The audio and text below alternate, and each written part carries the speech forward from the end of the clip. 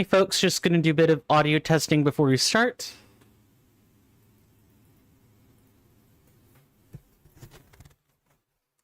All right.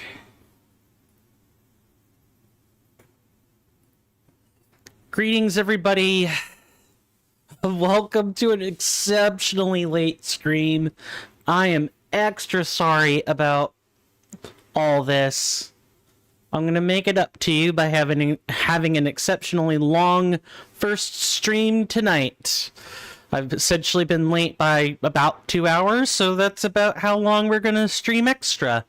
It's 2 hours, so this is going to be a nice, hefty, chunky 6-hour stream.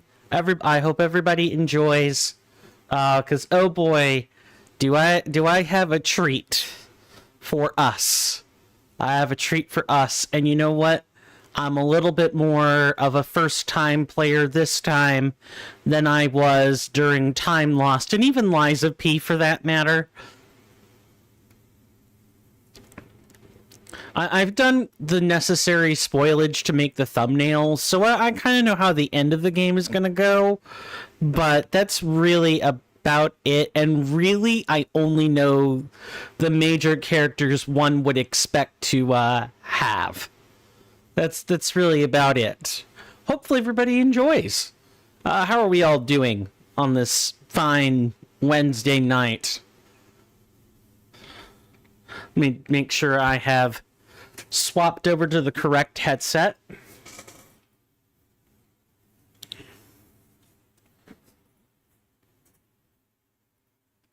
Now, I have the game downloaded, but I'm not going to fire it up yet. I want to get the, like, sponsor, or not sponsors, the, the necessary contributors thanked first. Which I guess we'll go ahead and do now. And, here's the start of the actual stream. Greetings, folks. My name is Coinstamp, or Swirling Vortex, or Steven, and I am super sorry for the late stream. Welcome on in. How are you guys doing? Hopefully well. I've been nursing a cup of coffee and been catching up on making assets. I am, of course, woefully behind again, as always. Always playing catch-up.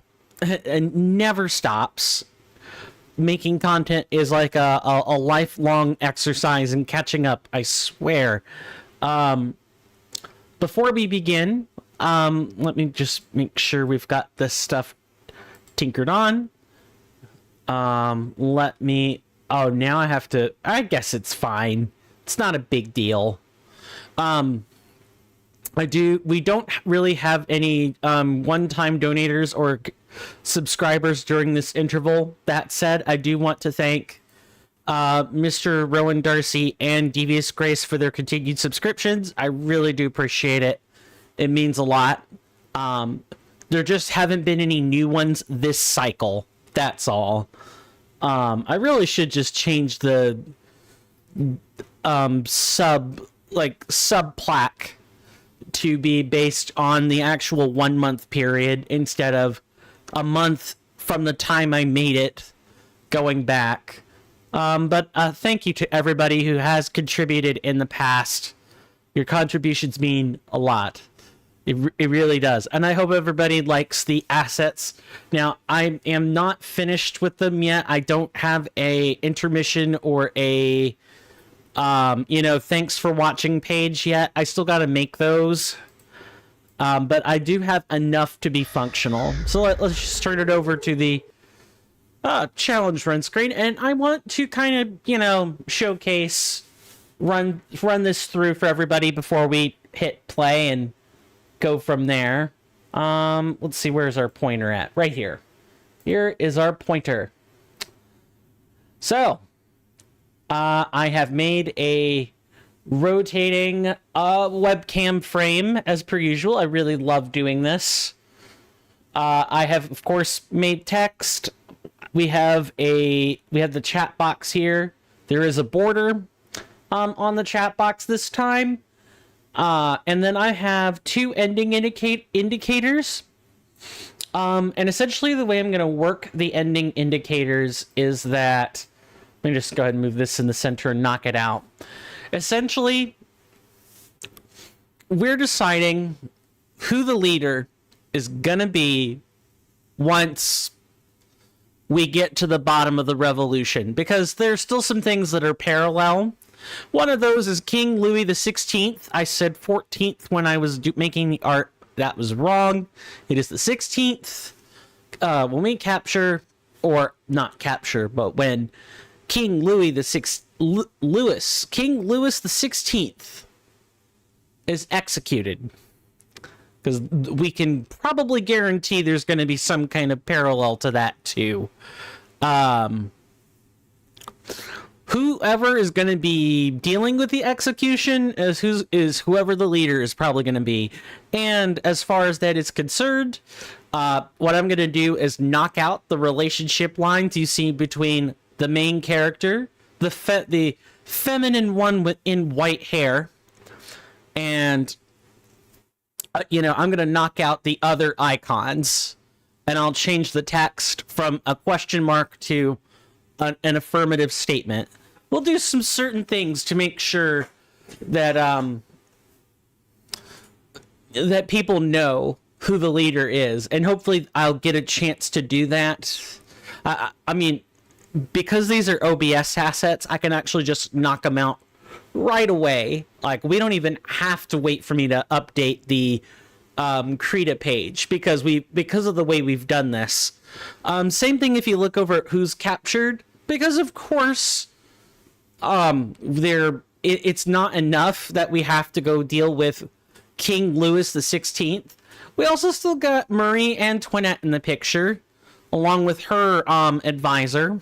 These are all characters you learn about. Probably, I should say, these two women and like King Louis are probably the people you learn about almost immediately. But I'm not spoiling who the friend's name is yet. We'll learn about her name soon. But something happens to one of these two lovely ladies, depending on what we do. There are certain dialogue options that we can take to ensure that nothing bad happens to the one of our choice. That's it. Not much else to say. I've played tested the game a bit, so I know how it works. I know the controls. What I don't know is, the details of all the side quests or the story. I don't know what things they've reinterpreted from the French Revolution. Also, I'm not a historian. I will have commands about the various figures that are represented here, because a lot of them do tie back to real world history. You can thank probably Nacon more than anyone else, or Nacon more than anyone else. Nacon is the French game production studio that published this. Spiders was the one that developed it. And there may or may not be some propaganda in this. We're going to have to see. I don't know who the other faction is in the game yet, so I looked up it's underneath me. I have you guys listed as Royalists and Jacobites. Royalists would be people who wanted to keep with the monarchical system, but add a constitution. And then you had the Jacobites, who obviously didn't want the monarchy, like, at all, for any reason. Again, go read about the French Revolution. Go find a history textbook to teach you all about it. We have gone 10 minutes without even cracking open the game, so let's fix that. Let me also change the screen angles here. This should be a right treat.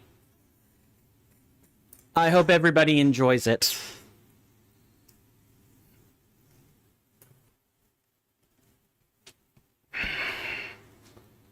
There's the two game development companies right away. And I'll probably install a mod to knock out all these title screens after like the first couple of times. That way we can just get into it faster. So it won't be a vanilla playthrough, but it'll effectively be a vanilla playthrough, if that makes sense. I'm not actually going to download anything that would adjust the game's, like, leveling mechanics. There is a mod that does that. Most of the ones that are out there on Nexus mods change appearances for the main character, or add extra hair colors, or things like that. Or just frame rates even, or change the glossiness of the NPC's eyes, stuff like that. Really, the only two cheaty things I could think of that it's like a 150 or 200% increase in experience gain. Wow, this is taking a long time to load, ladies and gentlemen. We're going to be in it for the long haul with screens like this. And the other is what I call a save donkey or save mule file. Someone went through and uploaded all of, or not, there's not a save, it's like a one collective save mule or one page for collective save mule style mod, where essentially it's parked right before each of the bosses. Wow, this is taking a long time. Of course, we're going to be listening in on the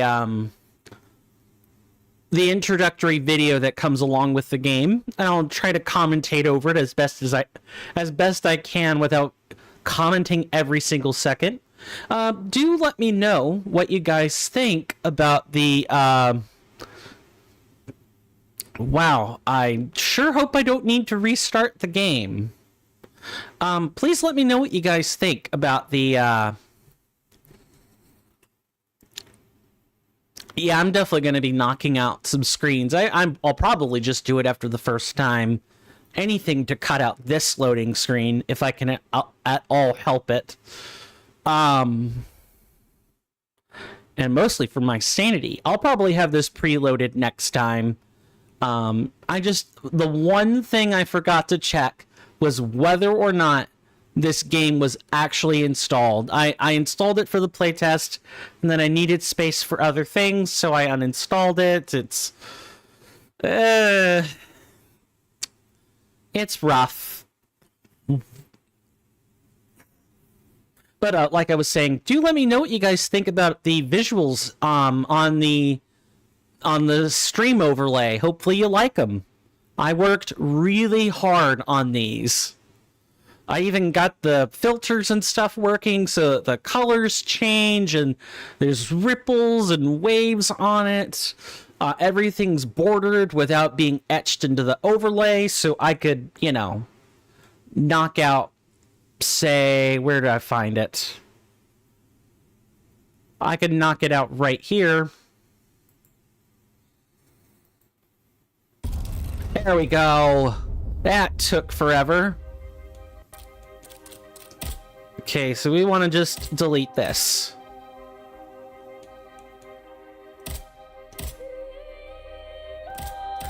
I see, it has... There we go. So, this game does have DLC.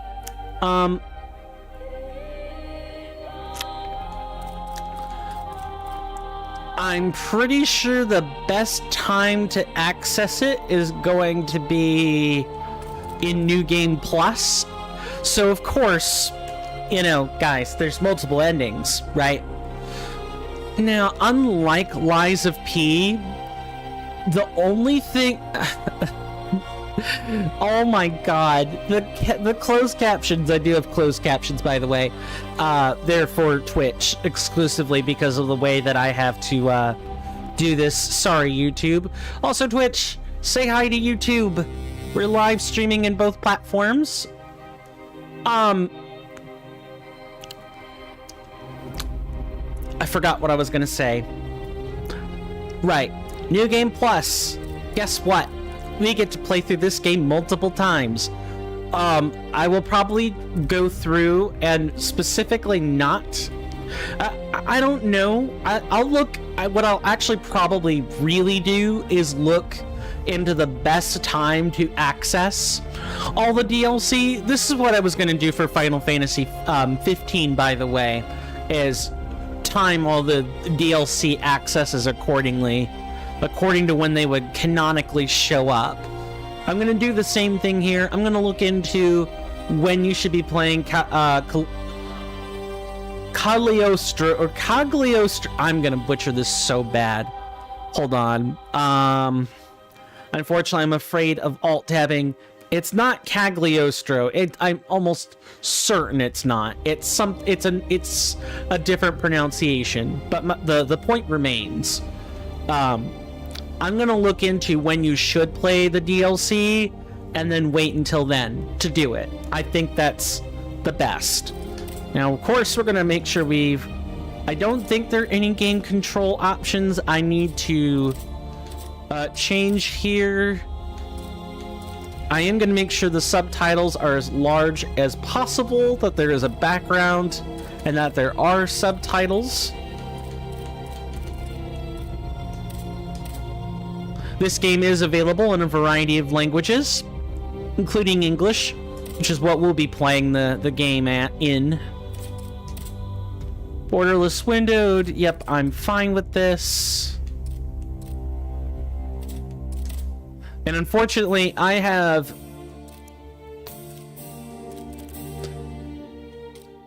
Yeah, I have absolutely... I have gone the complete limit on what I am allowed for video memory. Like, I cannot go any higher than that.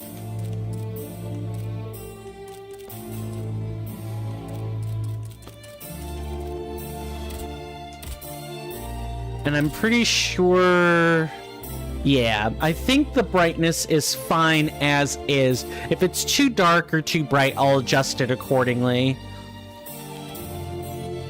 But in the meantime... What is assist mode? You know what? I don't even want to know what assist mode is. Tailoring the challenge. Yes, so difficulty related achievements. Ah, okay. No, thank you. I don't need that. I'm a veteran Souls-like gamer. I can do this.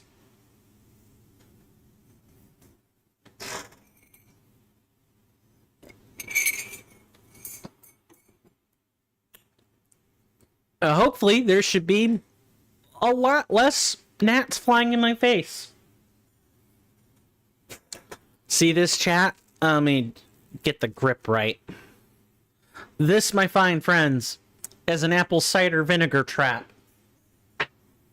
AKA gnat juice. G-N-A-T. Gnat. And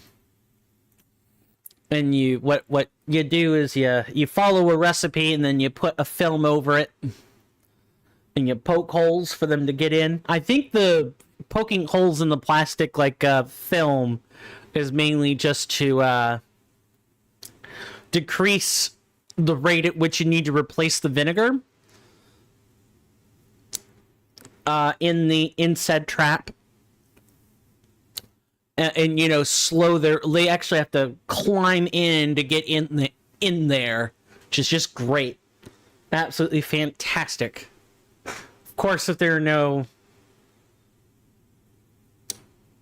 Sometimes I have things that are slightly peskier than gnats, though. But I'm hoping they're going to prefer the vinegar trap tonight. And I'll have to talk to my stepmother about changing out the vinegar tomorrow, I think, because you don't keep the same vinegar in there. Eventually the gnats will not be attracted to it. Hot damn, is this I forgot how long the loading screens are. We're gonna have some time to chat. How is everyone tonight? I hope well.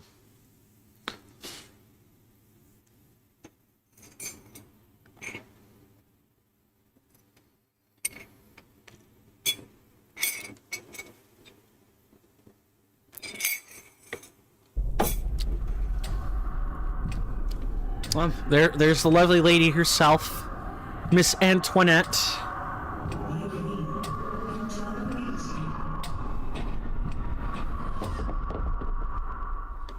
Oh, pardon. You know, actually, I think I'm in no mood for games right now. How much longer are we to be kept here? Or we just simply watch as Paris burns from afar? The rabble are rioting. This is the price to be paid for spoiling the masses. You don't understand, Gabrielle. The king sent us here long before the city went up in flames. He knew what was about to transpire. I think he is somehow involved in these events. Oh, come now, Marie. True, he can be misguided and somewhat short-tempered at times, but he's no Nero. Then why have we been given no news for so long? Les enfants, Gabrielle. The children. They'll soon be out of harm's way. I am most certain of it. Monsieur Cléry will take good care of them. For now, at least, we are safe. Safe? Vraiment? Where are the chateau guards? We are still protected. The king just preferred to use a different sort of guard. Gabrielle looks like a woman who's flustered and is just trying to do her job. Guards? Or jailers? They won't even let us leave this room, Gabrielle. The king, he has lost his mind to grief. First our darling, Sophie. Then our beloved son. My poor sweet angel. They didn't let me say goodbye. I wasn't even allowed to see him. C'est vrai. Something inside me is crying out. Telling me he's still of this world at times. I think I hear him calling to me. I'm so afraid. What do you fear, my queen? Everything. Everything horrifies me. The king's wrath. His army of indefatigable automats that Monsieur de Vaucanson has built for him. The charlatans who advise him, who are now more powerful than ministers. What happened to my son? What will happen to the children that God has deigned to leave in my care? I won't let any harm come to them. This I promise you. But how? Do you not see that we're prisoners here? All is not lost. You forget about the one automat that is not hostile to us. This new bodyguard of yours. And it begins. Yeah, this exchange between Marie and Gabrielle, or Gabrielle, is a pretty important one. Because even though she is, like, Marie's trusted advisor, that doesn't mean that they don't have issues. And Miss Antoinette is very doubtful about events that are coming to pass and trusts almost no one. But, okay, we get to choose a variety of different materials. Of course, I think, even though the plaster looks very nice, you know what I think? We need to go for gold, baby. Go for gold. But I'm not sold on the hair. This is like the hair with the braid in the back. Yeah, I'm not buying it. Let me see. Do I remember what we did last time? Or what I did during... it was this. Right here. Okay, I've got the hair where more or less where I want it. I think this looks very nice.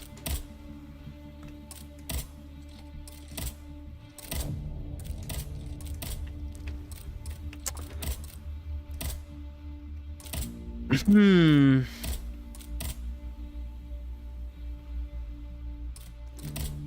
don't know. On one hand, I do like the makeup. And I do like it when women wear makeup. I generally like that. It looks very off-putting on her, though. I would almost prefer if she didn't wear any. Oh, well. I think in the interest of making sure I do not... Oh, hello. I did play around with these in the beginning. I know I had a preset, but I don't remember what all the features were.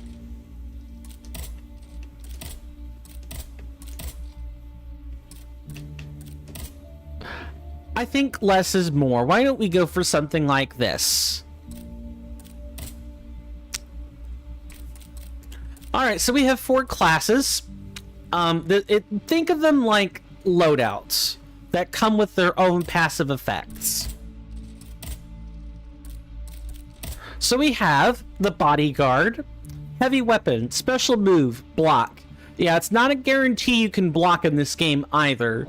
And in general, blocking is like a useful sub-tool more than anything.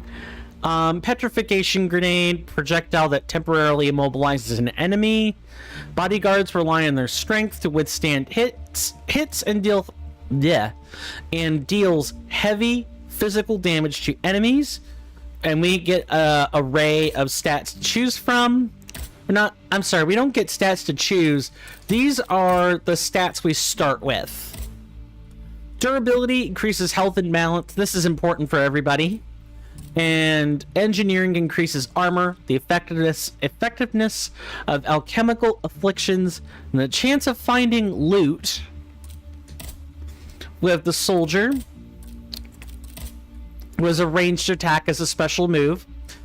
The Graboval Halberd. I hope I'm saying that right.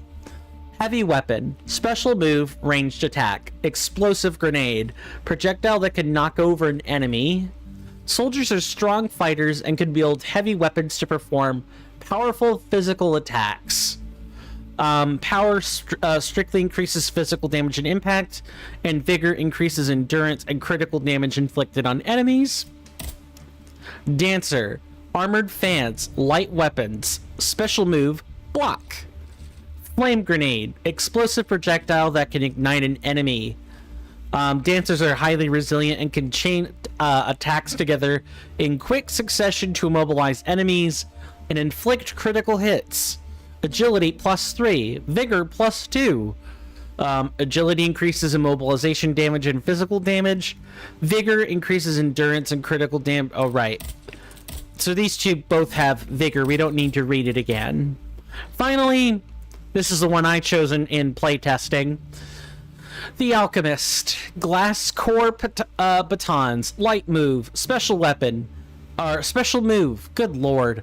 Weapon is infused with frost for a few seconds. Alchemical resistance vial. Vial that can neutralize enemy alchemical attacks.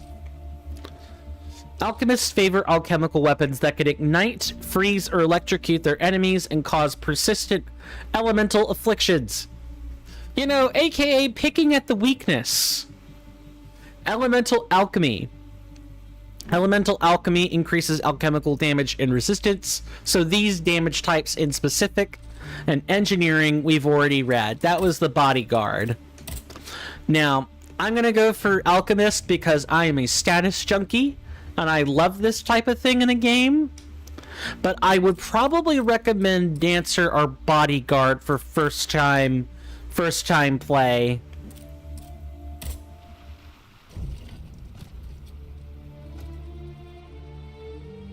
This machine that is now somehow able to speak and understand what we say to it.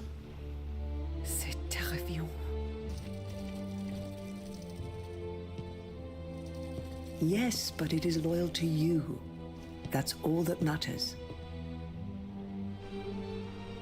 If it managed to escape the chateau, it could be your eyes and ears in Paris. And if, perchance, the other automats were to go after it? You won't attempt anything foolish. I cannot lose you, Gabrielle. Not now.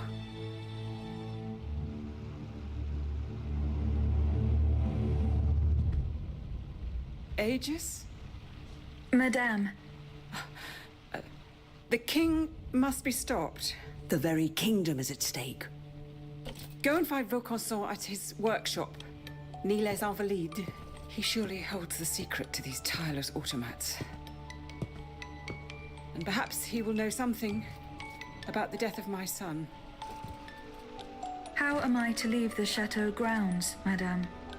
Go to the riverbank, at the far side of the grounds. From there you can take a boat to Paris.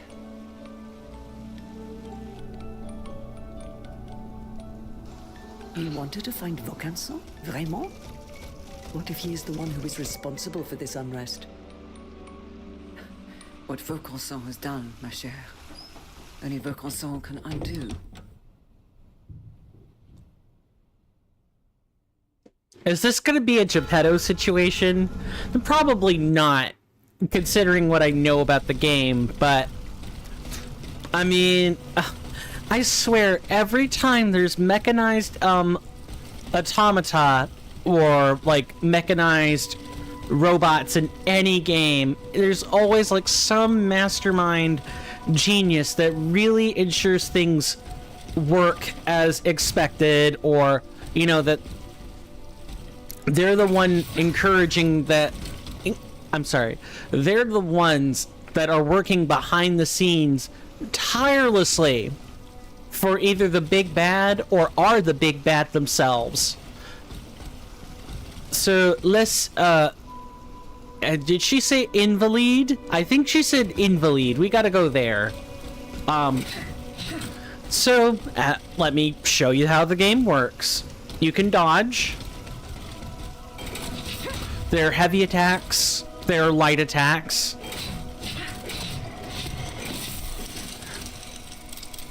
And you can only go so far. As you just saw, there's an overheat mechanic. And you kind of have to wait. Now you can like quickly reset the overheat. But if you quickly reset the overheat, you inflict yourself with freezing, or like you build up a bit of freezing. Call it the coolant having to do some work. Yeah, that's... You also have heavy attacks, which of course build up overheat as well. So you really can't... there's meant to be like a back and forth, right? You're not meant to attack forever. You do kind of eventually need to move on, or like hang back and build up your stamina again. I don't know why I said move on. I meant to say hang back. Anyway, you can dodge, you can jump, and of course there are aerial attacks as well. If you need to quickly get back down after jumping, you can just use a heavy. Meanwhile, if you want to hang around a little bit longer in the air, you can use a light attack. And of course, there's like standard lock-on stuff.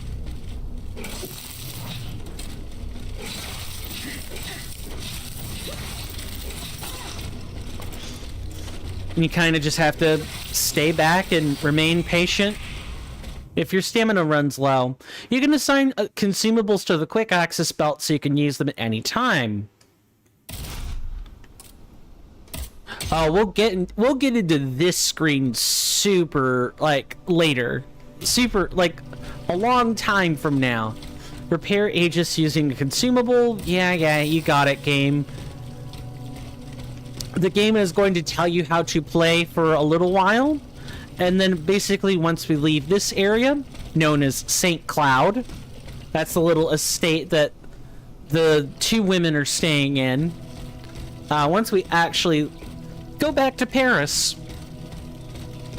Aegis can grip ledges within reach and climb up. Not every ledge, though. You kind of have to look for indicators that tell you this.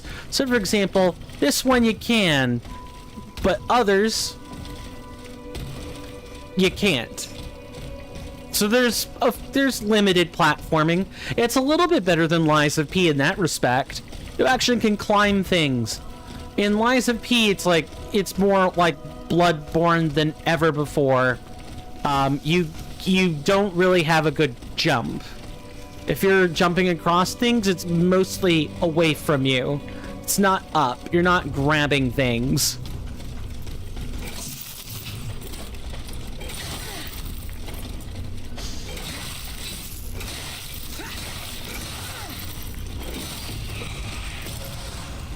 Each weapon has an attacking or defensive special move, which is pressed by the left trigger.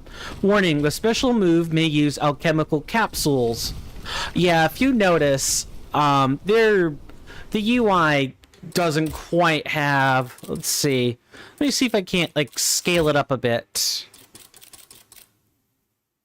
Yeah, that's... The tutorials are enabled.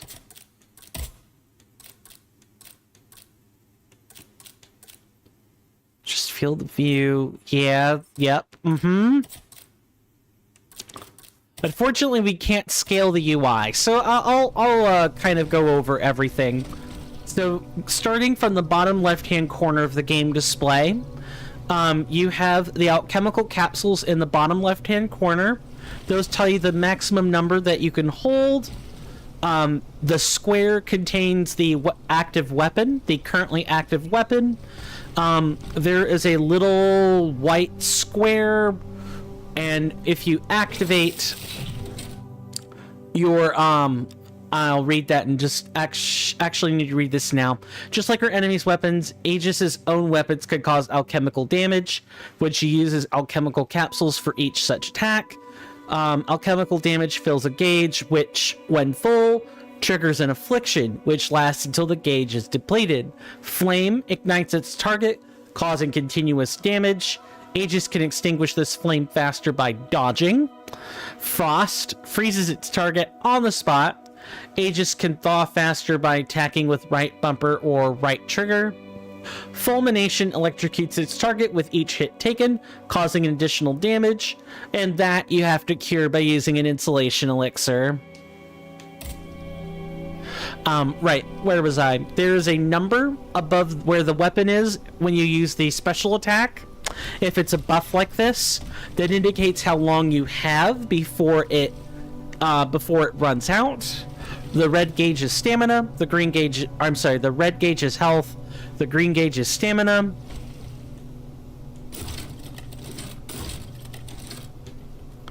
I currently have no way to cycle through hotbar items. Let me see if I can't equip this. Okay, the D-pad cycles through active items. Up on the D-pad will swap the currently active weapon. Right now she's doing this weird shrugging action. Doesn't mean anything right now. On the right-hand side is, well, currency. I'll let the game explain what the name of that is, but that's pretty much it. We currently have 40 alchemical capsules and are really ever only going to go down at a really slow rate, at least for now. And if you click in the left stick, if you click in the left stick, you'll run. I was quite sure hitting the right stick would recenter the camera, but it doesn't appear to do that. I think the right stick, when you click it, does something else.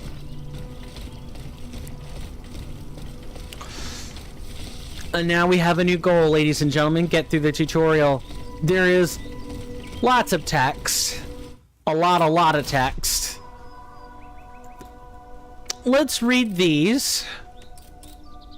And then we'll read the journal. I think that, yeah.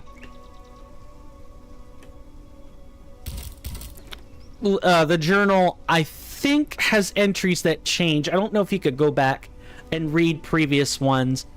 The day Aegis was assigned to the Queen as a bodyguard, she was given this metal receptacle containing a precious restorative oil. Now powered by unlimited energy, she can use it to repair damage received in battle. The burette refills automatically when a vessel has been activated. Read that as rest site or bonfire. Alchemical resistance vial. When applied to an the automata, the substance neutralizes all alchemical damage for a brief period of time. This clears out the status, I think. These fluids, essentials of the functioning and maintenance of the mechanical army's soldiers, were formulated and produced by Antoine Lavoisier on commission from the Académie Royale des Sciences. Working tirelessly in his laboratory at L'Arsenal, He was unaware of the sinister purposes for which these substances would be used. Single use. Disassembly token. Ah, it says right here. The currency that we saw in the bottom right-hand corner was anima essence. This token allows Aegis to return to the last vestal or carriage she visited. It is reusable. However, all anima essence is lost with each use. And there's King Louis XVI's ugly mug right there.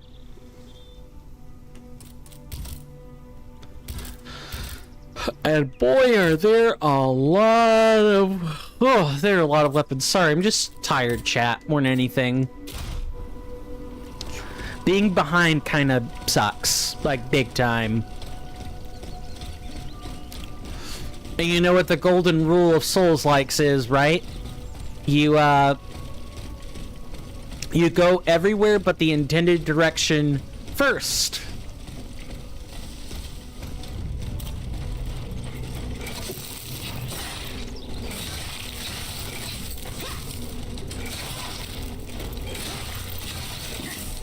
Overheating and rapid cooling. Actions consume endurance.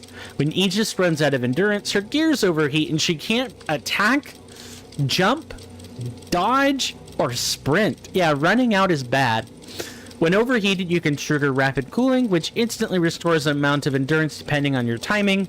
However, this inflicts a certain amount of frost damage as shown in the following gauge. Using it too soon after overheating will prolong the overheating, so time it right or don't press it at all, basically. Essence of a Lesser Spirit. These are hard anima, basically. And don't worry, we'll be getting more burettes and, like, restorables real soon.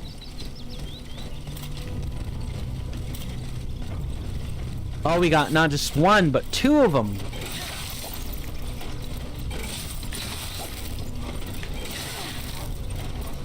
Okay, we gotta wait.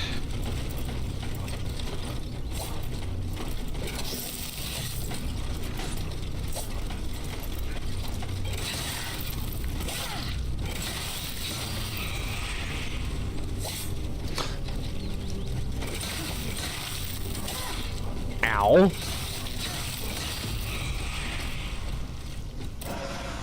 I'm too used to Lies of P, where I click the left stick to interact with things.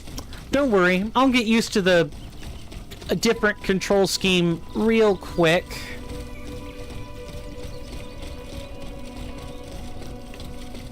Now, people are probably asking themselves, where's Anthony Howell, Coin? Didn't you say that Anthony Howell's luscious voice acting would be in here somewhere? Well, my compatriots, I have sad news for you. I didn't lie. His voice is here.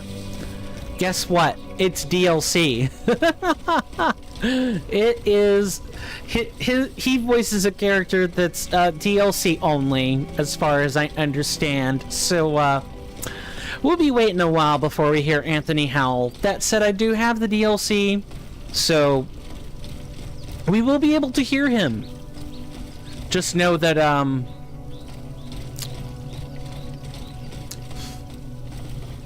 I might have to do something else real soon. Or not real soon, but, I'm thinking about what to do with the, little relationship lines I've drawn out between, Aegis here and each of the leaders or women here. I'm thinking about that in the background. And I've thought about maybe crossing them out or repurposing the lines. I've thought about a few things regarding the overlay. I'm always thinking about that type of stuff. Okay, so we have a couple directions we can go. I think they all pan out to the same thing.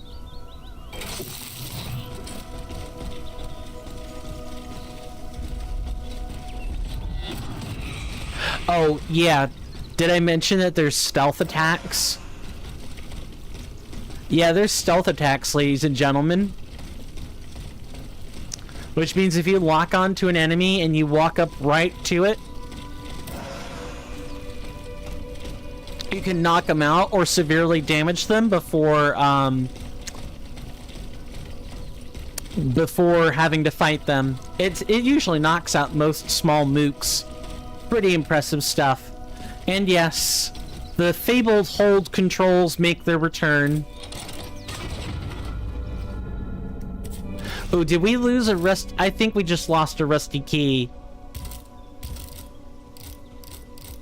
We did. I have to do a better job of reading items as they show up. Chateau de Saint Cloud. Perfect.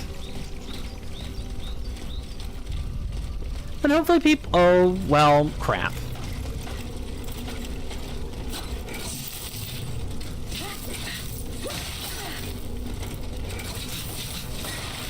Oh, I'm almost dead. Come on.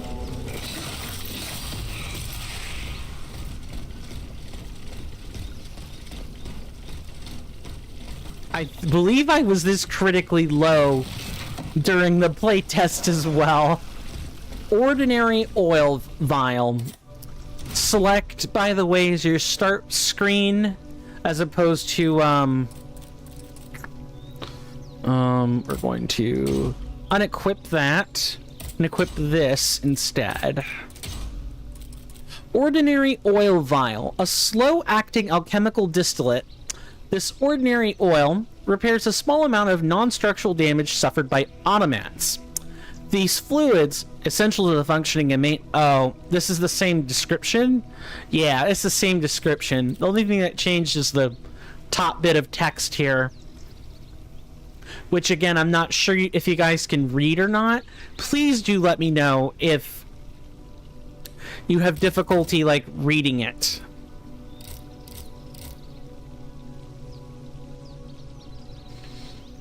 Yeah, and this kind of basically...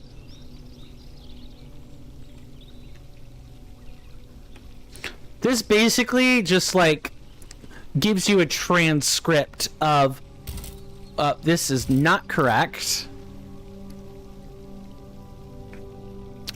Oh, and yes, here we are. In memory of the Dauphin, she begged. Yep, this is the side quest here. And then we have the Codex, which I'm not gonna read the Codex now. We're gonna do it later. Maybe we'll like wrap up with the Codex. Yeah, I think wrapping up with Codex reading would be appropriate. I'm gonna trust that the Codex entries don't change that rapidly. Activating Vestals. Activating a Vestal creates a checkpoint where Aegis will be repaired if she breaks. Here, Aegis can upgrade attributes, upgrade weapons, by spending materials, or obtain equipment by spending anima essence. Yeah, it is literally your one-stop shop. You're either spending what you find, or you're spending what you've earned off killing enemies in order to level up.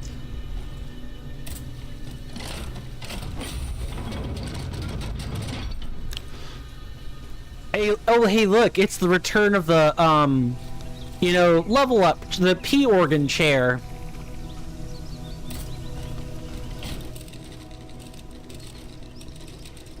And don't worry, I will be getting onto a rotating soundboard soon. I just need to take time and figure out how I want to dissect that. Alright, so we've got some upgrades. Now, unlike Lies of P, where you kind of need to upgrade your stats, one, we actually can't right now. And two, it's actually more effective, from what I've read, to unlock, to upgrade your weapons first. More than anything. And I'm pretty sure... I want to say we keep this weapon for a long time.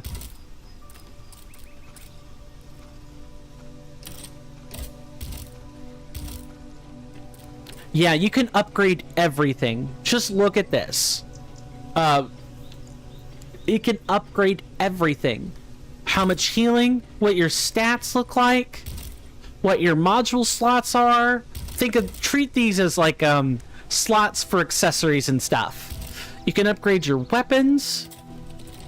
You can buy items here. Like, you can buy all kinds of things. Like, and anything like unique here as well. You can also equip things here. Change out your inventory. You can change out your inventory here too, or in the field as well. But if you want to upgrade anything, you gotta sit in this chair, babes. And Babettes. I don't know. Not sure where I was going with that sentence.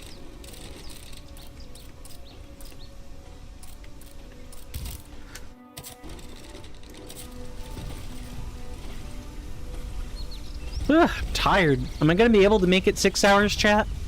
You guys get to tell me that.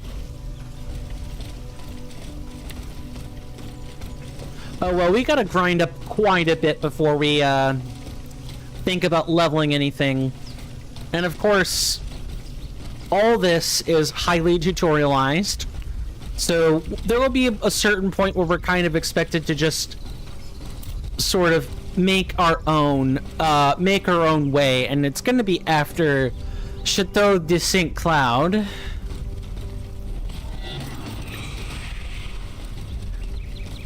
Nice. I love being able to just knock out enemies and not fight them. Just gonna poke around and see where everything is.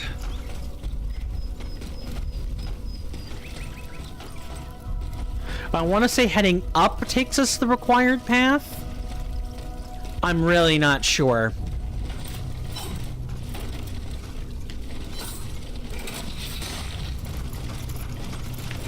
I can hear a second automat.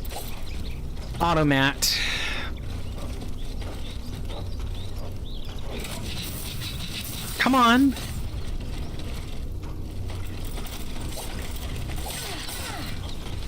Oh, absolutely awful.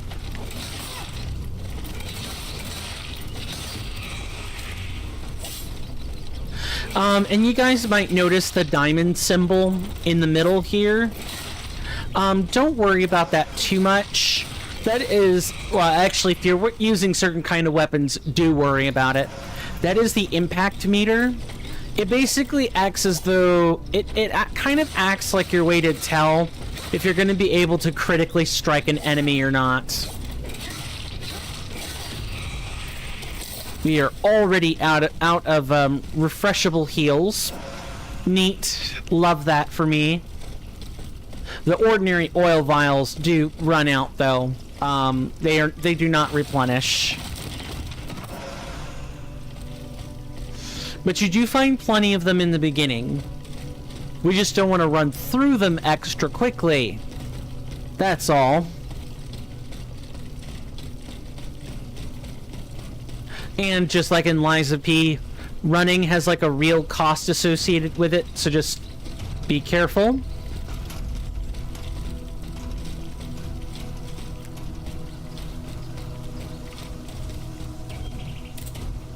You need a tool to break this. Yeah, we're not going to be able to come back to this for a while. And no, your heavy weapons won't break it either.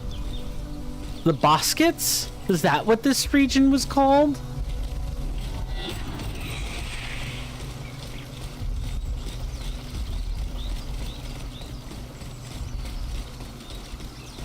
Or maybe... No. This is actually the correct direction. Let's go back up a second.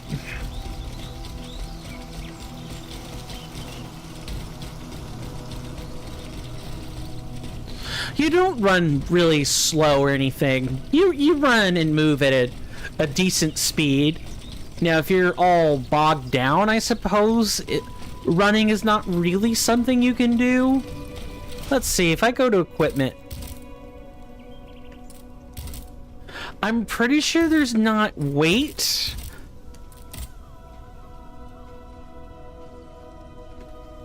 Yeah, unlike traditional Souls-likes, you don't really have a weight system. Like, certain movesets are just heavier than others and make you slower, but that's really about it.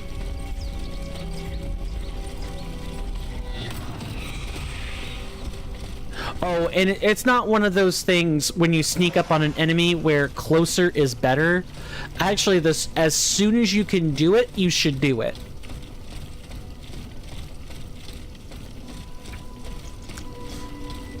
Otherwise, you'll actually miss your chance most of the time.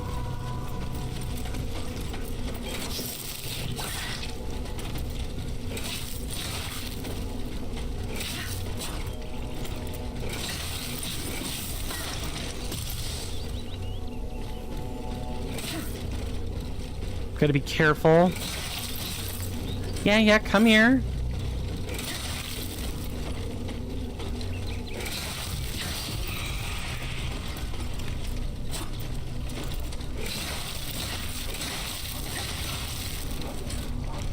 We wait again. There we go. Got him. I missed whatever that little tutorial was. I am so sorry about that.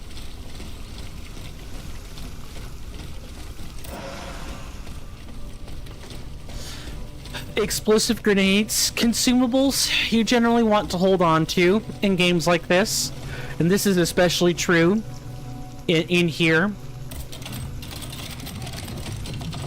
What do we have? Polignac. Oh, I'm sorry. Is the G like a Y? Polignac? I think the G is a Y, or like really close to a Y.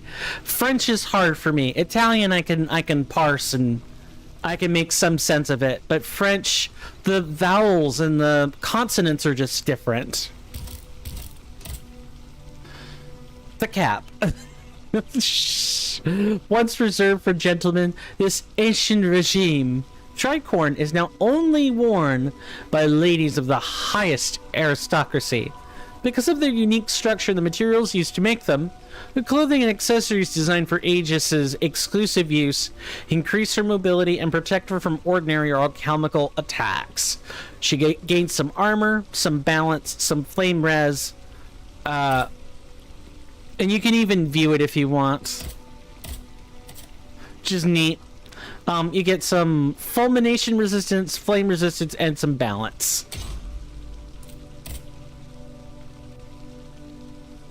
When Aegis was appointed as the Queen's bodyguard, she was given the ceremonial dress worn by pages in the Queen's household. These culottes, an improved version of those worn by the Queen's pages, complete Aegis's livery. Livery? Might be livery. Not 100% sure. These sturdy shoes are similar in appearance to those worn by court servants, allowing them to tread easily through the many galleries of Versailles. And then we can equip 2 weapons. We're not going to equip the discus chain, even though we could. Instead, we're just going to... I'm glad I came here, because we would have missed out on this neat tricorn hat. I feel like, Greedfall, is it? I think it's Greedfall. Where, you know, the tricorn hat was kind of just something everybody wore. Oh, and the anima symbol on the bottom right-hand corner will tell you when we have enough for level up.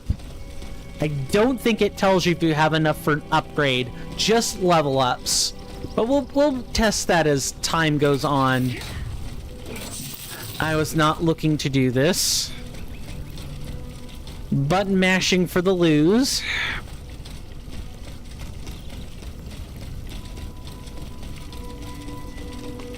Oh, we have to clean out our we have to reset our oil burettes.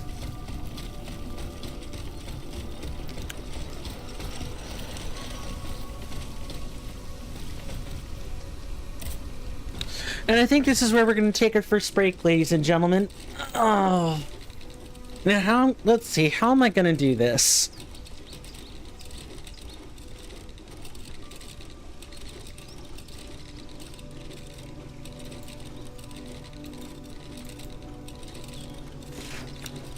Let me see if I can't adjust this mask a bit.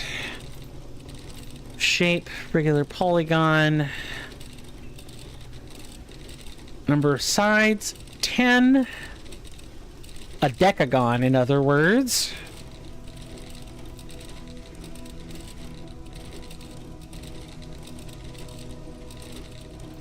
And maybe we'll tuck it behind the camera. Should put it in the camera group anyway, because I tend to put this over the camera.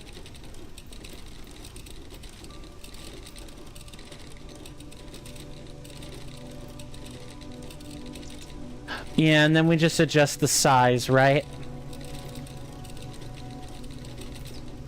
No, I don't need to add a filter. Thank you.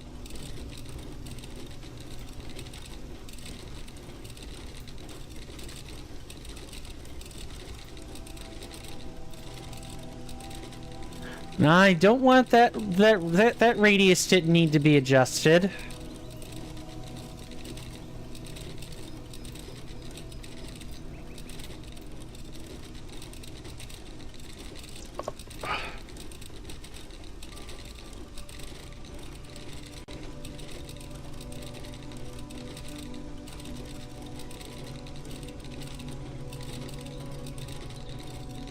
So you need to increase this until we can't see it anymore. Maybe something like this? Sure. I think that works. Okay. Well, this is normally what I use for, like, short breaks, but it's gonna have to do, ladies and gentlemen. We're gonna take an ad break. Normally, I take a break for 5 minutes on this channel. And we normally... on Twitch, go and play ads for 90 seconds. The ad revenue helps, I promise. Thank you guys so much for hanging out with me and for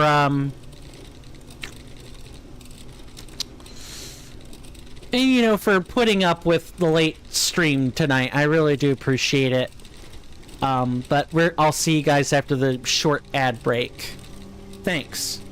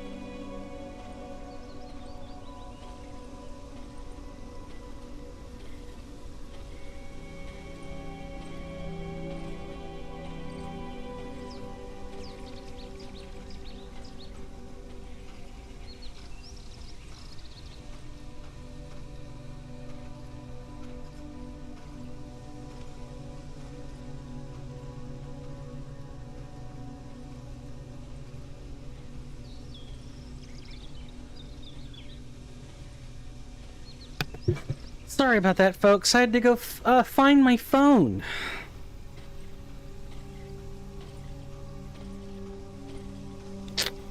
Had to go find my phone. And it turns out that it was in a spot different than where I left it because it got moved. So my apologies for how long I spent, you know, away from the stream. I really do apologize. Hopefully everybody enjoyed their commercial break. I'm gonna do all the shilling in the well, I'll do the shilling for the like basic stuff in the next hour, and then I'll space that out. I'll space the rest out accordingly. Put the BRB. Where is that? It's here. Okay.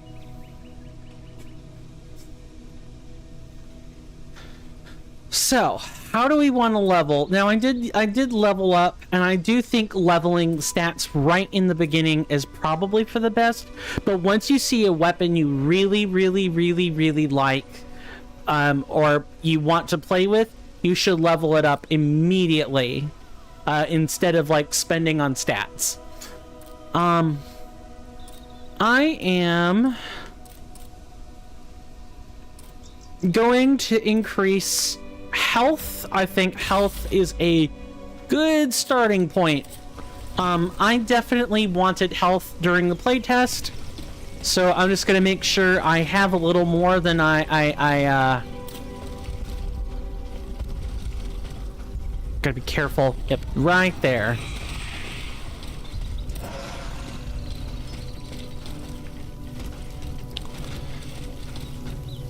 And we're just gonna head down now. We don't need to head up. Wait. I think... Oh, yep, this guy has spotted us.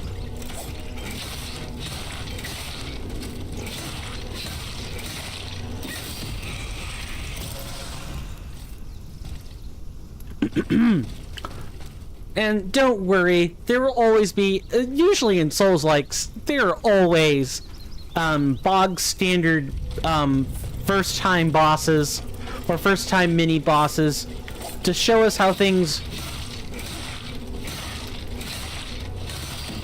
really should be going. Now, you might have noticed I was able to chain more than 4 hits together. I was able to chain something like 6, let's say. Yeah, there's a reason for that. You're rewarded for pressing in rhythm for your attacks. You are punished if you miss the timing windows, though. So you're afforded a certain number of hits baseline, and then after that, if you want to keep smacking stuff, you'd better get the timing right, or you're not going to be able to. So, I can get... if I've got my endurance up to, like, say, 6 or 5, I could probably get something like 6 or 7 hits baseline.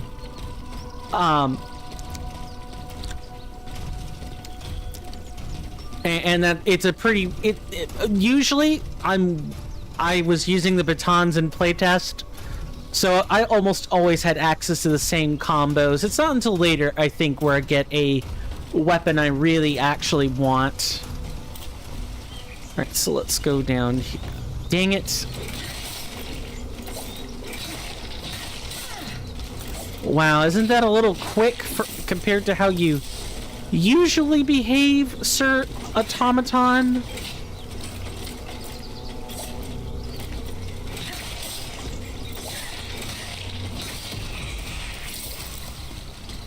It's fine. We'll be able to get upgrades and stuff later.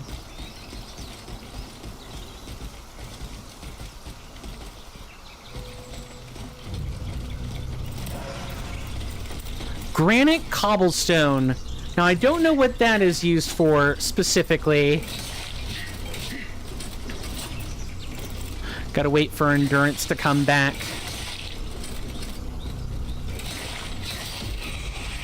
Nice. And here we see our very first human corpse. Yep. I think we all are familiar with this little trope by now. Just like in Liza P, the puppets killed everybody. Here, the automats are gonna kill everybody. You've just obtained a new module. You can assign it to a module slot of the same level from the module menu.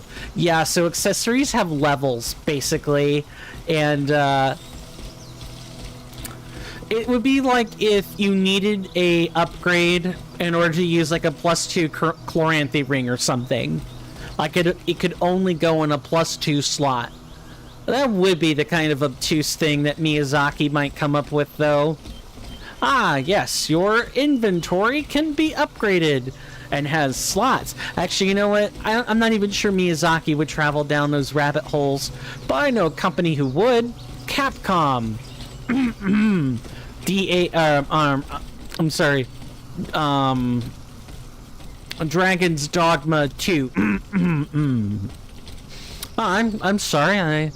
I must have been speaking bullshit, because I gotta clear my throat out a lot. Did I just see an insect flitter about somewhere? Hope not.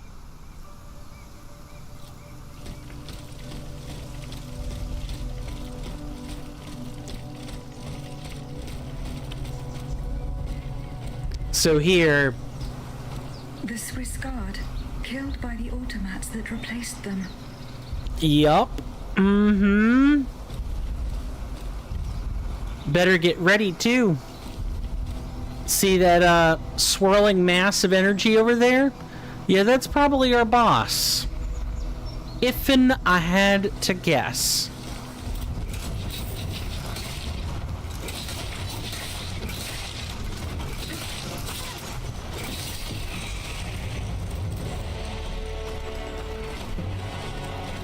Okay, let's make sure we don't have any other Lancers that we have to deal with.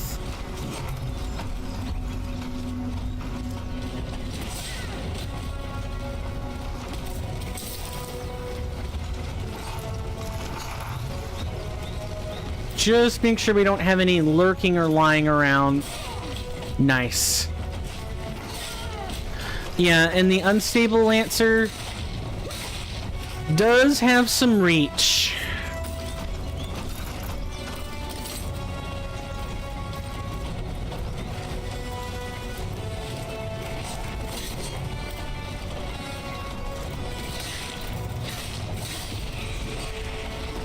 Now we just, you know, remain patient. Oh, we will. Oh god, that's... I guess we're doing this on hard mode.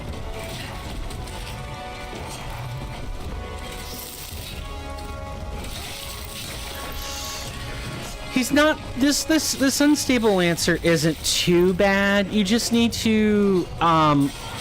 Nice. You just need to keep your space and not attack all willy-nilly.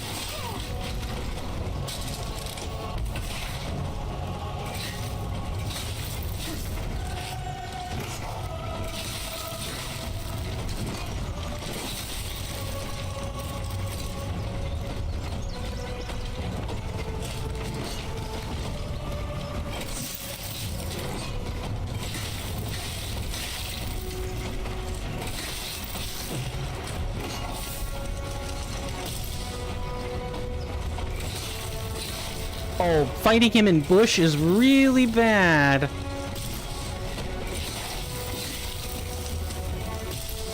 Alright, we wait.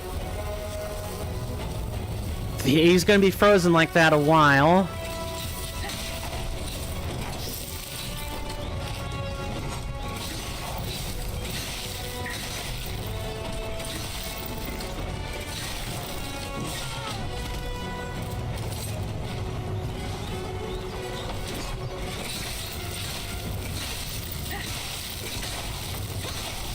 There we go, we wait.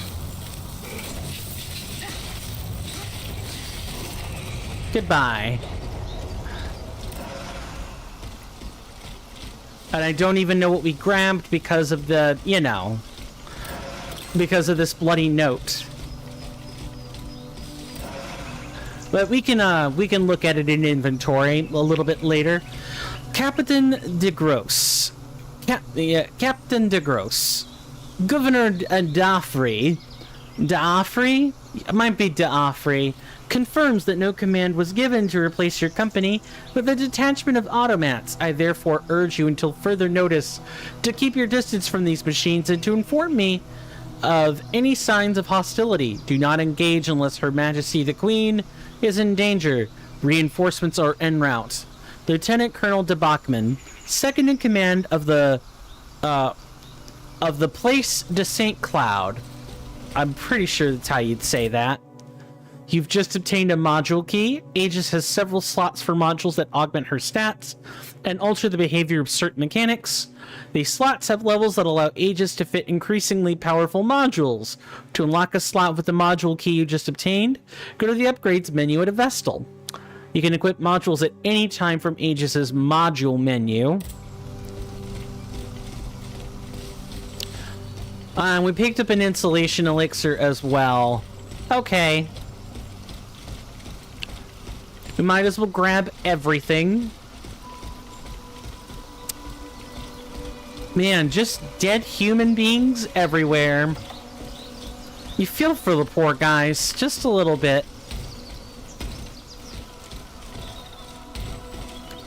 Oh, and you can't get up here, by the way. I wouldn't even try. Yeah, you're not getting up there.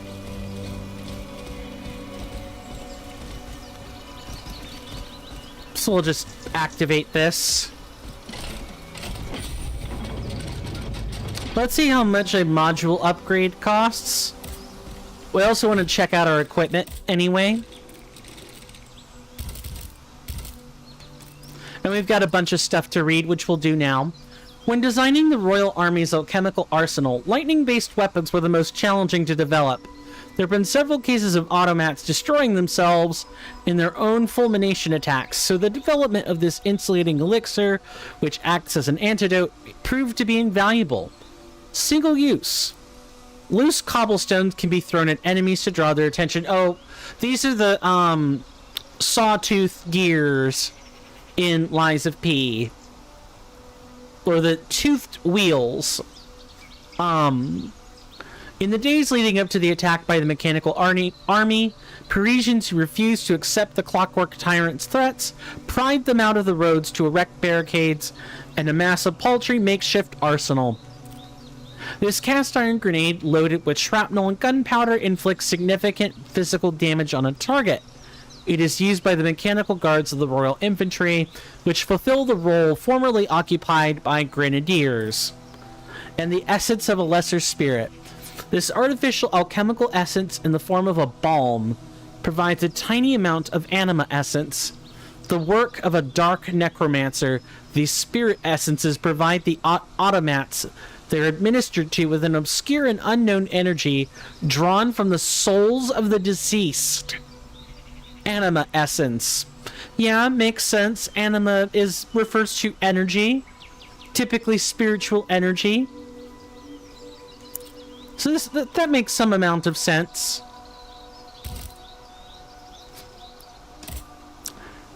This module slightly reduces the internal damage caused by rapid cooling.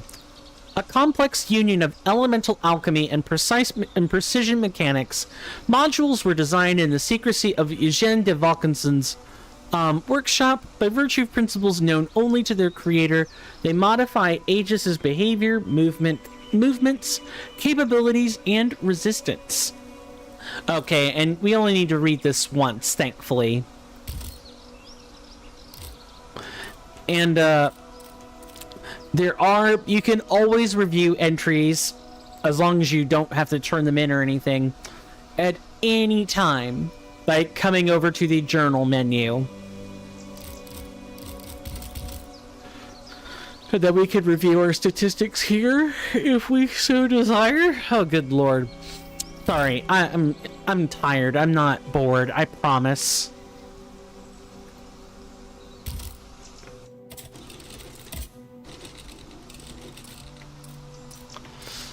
So let's put another point in durability, get her health to 300.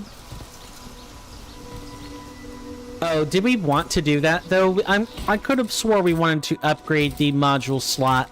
Oh no, we need keys. Let's read the module keys then. Aegis has 4 slots in her back to hold upgrade modules, devices that combine mechanics, chemistry, and alchemy to improve her capabilities.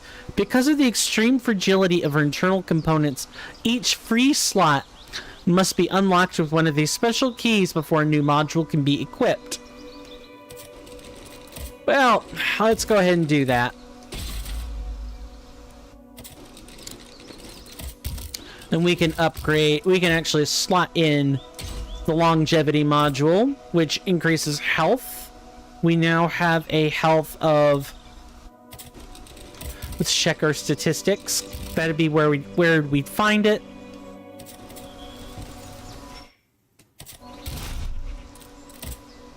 Unequip. And if we do that, 290. Okay, yeah, so this is essentially 1 point of it's like 1 point of endurance. Durability. Not endurance, durability. Okay, I think we're okay in the health department. I'm gonna shift toward upgrading something we're gonna find real soon.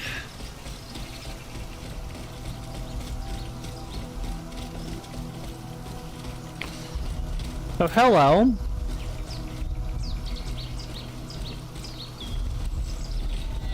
Goodbye. Goodbye and good night. Oh, we can get up there. We'd have to be able to get up there. Oh no, that's the glow of the Vestal. Never mind.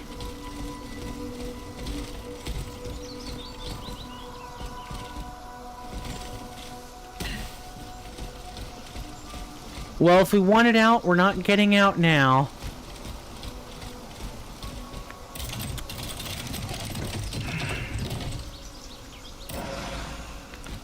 The Charleville 1789 shield musket.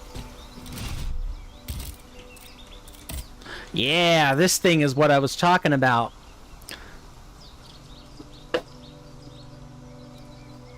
Let's see. A collaboration between the Vulcan Sun Workshop and the Charleville Arms Factory led to the development of this elemental ammunition musket that marries defense and attack. Special move. When the weapon's retractable shield is deployed, Aegis is protected and only feels the impact read endurance cost from an enemy attack. These weapons, which replace the standard flintlock muskets produced since 1717 by the Royal Arms Factories, were reserved for the mechanical army and harnessed by the harnessed the breakthroughs of the alchemical revival encouraged by His Majesty the King. These weapons are the only one in the entire standard arsenal that can be used for ranged attacks. Yeah, this puppy. This puppy right here is what I want to upgrade. You can switch between your weapons, like I had mentioned before. But the thing is, you use alchemical cartridges for this. See, it is definitely not meant to be permanent. As far as like using ranged weapons, you do want to go back and forth at the very least. Unless you're me. No, I'm kidding. I'll probably spend some amount of time doing that. Yeah, come this way.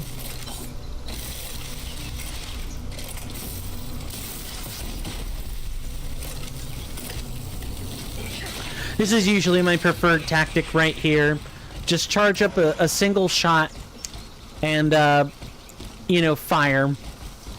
And if I start to get low on capsules, then obviously I'm going to, make sure I don't waste them. Yes, we know game. Thank you.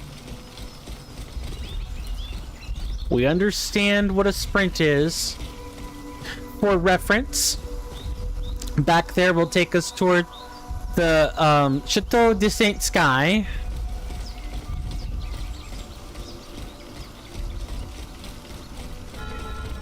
The lantern.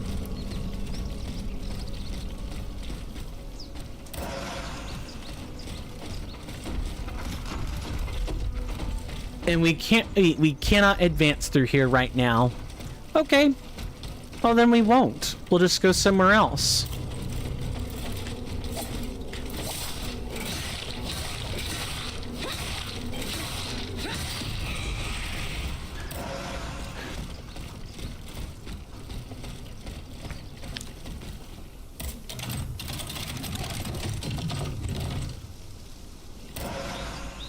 Muscadin, bicorn, and coat. Is the bicorn and the tricorn different only by the number of points that the hat comes out to? Better not be. There's there's better defense. The Muscadins, flamboyant young royalists, wore the bicorn. I think it's the number of points. Look, if we view 1, 2, 3. Yeah, it's like a triangle. Whereas here it's it's like a rolled up rectangle or something.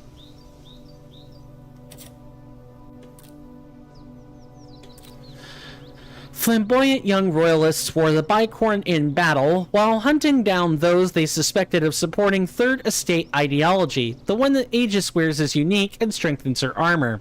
Yeah, and then you really only need to read the top description. The bottom description doesn't. It is just like explains why the clothes work for Aegis, or how clothes in general work for Aegis. This extravagant garment was inspired by the coat with extremely large colored lapels worn by dedicated young monarchists for the sake of provocation. This was one way for them to signal their contempt for the common people. Ugh. Contempt for the common people. What are we, the bourgeois? Yes, we are the bourgeois. Well, I guess we're a monarchist right now.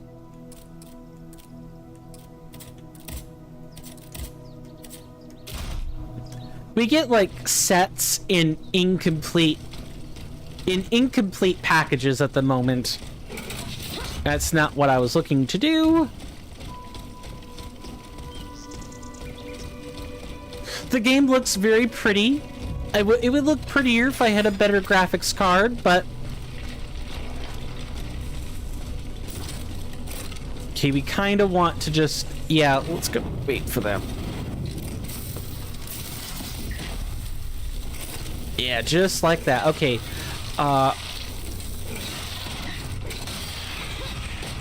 The charged shots on the musket are very efficient.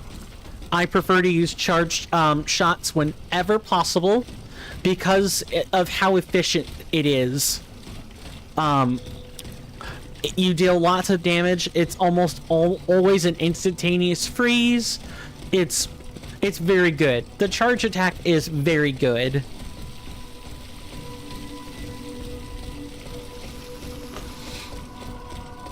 The French estates were very pretty, I do have to say. Well,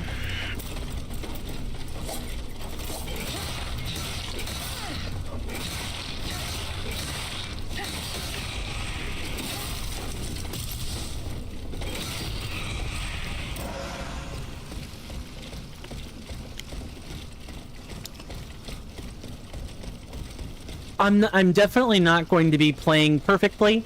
I'm just gonna throw that out there. I'm gonna do my best, of course, but I'm not gonna be perfect. I'm just going to attempt to be above average in the long term. Just gonna go ahead and get my whisper panel open because it should have been open earlier. I do talk to Twitch whispers.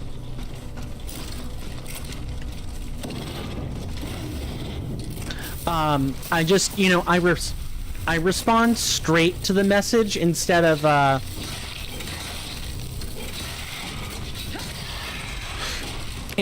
you know, reading it out loud. And I usually refer to the whispers in order of whisper 1, whisper 2, so on and so forth. I try to make sure I reply in a way that people know which whisper it is. I do my best anyway.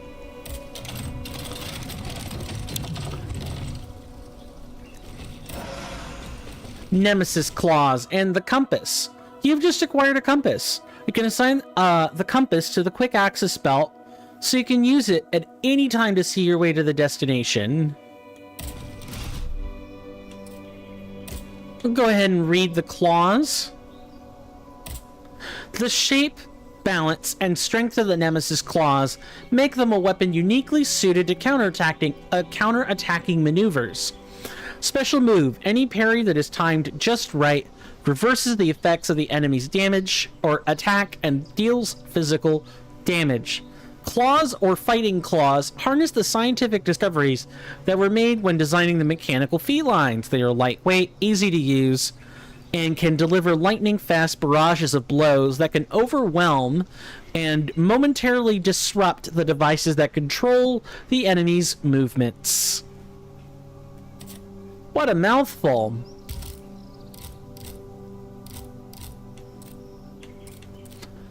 Displays the objective destination. This compass is a recent invention from the Vonkenson workshop. Alchemical in nature? Of course it is. Why can't it just be mechanical? Good God. It establishes a direct link, of course. This explains the alchemy.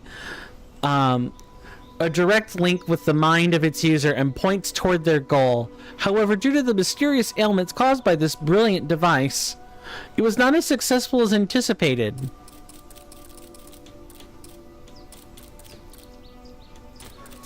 Okay, well, we're gonna equip this to the last slot so we can see. We can see stuff.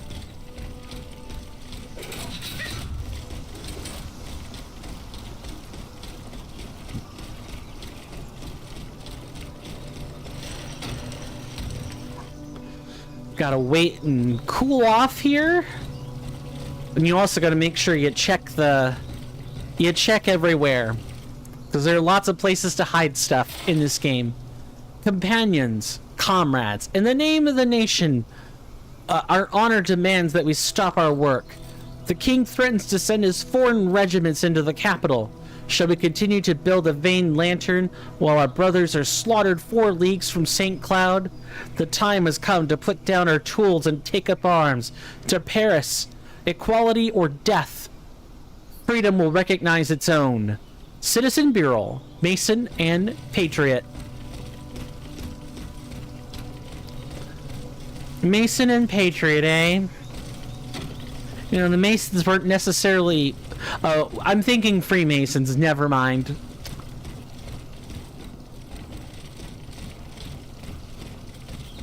Always look for platforms with white edges.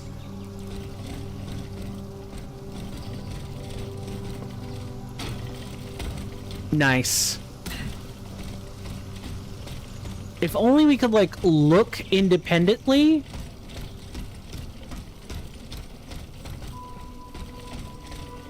And I'm pretty sure there's not a ladder for that, right? I don't remember there being one.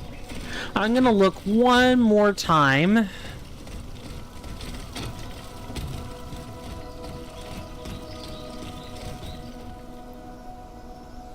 Yeah, you can't reach that right now. I wonder if its construction gets completed later.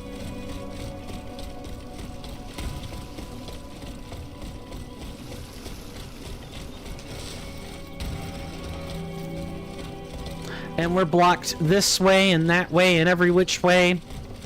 Yeah. Methinks we gotta go down the point of no return. The game keeps doing this to us, making us go through these one-ways.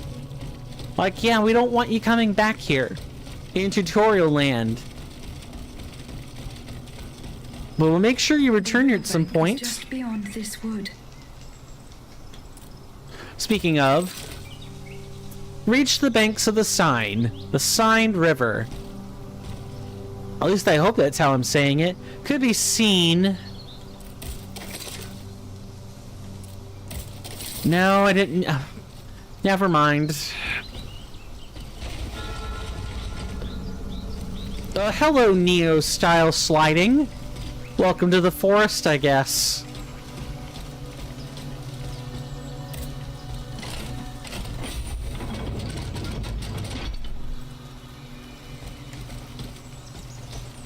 Let's use our lovely friend, the Vestal.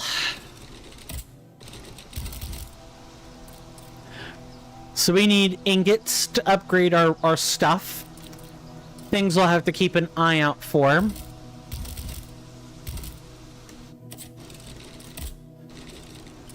In terms of... Let's see...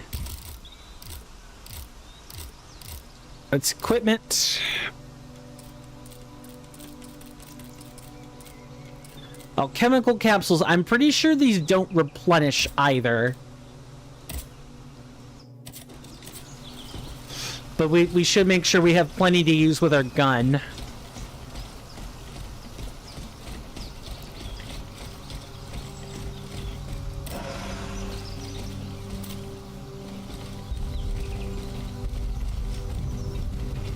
Oh, well, that is unfortunate.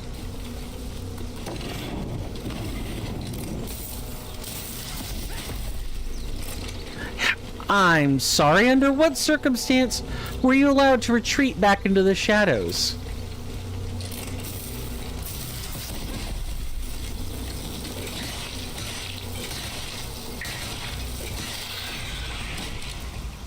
Good God.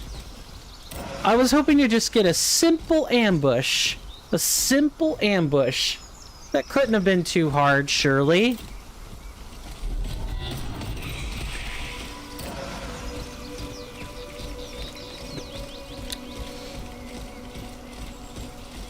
I don't think you can get a ranged ambush attack, so if you're going to go like stealthing around and just killing automats before they can see you, just know that you'll need your melee weapons out to do it.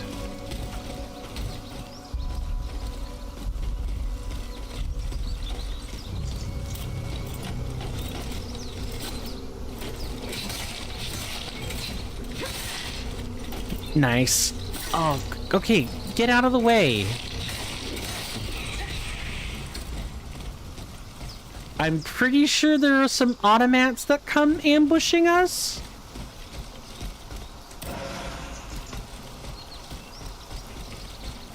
Never mind.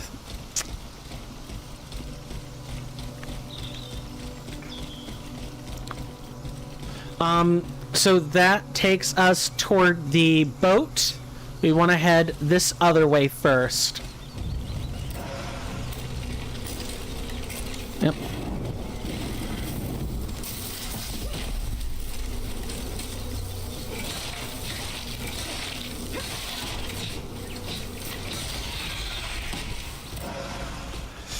Combat in this game, once you get used to how everything works, it's really not so bad. It's just getting used to the fact that you can't really... This isn't a game about defense. You're dodging. You're not blocking. And it's not like Black Myth Wukong either. I would love to have that game, but not yet.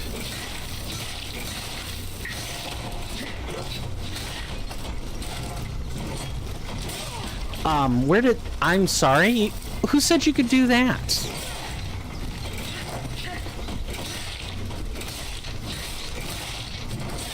Oh, this was one of those corrupted lancers from earlier.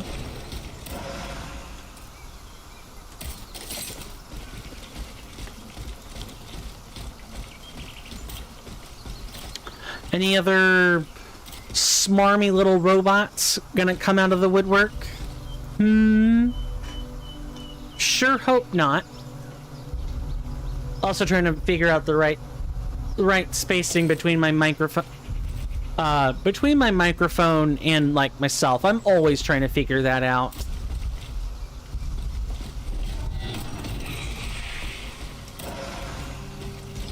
And it's something I almost always have to adjust, like, 24/7.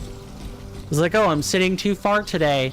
Let me adjust it by, like, I don't know, half an inch or something. Now, what were you guys guarding? I don't remember. Lavoisier Catalyst. You have enough materials to upgrade the burette. Open the upgrades menu at a vessel and use the catalyst to increase the doses, or the sublimator to improve the amount healed.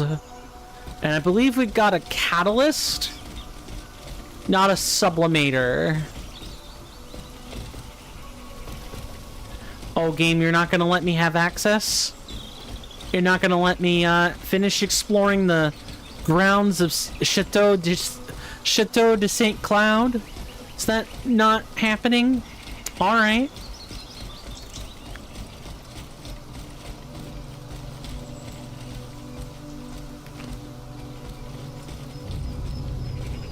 Well, come on. I know you've seen me. Let's go. Gotta be careful, because I thought I heard a second one. This game does love to ambush you.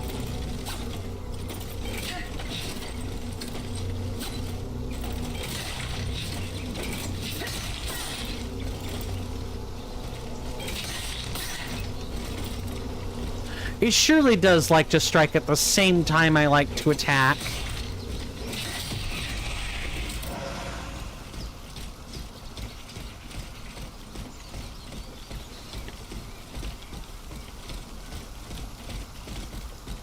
Sometimes you can knock on these doors or open them, and sometimes you can't.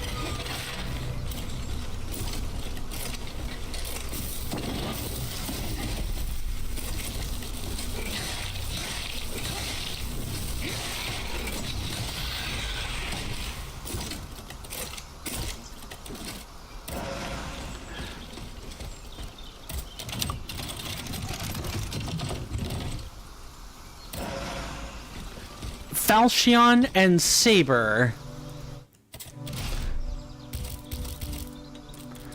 Almost confident that's a weapon? Sure is.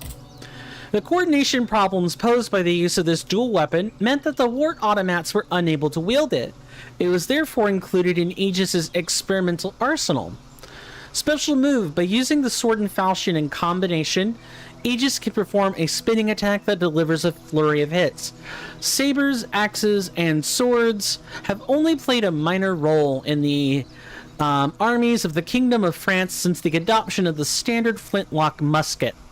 However, the scientific advances made by the Great Mechanical Revolution led to the design of new types of blades capable of damaging the strongest materials. Look at this. This looks like something Cervantes from Soul Calibur might wield. Or maybe Raphael after he has like a stint in Spain or something. I don't really know. Not my cup of tea. Oh, yes. Weapons have affinity. For example, we don't really care about agility that much. We want power. Which is strange, because these don't look like strongman weapons to me, but I digress.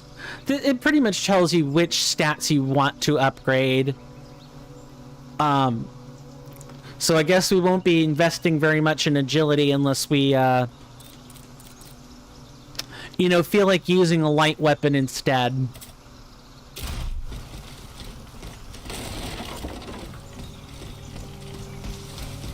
Anything back here? No.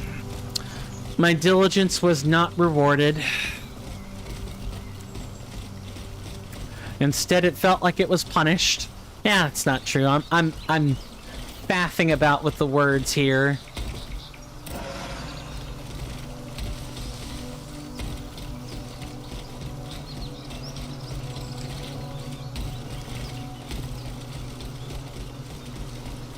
See, I feel like I should be able to open this door, but I cannot.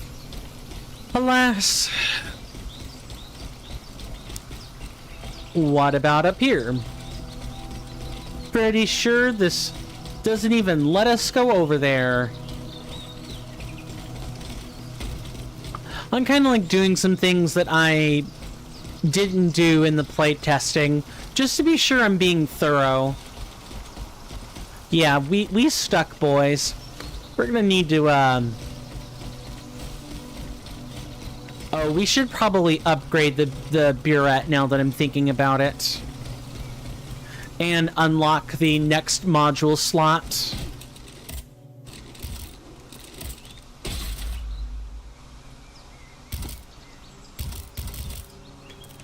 Yeah, number of doses is the catalyst.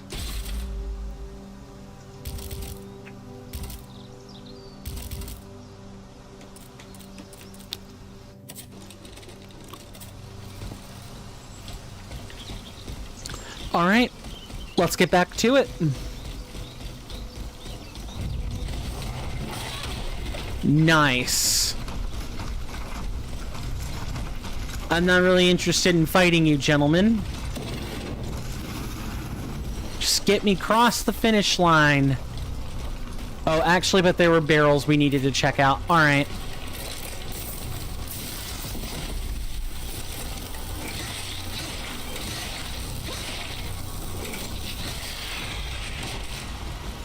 But the big guy has retreated back to his place.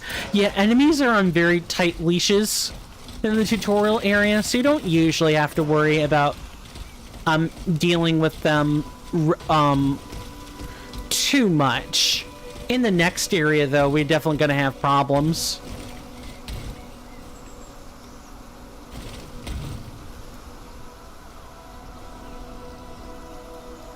So, I'm pretty sure the journal just updated.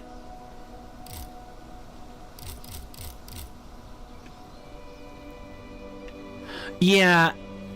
So this part here in the main quest is the dialogue we've seen, but this part is new. We should read this. After slipping out of the chateau, Aegis made her way to the woods at the end of the gardens. There, she discovered the mangled bodies of the Swiss guards who had been assigned to protect the queen. They had all fallen victim to an automat assault. She continued on despite the danger. She made her way to the lantern safely, then crossed through the woods to the sign. Before she could reach Paris, Aegis must defeat the automat defending the pier. Good thing we read that, or we would have been ambushed by an automat defending the pier, eh?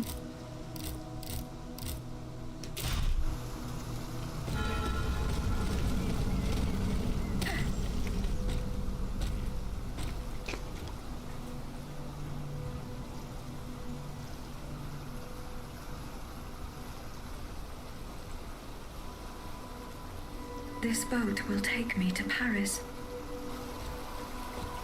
Look at that nice water, chat. Yeah, I wouldn't even think about... Yeah. Big bungus over there. Unstable lightning ram.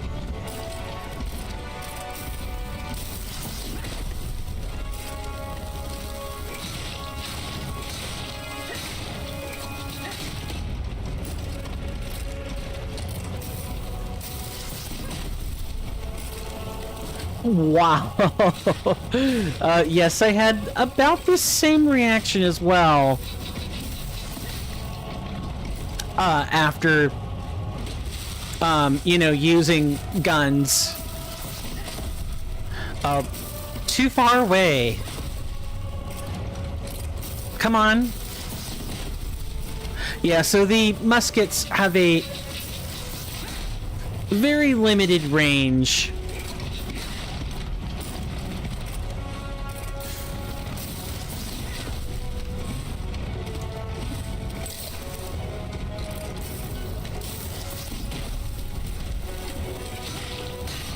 But I think we found the elemental weakness.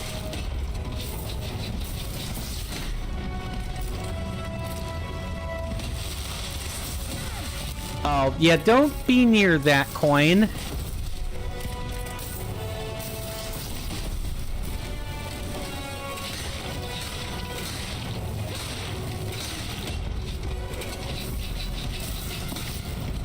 And let's not get lazy or incompetent now.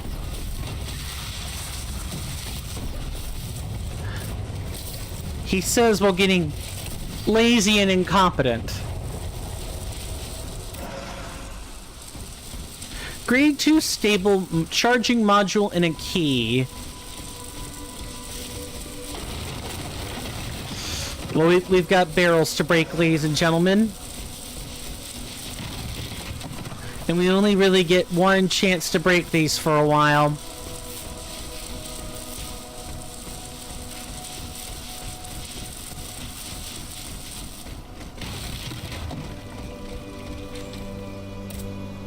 You need a tool to break this. Of course we do. It couldn't just be, you know, easy, could it? It had to be complicated. It had to be stuff we can't do right now. Can't go through there. Yeah, I think all we can do is just break these barrels. Yes, Aegis, hun, you already said this.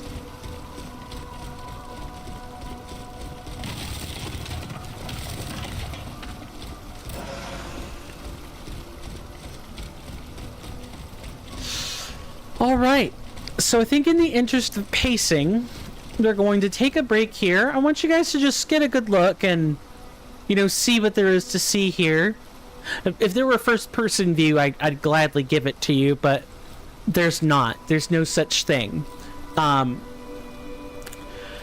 gotta answer nature's call. It's gonna make this quick.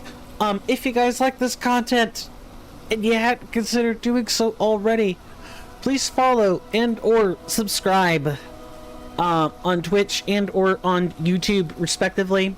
Please also share this content with your friends, family, and interested third parties. Every little bit of exposure helps, as long as it's good exposure. You guys know the spiel by now. 5 minutes with 90 seconds of ad time on the clock for people on Twitch. Please go get yourselves a drink or snack or what have you. And I will see you guys after the commercial break. Before I take that break. Yes, Aegis. Are you gonna say that to my chatters? Don't make me mute you, Aegis. Let me give a link to the Discord.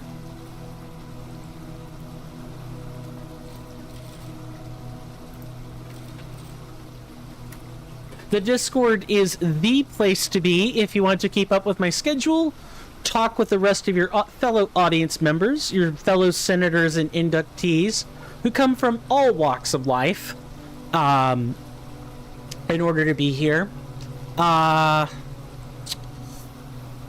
We have tons of places to post pictures. We can have conversations on almost anything in the Discord. And if you're a sub or you're a patron or something, someone along those lines, I do have private benefits channels just for you. The Discord is the very best feature I have. I work really, really tirelessly hard on it. If nothing else, please join.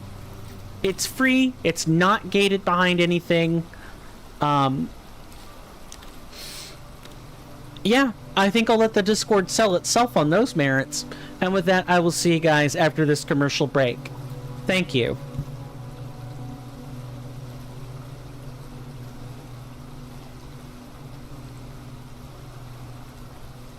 This boat will take me to Paris.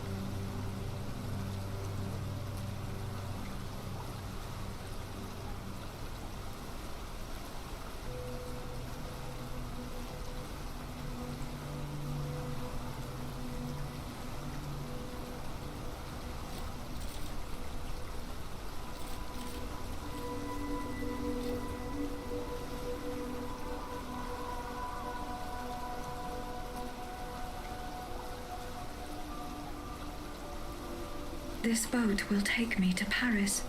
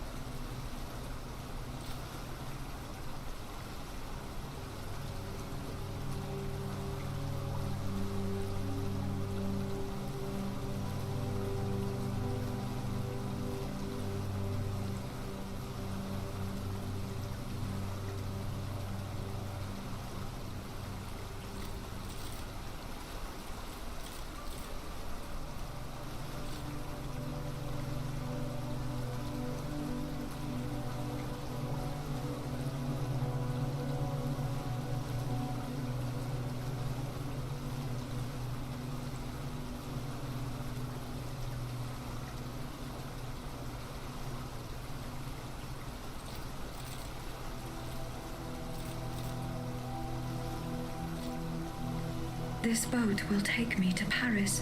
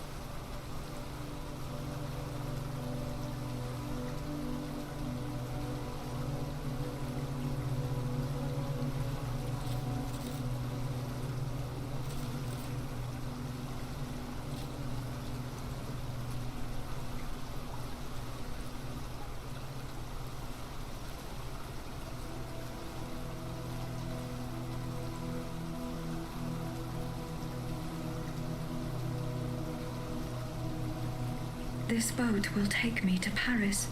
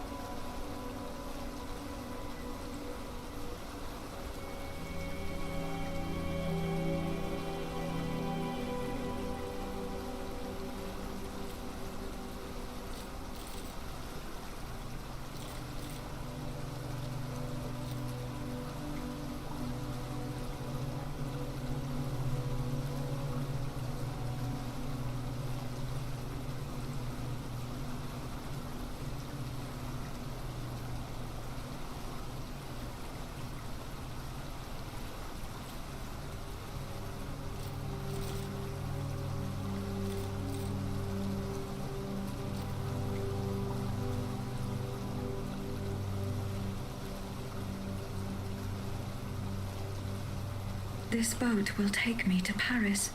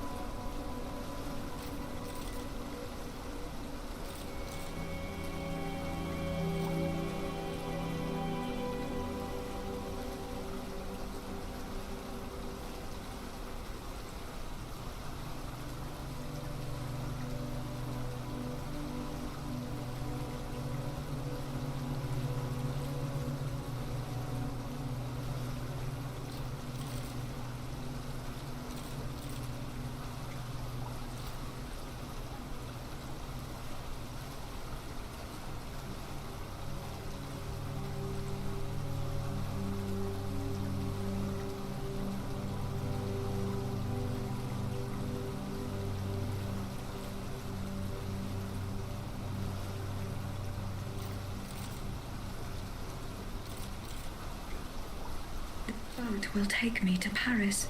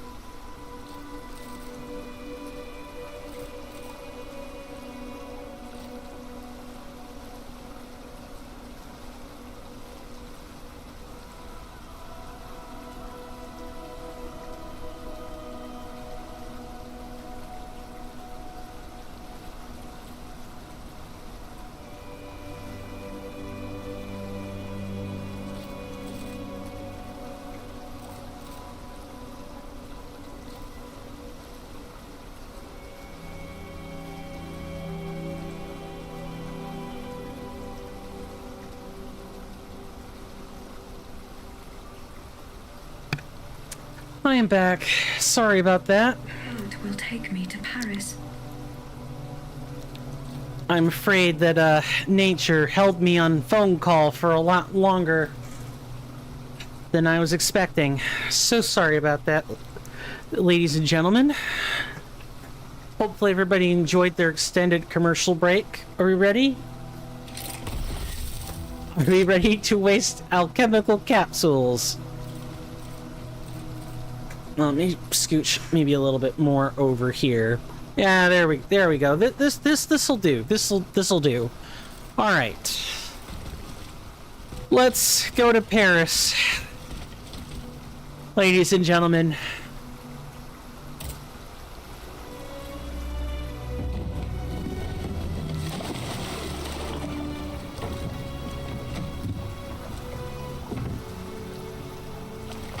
We'll begin the long, thankless task of rowing across a river. Les Invalides. Invalid? Invalid. Yeah, I remember the invalid part. The les or le invalid, the invalid. That's what I think that means. I should start trying to cut through the fluff on that and not mispronounce words and trigger French people. Let's not do that. And especially don't try to trigger them American people either. I hear they're super trigger happy and extremely offended all the time. Just perpetually angry. You never, ever know when you're gonna find the fiercest Karen among the American populace. I figured I would rag on us since I mentioned the words French and triggered in the same sentence.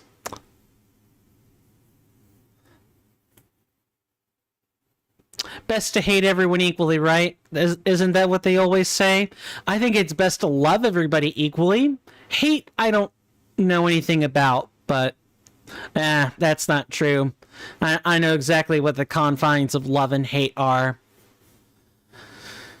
And boy, are they a lot closer than what you would probably believe. Boy, are they a lot closer than what you would probably believe they are. There's a reason love and hate are on the same coin, right?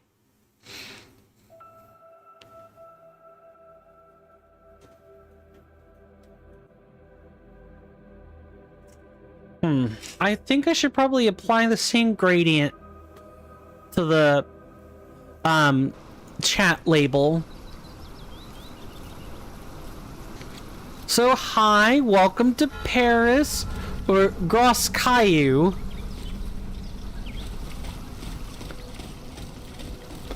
Not sure. Listen, the language I chose to invest in a little bit of my time and energy was Italian.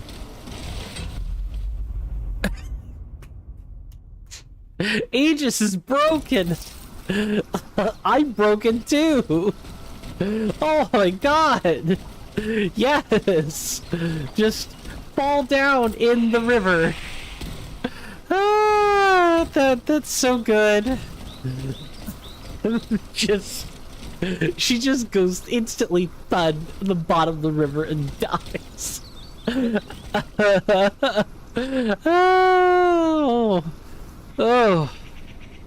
Oh my god. That's hilarious. Thankfully the closed captions chop out the laughing, which is good. I like how laughing is capitalized. What, laughing gas? We talk. Please don't, let's not fall down that again. Please.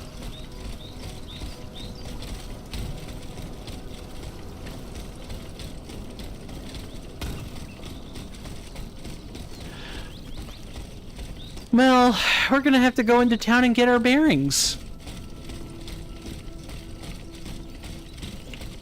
Welcome to the rustic little street town in France. Caillou, I think, is how you say that. Because I'm pretty sure that L between the I and the O is silent, right? Frost grenade. I'm hoping we'll find a bronze ingot here. And immobilization. Aegis's light weapons are able to inflict immobilization damage. So read that as breaking the posture. When the gauge is filled, the enemy is temporarily immobilized, leaving them open to a critical hit.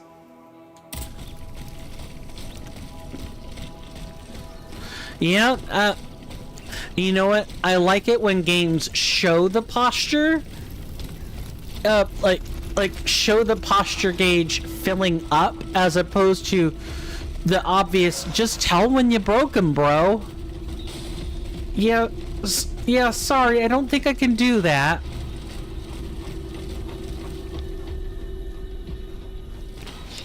Did a lynching happen here or something? Unsure.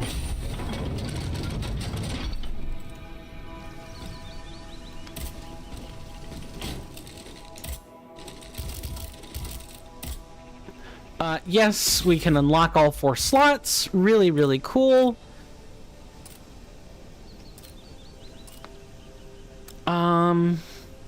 I need to see the guide again.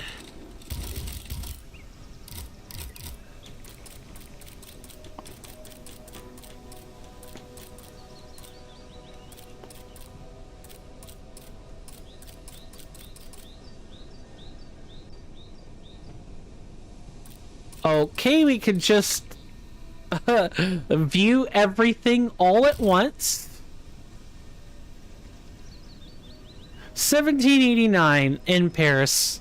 This is a nice map, I guess.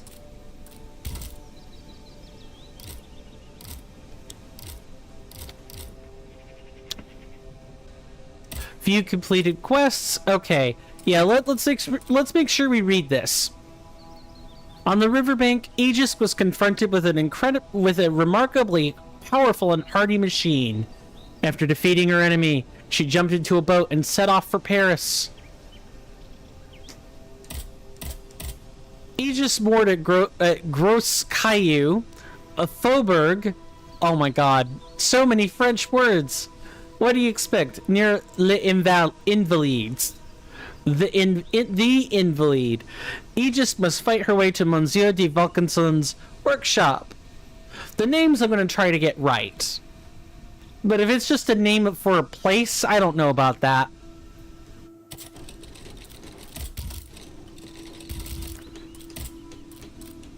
We do have a stable charging module. Increases balance during charged attacks. And it's not like we can upgrade our modules. I don't think we can do that.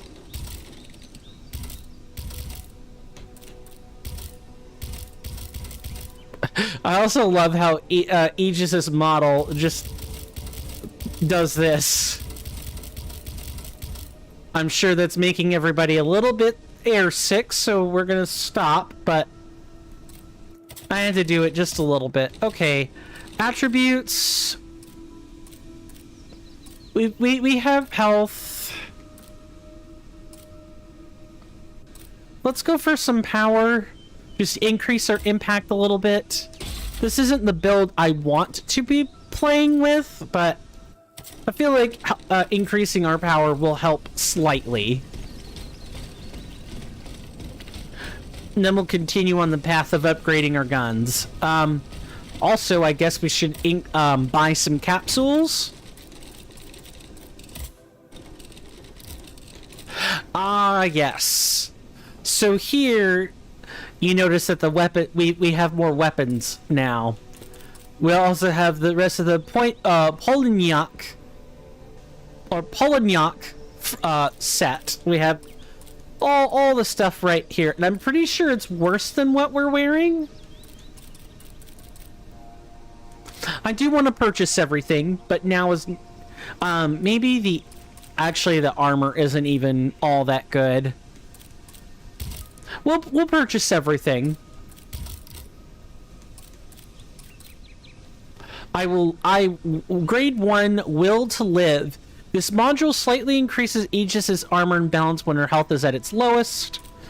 It increases the amount of anima essence taken from each fallen enemy. We want this as soon as possible. And slightly increases endurance, so stamina. Let's go ahead and pop on the Avarice module, because we want to be upgrading our stats and our weapons as much as possible. And the only way to do that is by equipping the things that let us acquire more anima. And now we gotta make our way through Caillou. Trying to remember whether toward the center or toward the right is the better way to go. Slash the more prominent, more correct way of going. I'm not sure. You may be able to locate Monsieur de Vaucanson's workshop from an elevated position.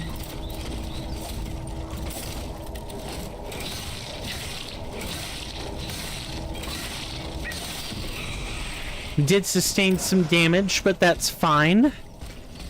I mainly just don't want to be pouring and going through all of my alchemical capsules that fast. Blocked. Okay, so we had to head right anyway. That's fine.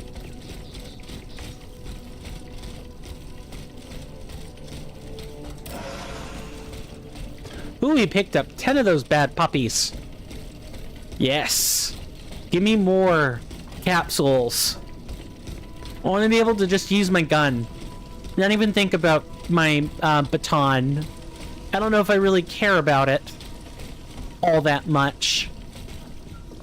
Alright. So we have to go this way. And I'm pretty sure the right is blocked off.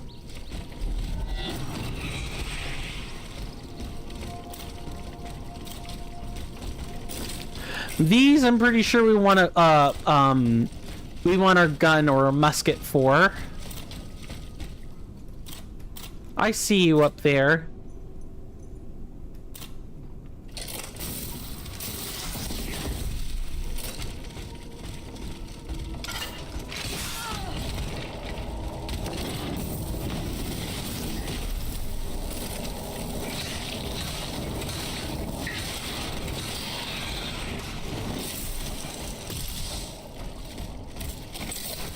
Well, that could have certainly gone a lot better.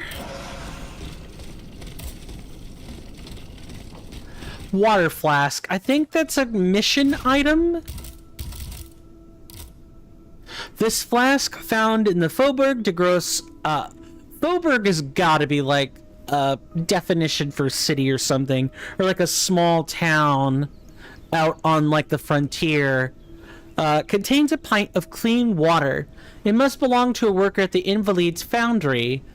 Although the furnaces were built in the open air, the temperature near them in early summer was almost unbearable. The workers had to drink water constantly to avoid falling ill. Drink water, kids. And adults too. Drink water. It's important. It's good for you. It's critical. It's truly the only elixir vitae that all the living organisms of this planet come to rely on. Everything else that we distill, soda, alcohol, and so on, does have water in it, but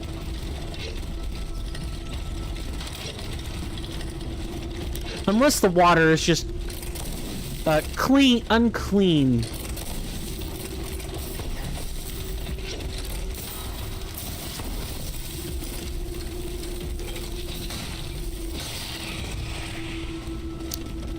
Come on.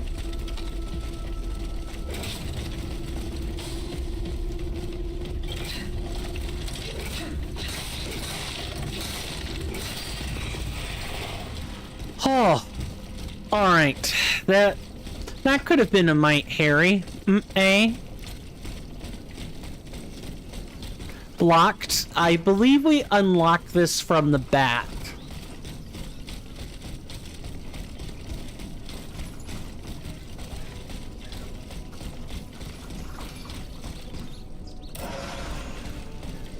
Anything in here?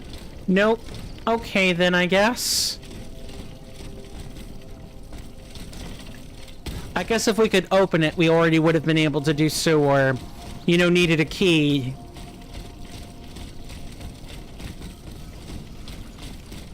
So I'm guessing these are where some of the townspeople might have, like, been building up barricades and stuff, because we did see some notes about the populace in the beginning, before like this massive automat outbreak or automat frenzy take place, that they were taking to defensive positions and like chucking cobblestones at them. Anything to build up some kind of fortified position against the mechanical menaces.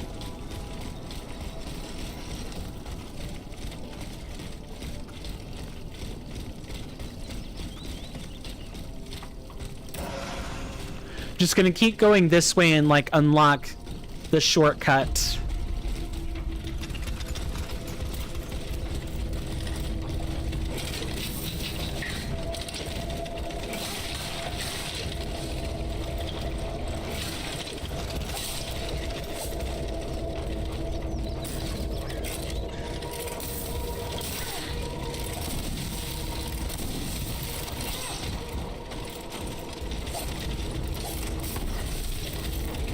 Oh, and one nice thing is that these muskets also fire in a cone.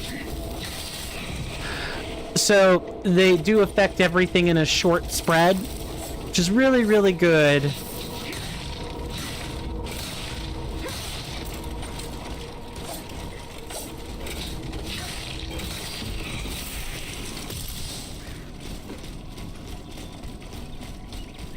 So muskets are not only incredibly useful for, you know, powerful enemies, but they also help with group engagements.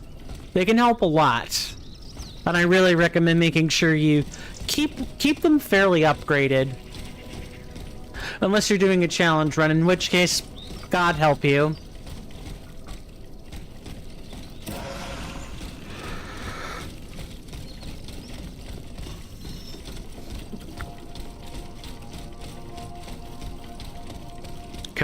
Can we get into this building or not really? Okay, so right here would have been the door. Yeah, of course we can't. We could crawl in there, but there's nothing in there to get. It's just basically a solid object.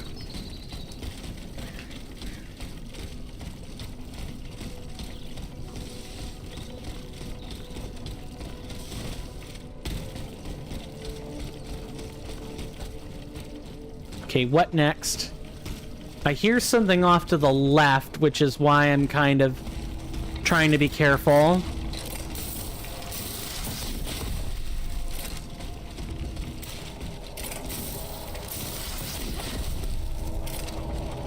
Nice. I definitely don't want to be wasting capsules.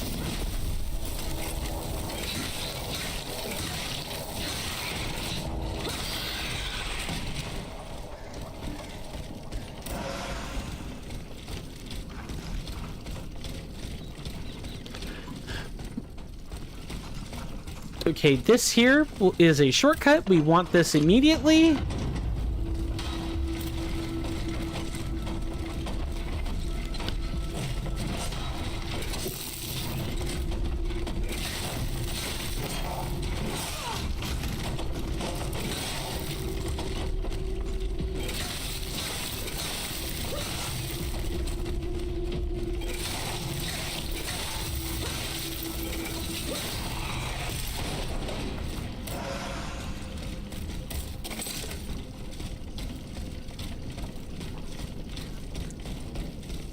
I don't think we actually almost never break even or make a profit on capsules, if I'm being honest.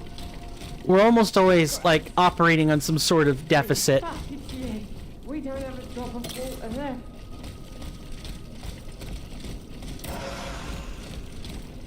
Something about don't have a drop of water left. Sure.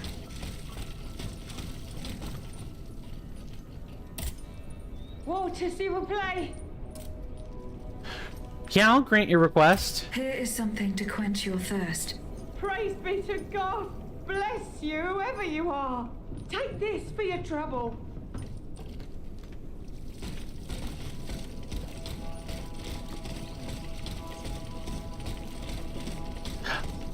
Thank goodness. Isn't it nice to help someone in need, chat?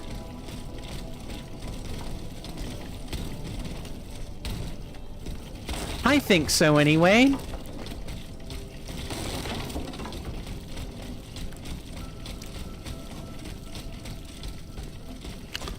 Trying to ration my energy. I also never went to get a drink. I sat on the toilet for far too long. So I just had to not do that. Alright, so we've picked up everything here. I'm pretty sure this brings us right back out to the... Yep, sure does. Back to the Vestal. Not gonna go there yet. We need 1,500 to upgrade our gun. Maybe a little bit more to actually grab,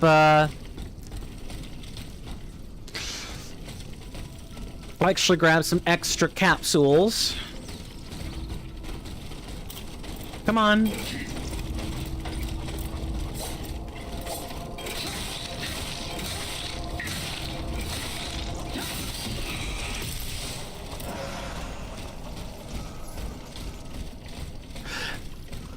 And you kind of have to...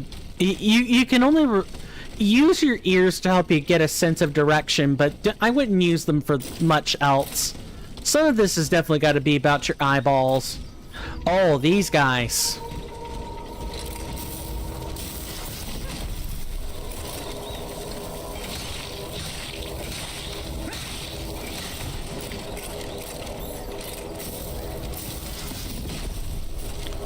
You just subdue them with, by freezing them.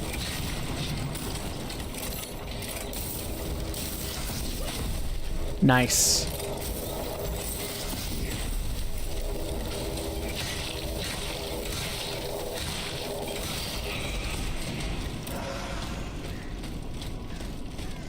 So what, 6 shots and we recover approximately half?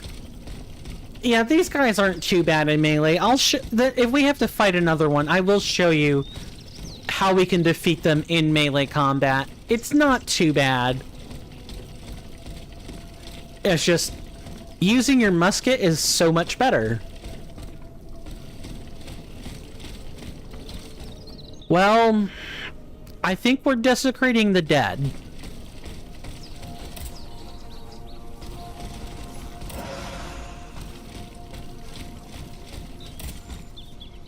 We are definitely desecrating the dead. Also, yeah, sometimes you can get the weapon and like you don't actually disperse the model or sprite on the ground. I think it's model. Sprites are 2D things. You don't disperse the model for picking stuff up sometimes, so you end up having to press the Y or action button over and over and over and over and over again. Anything else? I want to say no. Yeah, okay, we're good.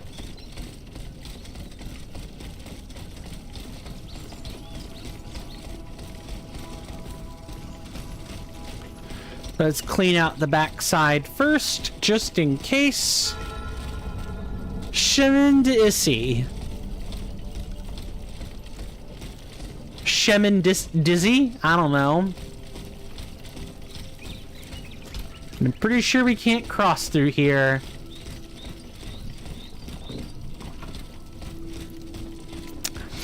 Does every single one of these words need phlegm in it in order to be able to be spoken correctly? I hope not. Although the Germans, much like the French, also have words that require phlegm in order to say them correctly.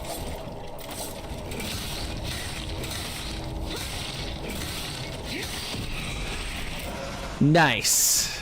I like being able to go for a... yes. Here. Let's demonstrate this now. Although that is obviously not how we defeat them, but... this is how you would avoid...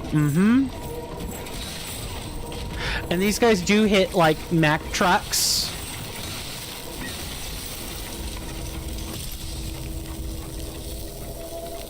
You don't have to constantly wail on them. If your stamina is low, you can recover it first.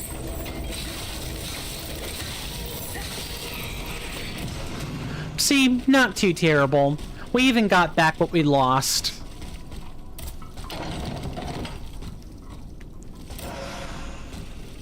Grade 1 critical repair module. We got some cast iron for our trouble. Bronze ingot. Bronze is prized for its strength and ability to be shaped without breaking. Properties that allow Aegis's weapons to be upgraded. The bronze used in Paris is made of tin from Brittany, and copper extracted from the royal mines of Saint-Bel, near the good city of Lyon. The cast iron used in the factories since the Great Mechanical Revolution is an alloy of iron and coal produced in the royal foundry in Indret, near the good city of Nantes. It's Nantes? Nantes. It is extremely tough and highly resistant, and will allow Aegis to strengthen her arsenal. Unlike the bronze, though, I have no idea where we will need the cast iron.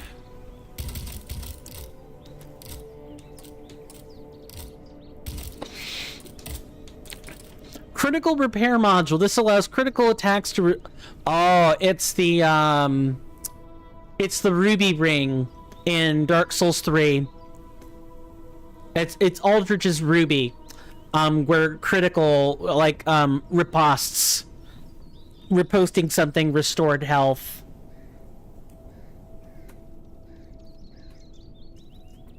I love how the captions get Aldrich correctly.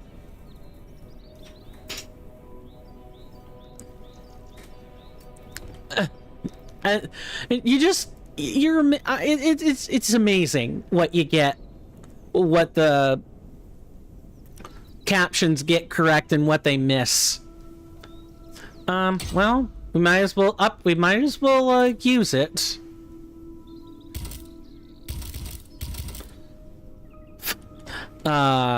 Aegis must fight her way to Monsieur de Vaucanson's workshop. Yep. I believe the workshop is about where I stopped. Like, going up to and defeating everything at the workshop. After that, I will be truly groping around in the dark, so to speak.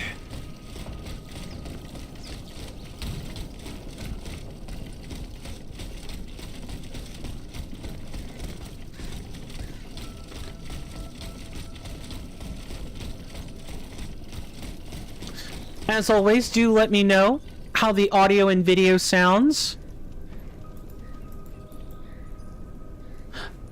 I did do my best to make sure I monitored everything beforehand, but there aren't guarantees. And of course, I'm continuously monitoring the audio from the capture card, because otherwise I'd be wearing the gaming headset instead of the streaming one.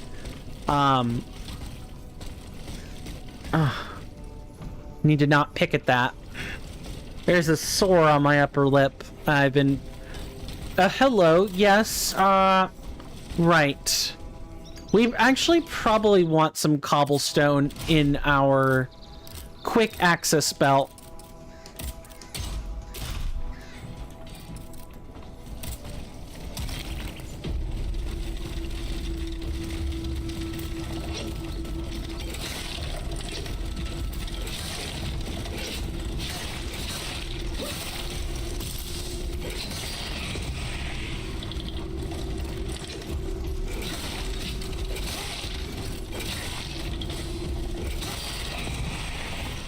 Okay, good. That was too close.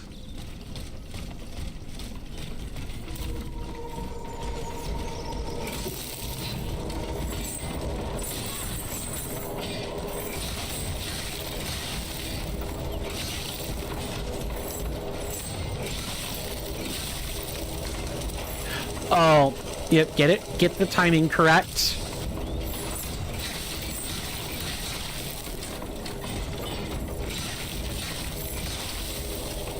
Wait.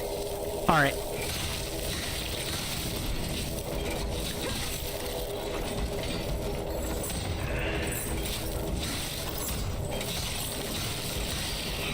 These guys can and... you haven't seen it yet, but they can and will attack backwards. It is something they can do, so just bear that in mind. If you're gonna attack those guys in melee combat, don't think the backside is safe. It's not. Even if you count for the spinning attack, it's just not. The backside's about as safe as any place else, really. Fire chain. The fire chain is that strength? Mainly strength? Or power? In addition to its deadly standard properties, the head of this chain weapon contains a suspended alchemical fluid with devastating effects. Special move. When the chain weapon is placed in contact with the ground, Aegis summons a Chthonian Inferno that engulfs the weapon and enables fire attacks. What are we, summoning Cthulhu? Or, like, a hellish inferno? By mastering the theory of colliding bodies developed by the mathematician Christian Huygens, the chain weapons designed for Aegis are inspired by the fighting chains used by the Acolyte automats. Their length allows them to keep enemies at bay and avoid close combat. Yes, physics is a deadly weapon. Physics is indeed a deadly weapon. It has a terrible alchemy affinity, though, and we will not be using it. But it's worth keeping in mind if we need fire element damage, I guess. It's not completely worthless, it's just not something I want to use.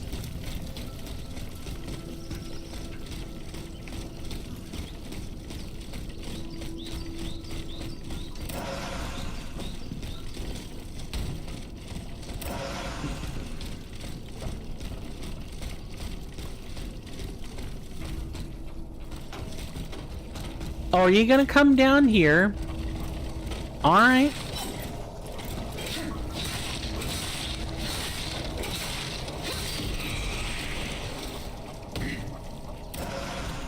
Nice. Oh, but we haven't even hit the best part of the, of Caillou yet. That's gonna be coming up shortly.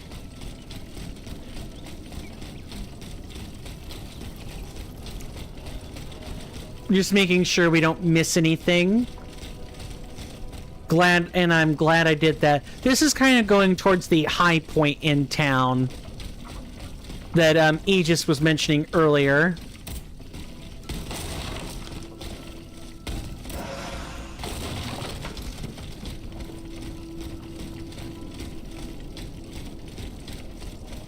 Okay, we have everything. Let's go onward.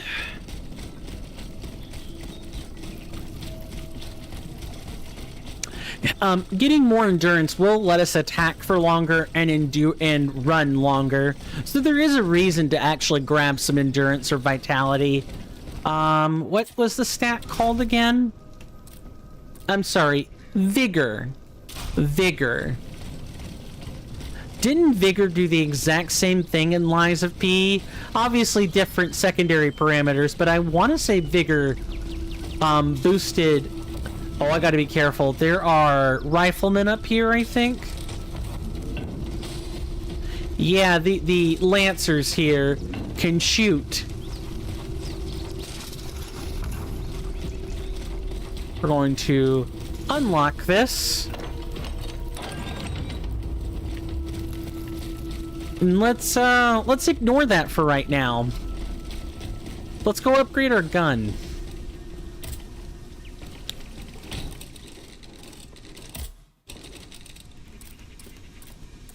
And before we get vigor, yes, we want to upgrade these puppies. We have 2 ingots, but I don't feel like upgrading the batons yet. I feel like there's just a better weapon that we want to grab first. Ah, I see we need cast iron this time. That makes a lot of sense. So we have a level 2 shield musket.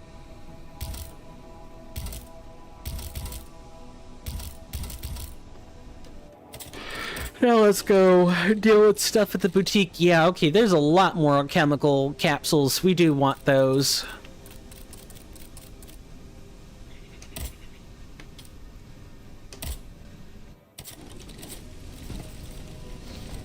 Okay, let's start preferring our gun for attacks where we can help it.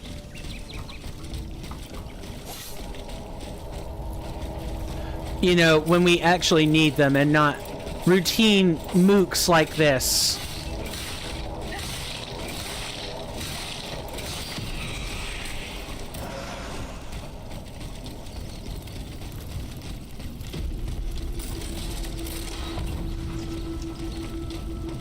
Not good, not good, not good, not good.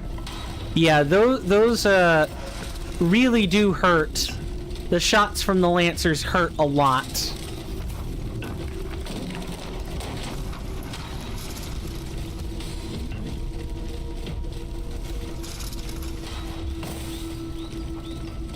Let's...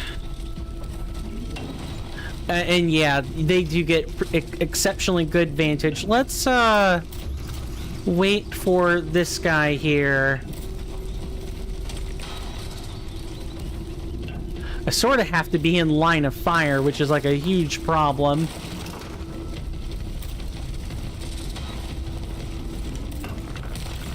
Alright, let's come back here where I can actually deal with you.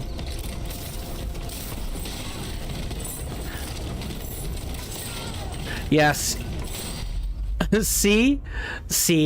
The Buret, these guys hurt. These guys absolutely hurt. I believe it or not, I think I remember coming to this conclusion before. And that is, you can actually ignore the guys with the weights for weapons.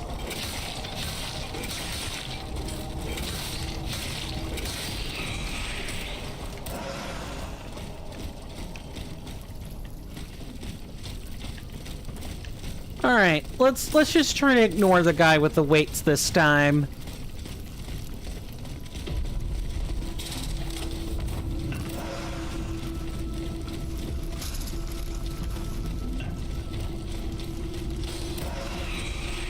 And yeah, nice. Yeah, okay, those shots don't hurt as much as I thought they did. They're still pretty painful, though. And I believe this guy has seen us.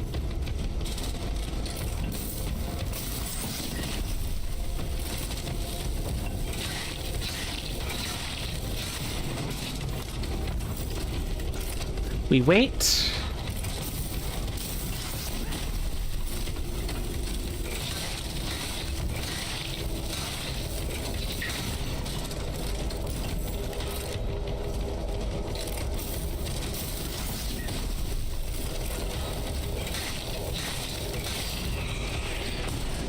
Now we just have to deal with the guy up there.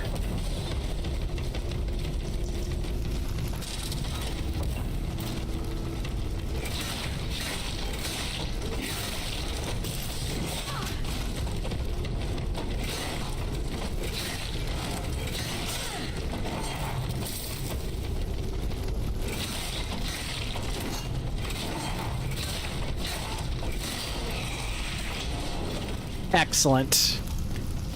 Okay, so now this ladder, this set of rubble will take us up here in this building. That's where we want to go. But we're going to first explore the perimeter here.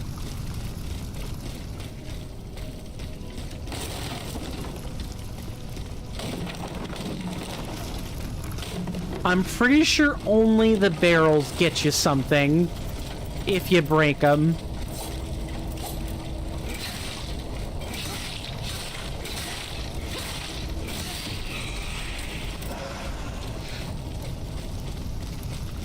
So if you're thinking, yes, I'm gonna break furniture, don't. Trust me, just save yourself that trouble. It'll save you a few minutes of trouble. Although I will certainly break them if they're in my way.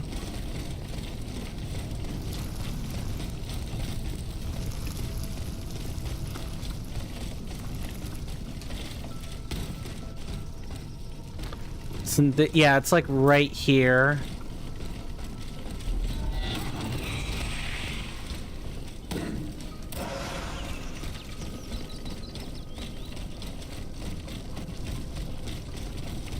I believe that's it. Like yeah, okay, there's that item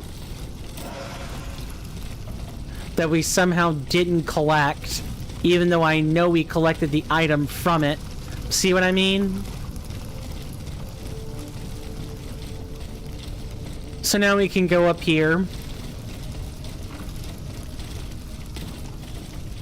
This took me forever to find in the playtest.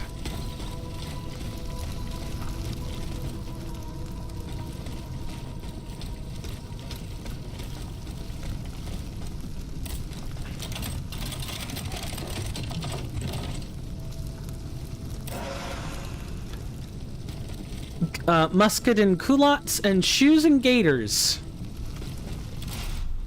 Shoes and gaiters, everybody.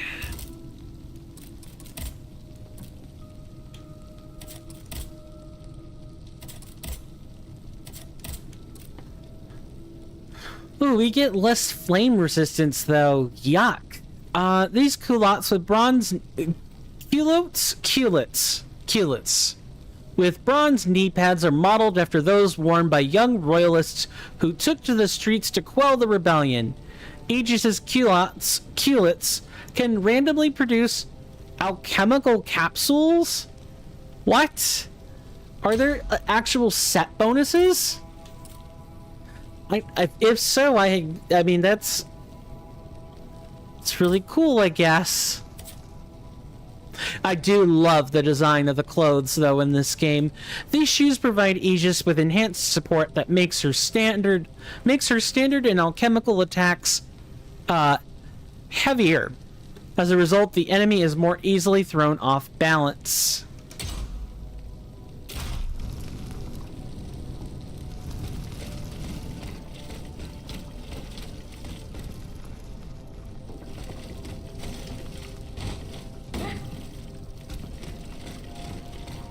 That was kind of a one-way trip, huh?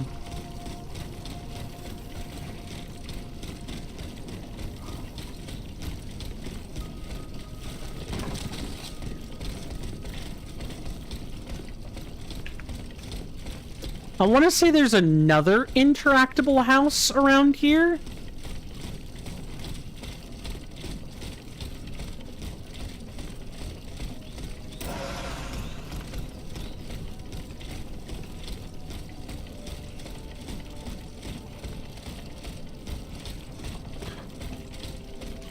Maybe somewhere over this way.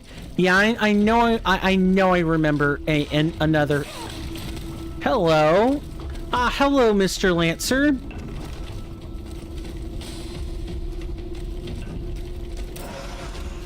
Gotta be really careful.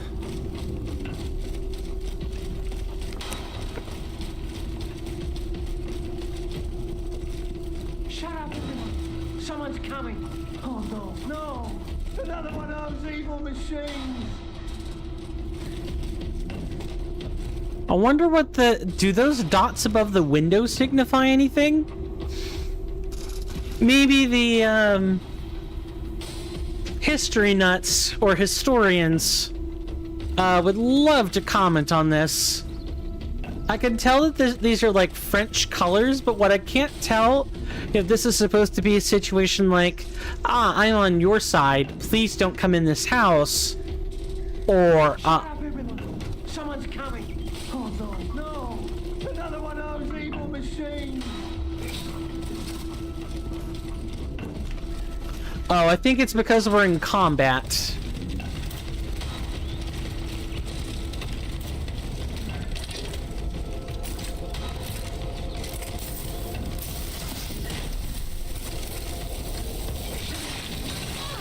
Nice.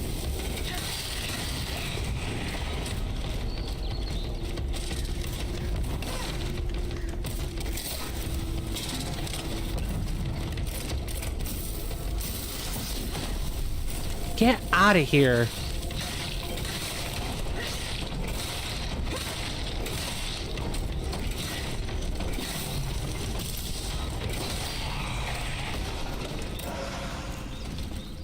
Okay, maybe that we're not in combat now. We can, an address from the king to the people of Paris. People of Paris, Louis, King of France, and Navarre, by the grace of God, declares that the representatives of the Third Estate, gathered in an illegal assembly, continue to propagate seditious and criminal ideas. It was to put an end to this unrest that the Estates General were dissolved. Alas, some Parisians, led astray by the prescribed representatives, thought it right to take up arms against this just decree. Adequate measures were taken to suppress this violence. Order was promptly restored, and the majority of the perpetrators were apprehended. In order to ensure the safety of his subjects, His Majesty has decreed that the population must remain in their homes until further notice. The following measures are hereby adopted until further notice. Any person circulating in the streets without authorization will be neutralized immediately. No, return to your home, no warning. You crack open your door and psh, dead. I'm gonna close this and we can read the rest in the codex.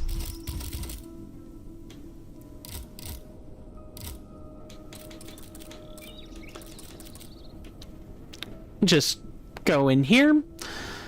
Anyone suspected of aiding fugitives. That would be a very serious crime indeed.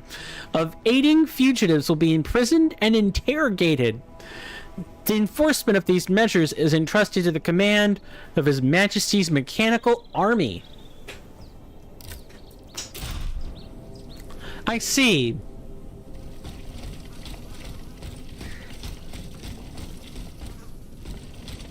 Why don't we try to get the other shortcut that I know exists unlocked, and then we can sort of take our break afterwards. I think that would be a novel idea, wouldn't you guys? And maybe at the 3 minute and 45 mark, or 3 minute and 40 minute, 3 minute, at the 3 hour and 45 minute or 3 hour and 40 minute mark, we read codex stuff and kind of wind down. Oh wait, why are we winding down though? We've got 2 extra hours. Sorry, false alarm. I remembered. Yeah, why did you wind sideways up here, eh? I forgot. I was supposed to be streaming for 2 extra hours, ladies and gentlemen. No. We got a long way to go. What I will tell you, though, is that if you want to financially contribute in any way, shape, or form, please know that that is not required, but you do get beneficial perks for doing so. If you guys are on YouTube right now, let me try to, like...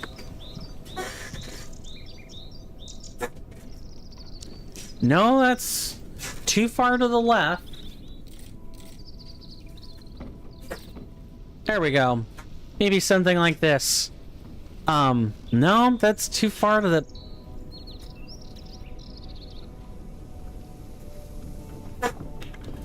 I don't feel like I'm looking into the camera, but this is the sort of the best thing I can do here. I'll get the centering right, promise. Also, did we... I believe I have the clone active on the camera right now.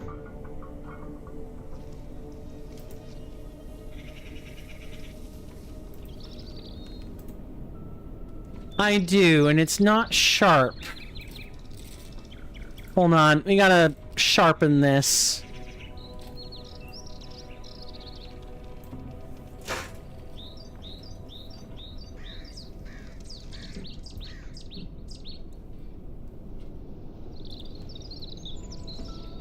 There we go. You guys should be able to see me a little bit better now. I shouldn't be quite so fuzzy. But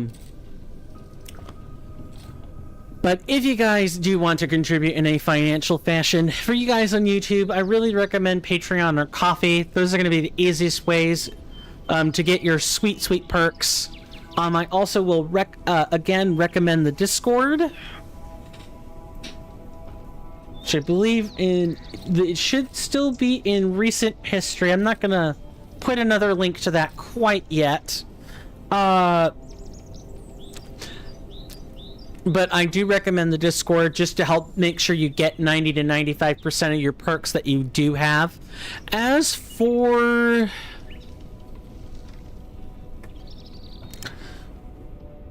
Sorry, just checking all of the audio, like, mixing going on. As for you guys on Twitch, outside of, like, tipping directly or bits, I recommend a tier 1 sub if you're a content creator. You know, this speeds you to the front of the line in terms of negotiations. I might be more likely to buy the game in question instead of saying, okay, what do our libraries have in common? I feel like I need to shift this just ever so slightly to the left. But if I do this, then I'm not talking into the mic. It's strange. I'll get this positioning thing right. I promise.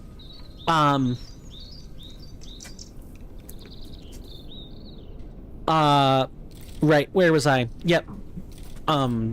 Tier 1, best tier, you get emotes, you get, increased, currency generation, you get moved ahead in queue for multiplayer games, like, you get, and, whenever we vote on things in the Discord, if you're subbed, your votes count at double quantity, just like patrons get votes counted at double quantity. So if you want your voices to be heard and you're paying money in, these are all the ways that I can think of right off the top of my head where you guys get more benefits, as slight as they are. It's what I have. Of course, if you watch a bunch of streamers, not just myself, you know, you can spend 15 or 16 bucks, an absolutely criminal amount, I know, for,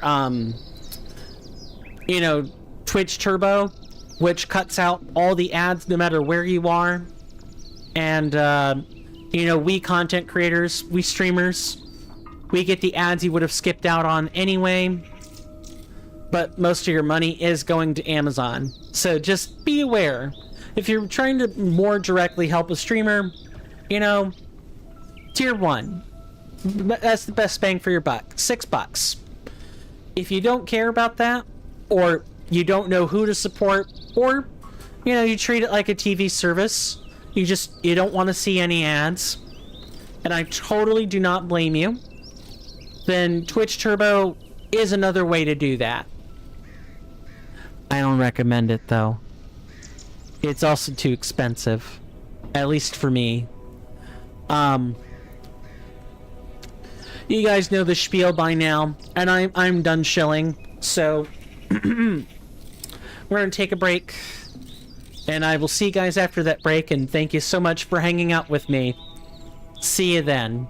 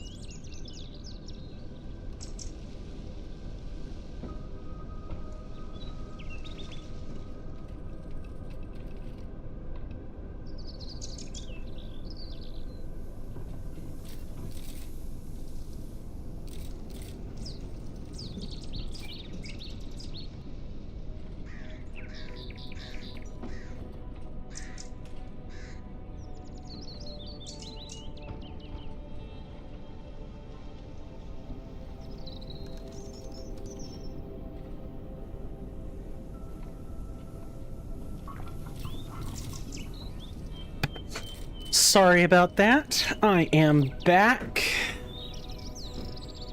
In about 8 minutes, I will have to, tab out of the game real quick and just make sure the red shift on the lights doesn't occur. Or not lights.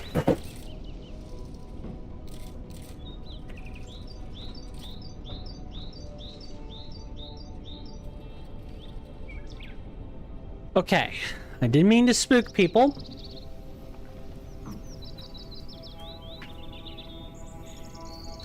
I ended up knocking over my keyboard.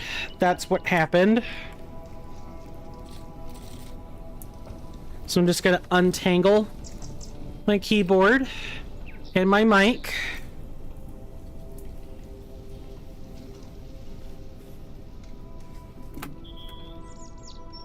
Just make sure everything's in its socket. Alright, everything is in its socket. Also gonna monitor... Well, I hear something.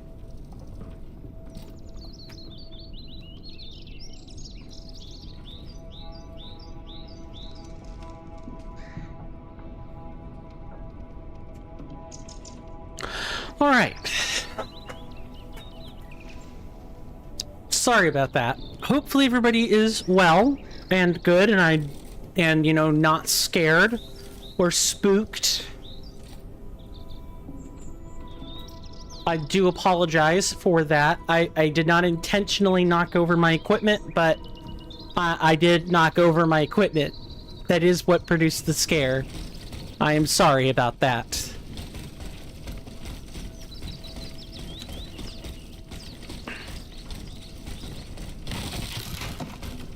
Gotta make sure we, I just gotta make sure I'm diligent for the remainder of the stream.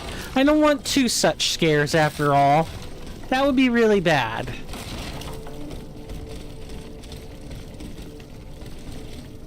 What do we have here?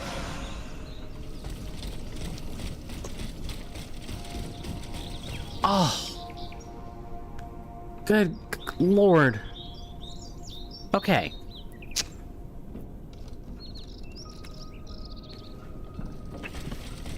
Sideburns probably need a little bit of a trim. They are starting to poke into the actual headset and is making my ear itch like crazy when that happens. Anyone else have that issue? You know, where you can really grow a beard with the best of them? I'm really willing to bet that if I gave myself probably a year, I can actually have a pretty mean neck-length beard.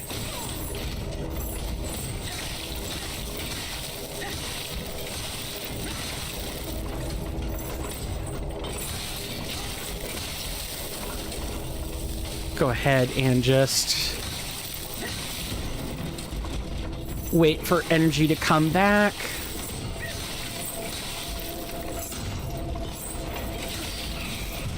Goodbye, Sir Automata.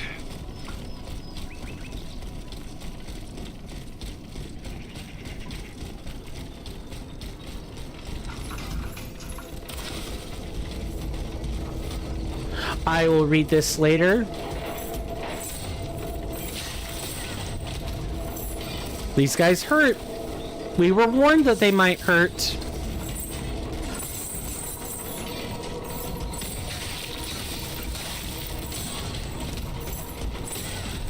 Yeah, dashing into that was super stupid.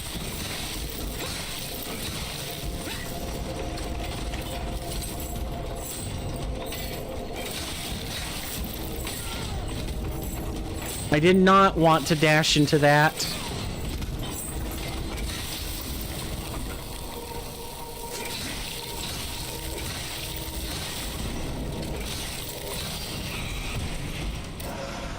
Well, that could have gone a little bit better, but whatever. Now, I know... Oh, right. Yeah, we needed to go back and get that, talk to that, house full of people.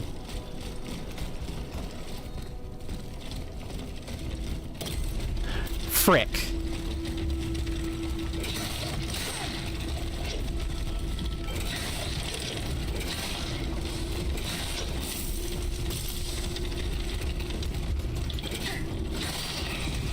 Okay, that's one. And there was the other one. Alright. Not too terrible.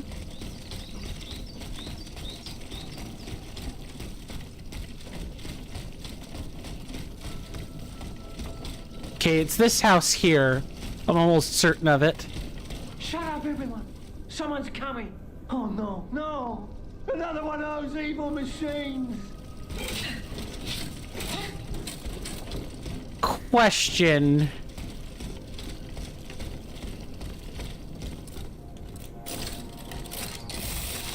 No, that's not at all what I was doing.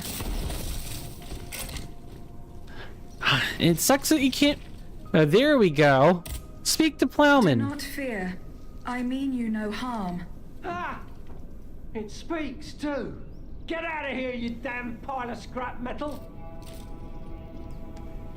Keep talking. Have you not seen what I've done to these automats? Yes, worse than dogs at each other's throats. It's almost as if everyone has decided to kill each other before the sun comes up. Keep going. What happened in this faubourg? The king kept his word. His automats were merciless. If only we'd known what his new army was made of, we'd have all stayed home just like he'd ordered. Maudit soit-il his family and his court of murderers. Keep Monsieur, Allez-vous-en! Allez-vous-en. And then he doesn't let us talk to him again. Hot. Thanks. I really appreciate the chatting session.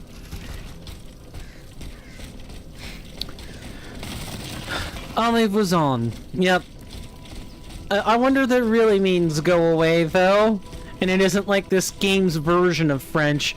Nah, surely not. Because, you know, they're French game devs. They should know their language, right?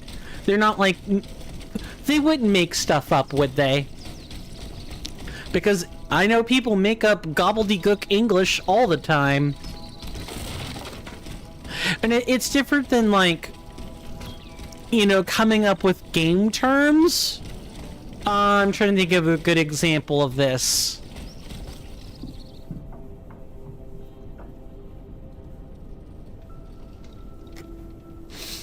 It's like Xenoblade Chronicles 3. Instead of saying F this, they say spark this. All the time. Even though spark this in most other contexts does not mean F this, we all know that in the way in which they're using the words, that clearly they mean it as an expletive and not anything else. That's what I mean. That's the difference between, are we sure they're saying the right thing versus, oh, they just took a word and used it this way instead of that way. Although spark this is simultaneously silly and dumb at the same exact time, I will admit. Allez-vous-en.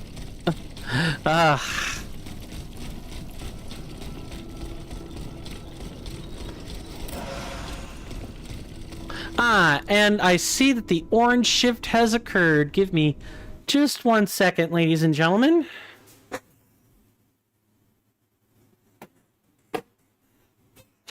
In fact, let me do something else. I need to put on a filter for this real quick.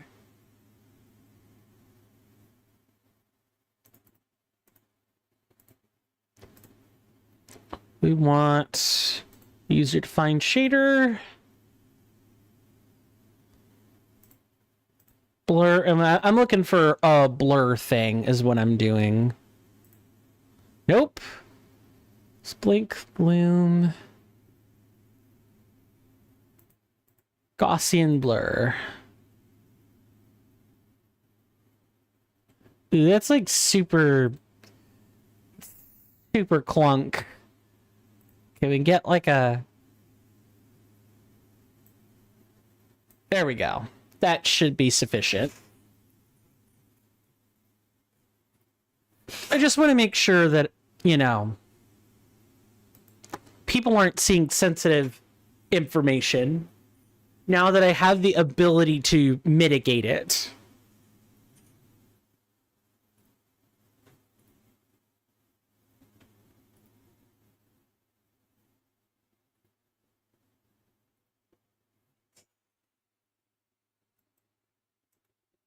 Nope, that is properties. That is not what I'm looking for.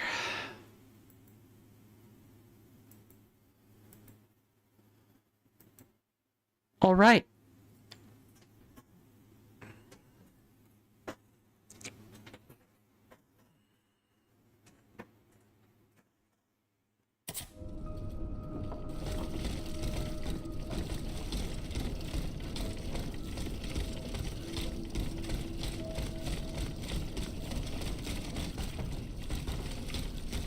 Okay, so what else did we have to do?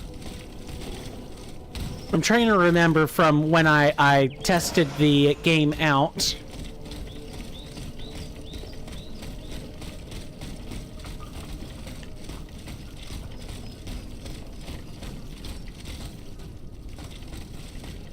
Let's make our way back over to where the shortcut latch is, and I'll go from there.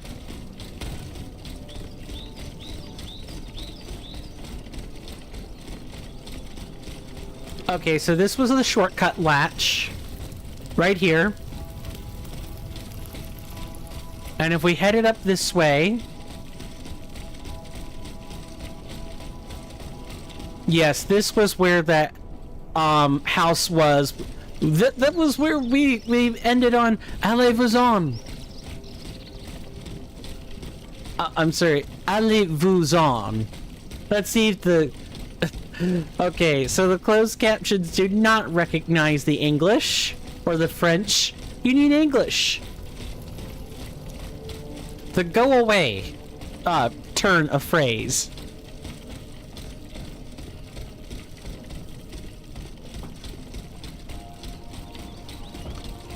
Oh, don't worry, things are gonna pick up momentarily.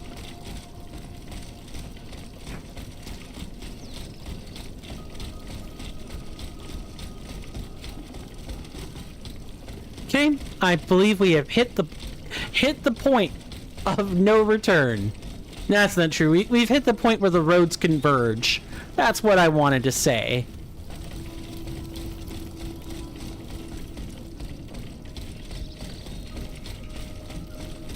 Anything over here? No. So now we can head out of town. Hello.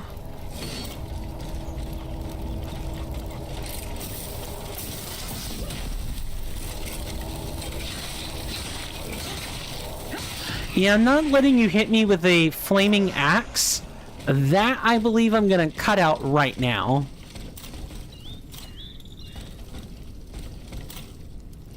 And yeah, we were gonna have more of these guys in the trees.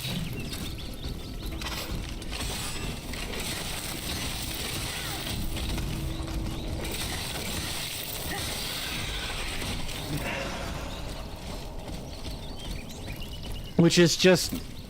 Oh, yep, I see you up there.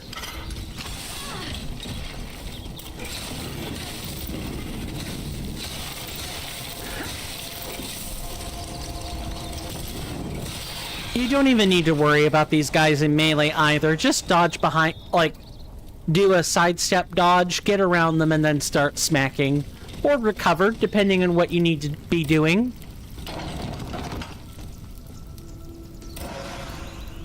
Grade 2 efficient charging module. I believe we only have 2 module keys right now. Yeah, we have one module key. It's worse. This module moderately increases the physical damage caused by a successful, fully charged attack.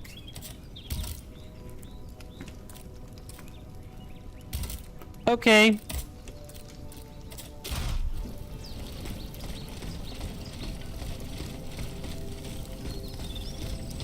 Sure, game.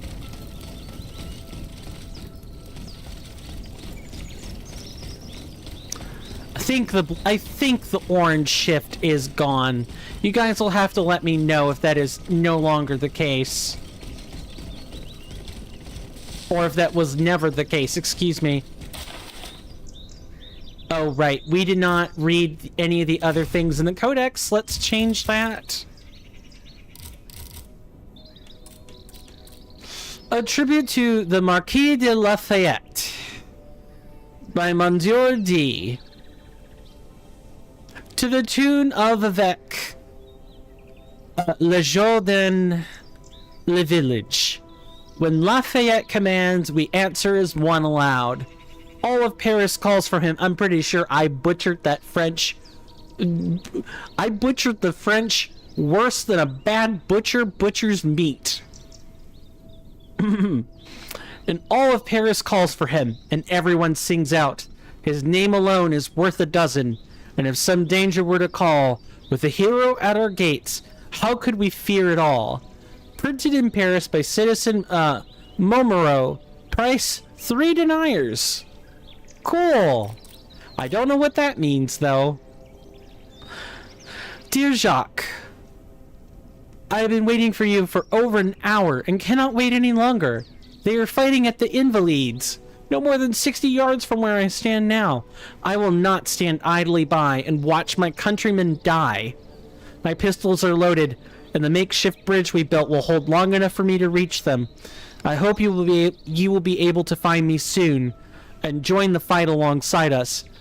If by misfortune you arrive too late, please be so kind as to commend my soul to God. Your brother, Laurent.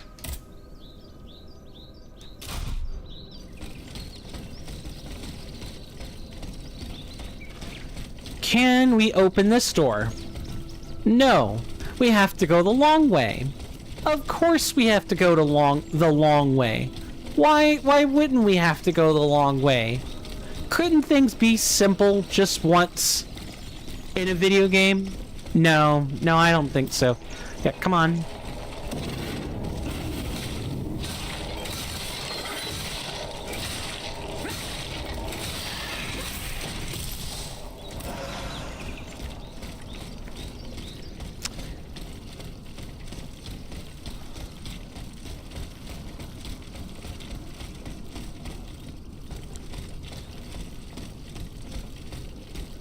So that is another point of no return until we unlock the shortcut. So let's make sure we grab everything out of here first.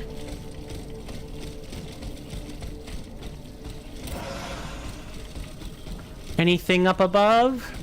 No? Alright then.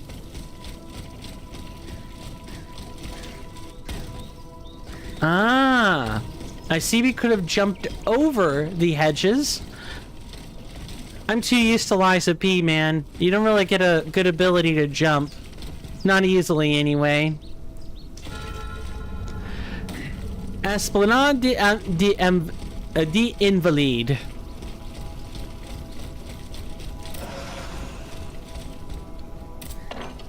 Maybe this game can teach me some French. And not just, baguette. Which, of course, is not French. It's definitely people mocking the French. Which is not okay. But it's the sort of humor that you have with friends in closed spaces.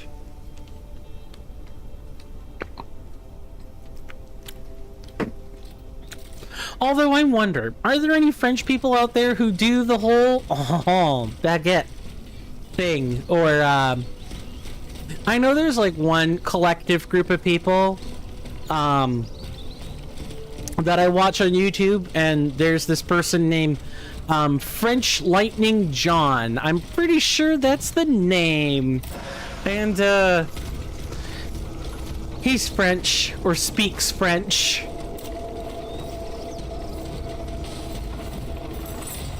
And he sometimes buys into the usual memes. Yep, there's the backwards attack right there.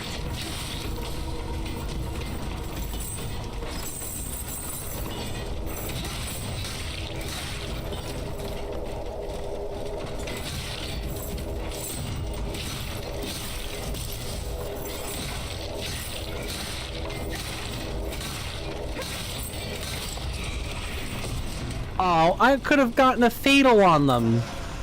Or I'm sorry, a critical attack.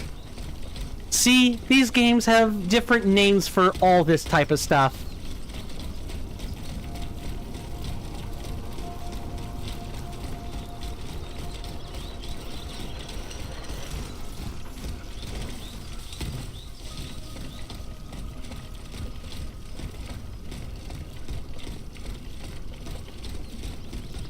Wow, Invalides really had some stuff going on, didn't it?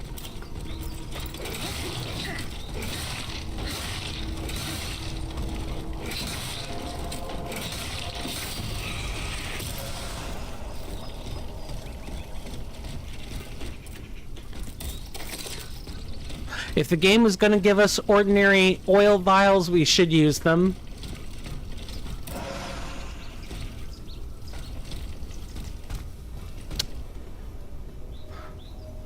Requiescat in pace, my friend. Rest in peace, for those who don't know. Come on, that's gotta be like a common phrase now. Requiescat in pace. That's gotta be a... People know their Assassin's Creed, don't they? Like the entire, you know, Assassin's Creed 2. There's a trilogy. And the Ezio Auditore di Firenze is Italian. Come on now. Sorry, I'm not laughing at the Italian name. Actually, what brought it to my mind, or what brought the humor to my mind was I watch MTG Goldfish on the regular, and one of the guys there, his name's Seth, or Saffron Olive. And he is known for mispronouncing everything. And he mispronounced Ezio as Ezio. And I'm just like, what? Although nothing tops Bottega either. Dragon Ball fans in absolute shambles.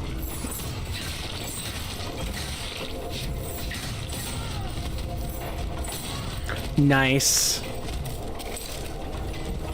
Sorry, I know that's not funny, but he has, like, himself admitted that he does some of it on purpose, so what am I supposed to do, not laugh?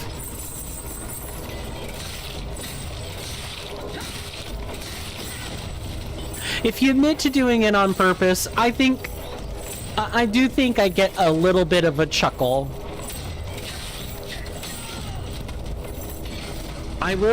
I think I should shoot this time. That is incorrect.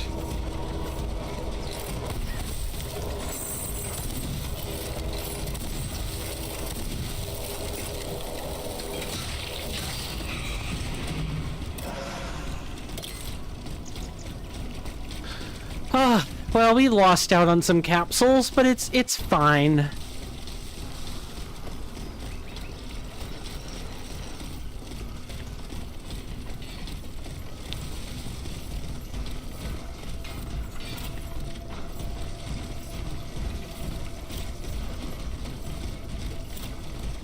Oh, please don't tell... Oh, well, hang on. Yep, okay. Good. Shit.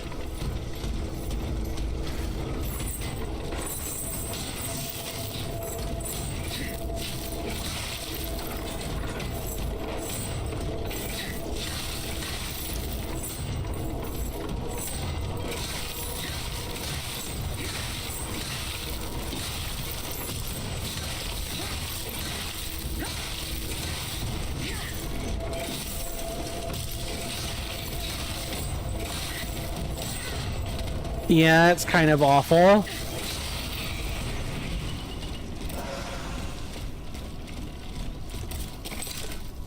I feel like I'm getting a little bit reckless now, so we should not be doing that.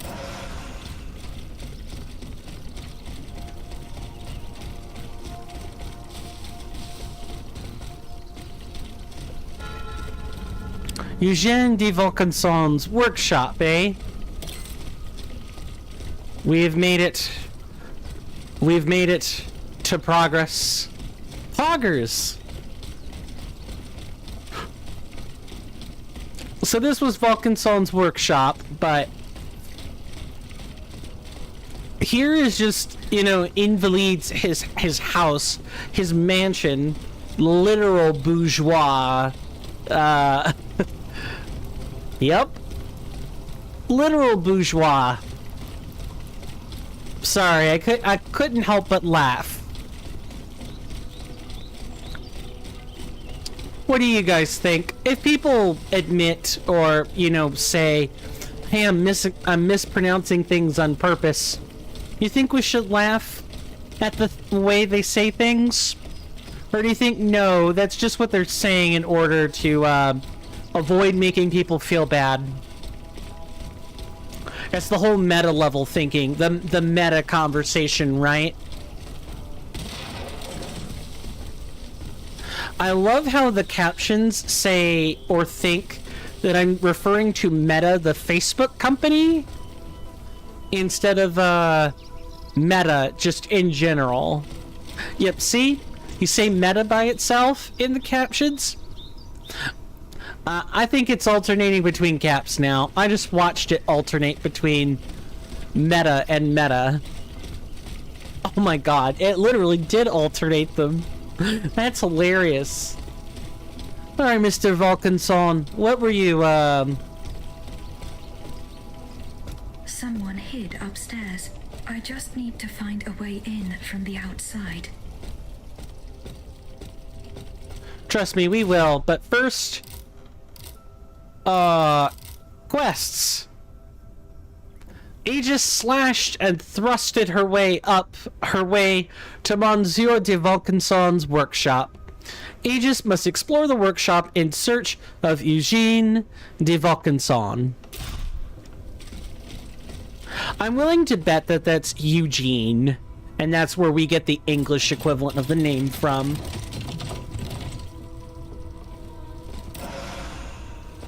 Diane breeches and Diane's shoes and garters. No. Get over to the correct equipment. Yes. The leather breeches with gold trim that inspired this garment were designed to be worn by ladies of the court on long rides. Long rides, eh? Oh, alright. These buckled shoes worn with elegant lace-up garters were inspired by the hunting outfits worn by women of the upper class. You got it, game. Are we gonna find the rest of the set, though? Or am I gonna look like a mismatched cretin, I guess? I remember what that was like in World of Warcraft. Just riding around with mismatched gear and not being able to hide it away under an outfit. Monsieur de Vaucanson. The steam pump failures are continuing to interrupt the operation of the mobile walkway all too frequently. Just think of the heavy loads we have to carry upstairs on our backs. We ask you to see to it that the proper repairs are made without delay to keep the pump working properly. Enclosed with this letter, you will find a key that will allow the chief engineer to come and go freely around the factory. Respectfully, your dedicated employees, Fabre,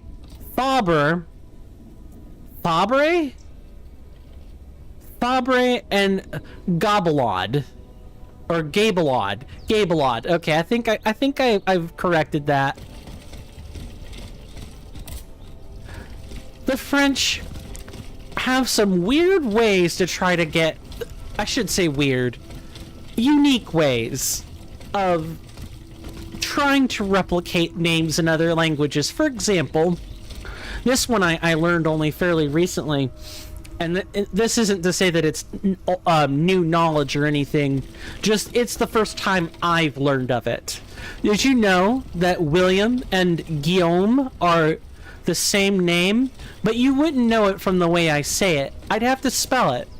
Yeah, Guillaume, or I'm using the English pronunciation of the word Guillaume. Yeah, see, there we go.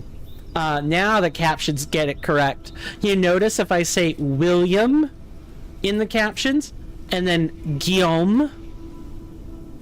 See, let me try it again. Guillaume.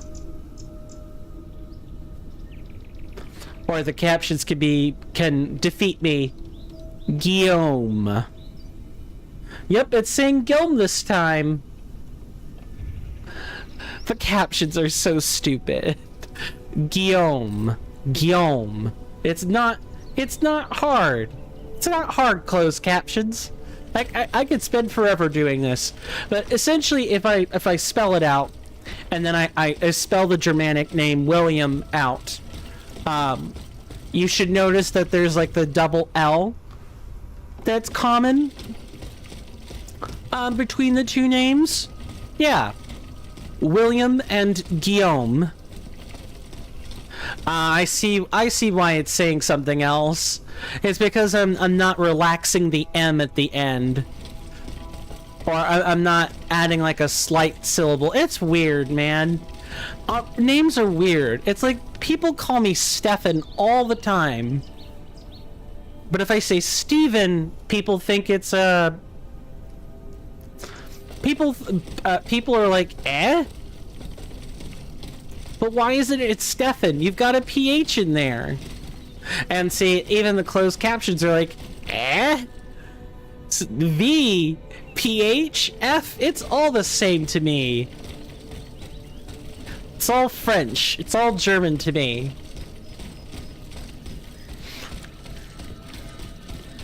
Let's grab ourselves this Vestal. Etymology is certainly a weird sort of science, isn't it?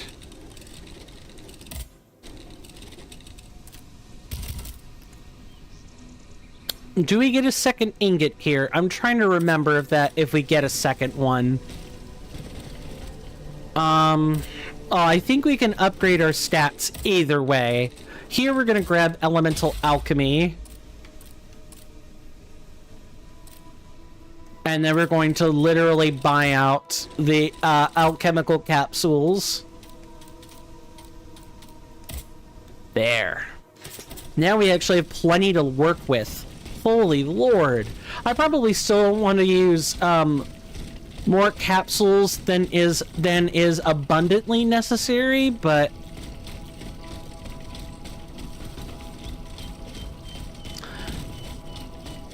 do what you gotta do, right? We can unlock that. Good. I don't want to do that quite yet.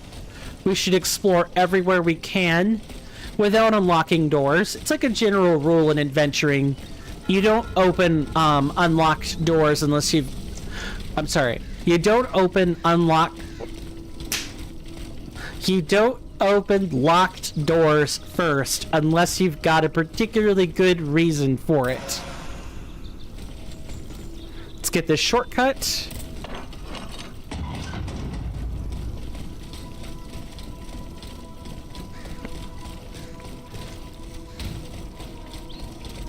And that too is also blocked. We'll have to get the shortcut.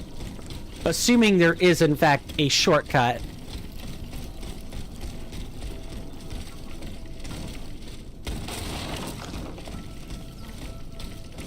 And, you know, always be on the lookout for ledges to climb. Yep, we not making it through that, ladies and gentlemen, and non-binary people.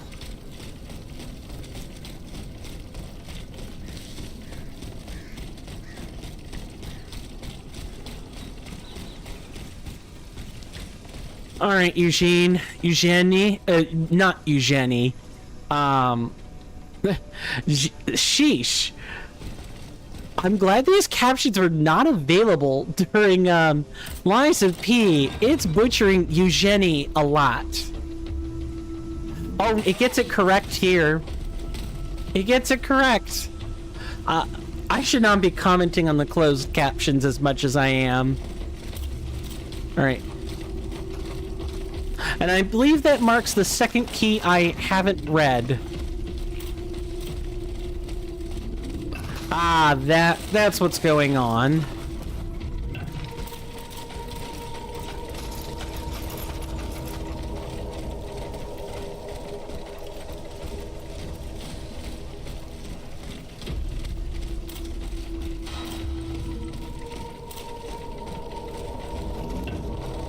Okay, come this way. Are you serious right now?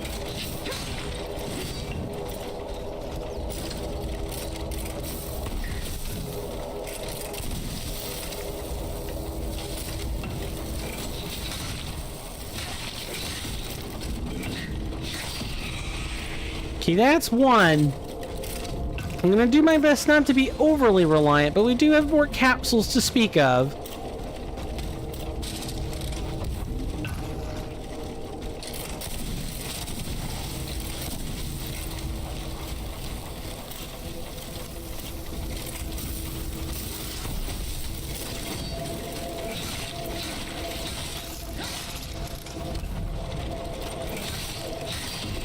Okay, there, yep, and there's that guy up there. All right.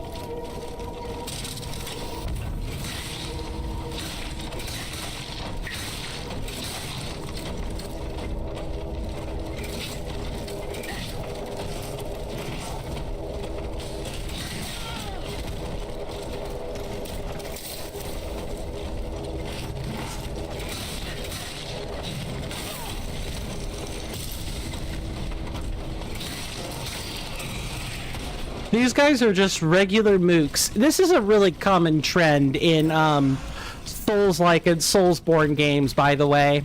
Just you get introduced to a mini boss or a regular boss, and suddenly it's a regular enemy later.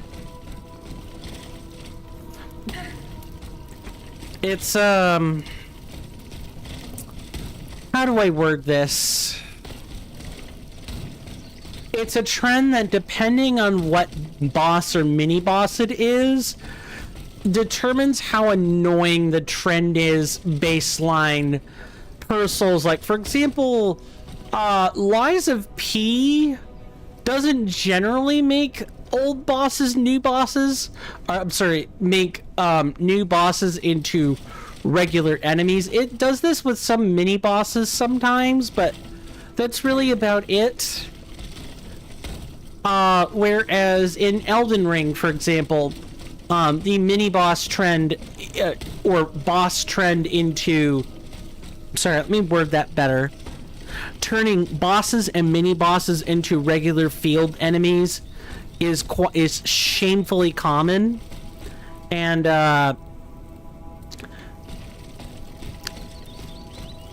it happens a lot. And some of the mini bosses are fine, and others are really, really freaking frustrating. And I am not a fan of the more frustrating mini bosses. Not everything has to be reused. I get it though. You run out of time, you run out of funding, you know, you're trying to meet deadlines. I get it. Doesn't make it less frustrating, but I understand. I do not hold reusing bosses against companies in most circumstances. I might hold against them their failure to budget time accordingly, which has happened in the FromSoft's history. It has happened before. There's a reason why Dark Souls 3 got 2 DLCs, and all of them reused initial ideas that were cut out.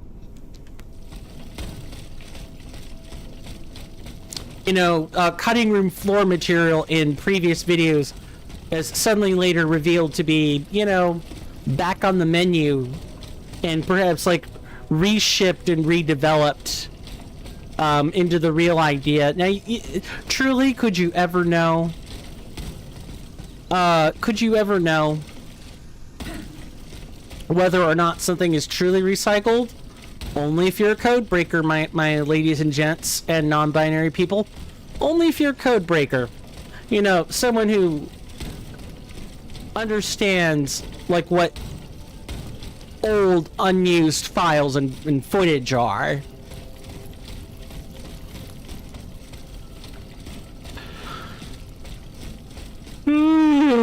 Sorry. This is normally when I turn in for bed, right around this time.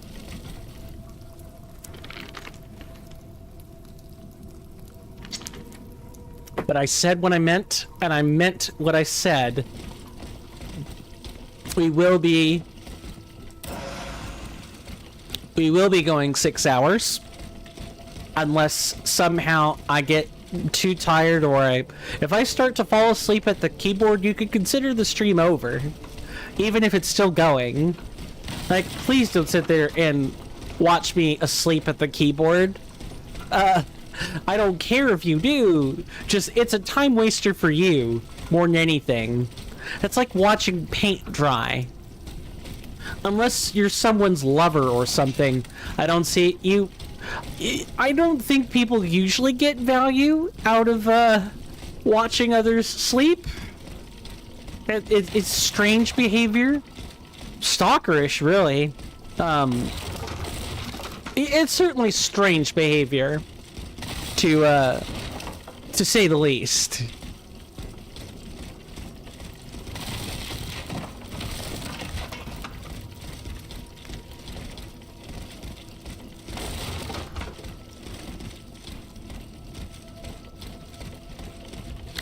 Oh, hello.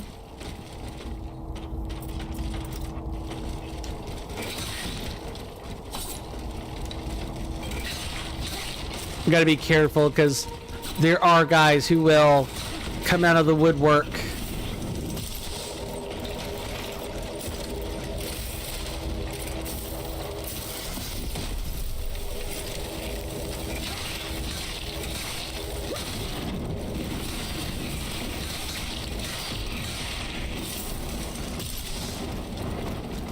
There we go. Got it.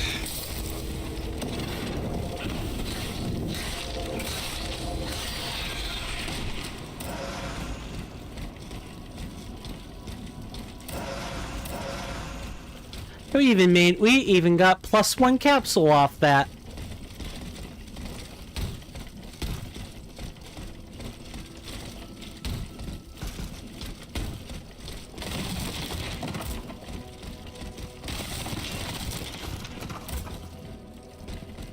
Come on, pick it up. Thank you. Good lord. That should not have been complicated, but it was.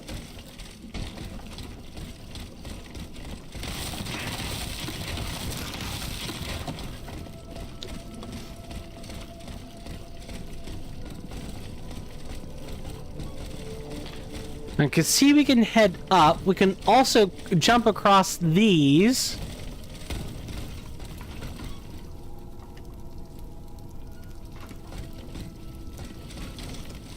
I want to say this is optional.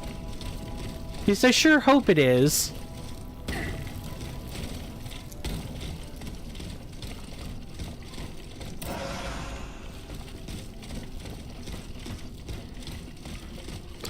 Why do I get the sneak? Oh no, maybe it is. Maybe it is optional. I don't know. This feels mandatory to me, even though it is obviously panning out that it isn't mandatory.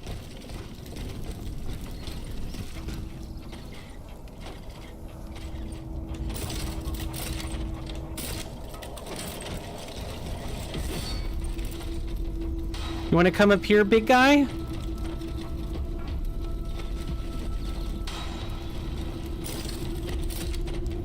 Alright. Yeah, have you found your way up the stairs yet?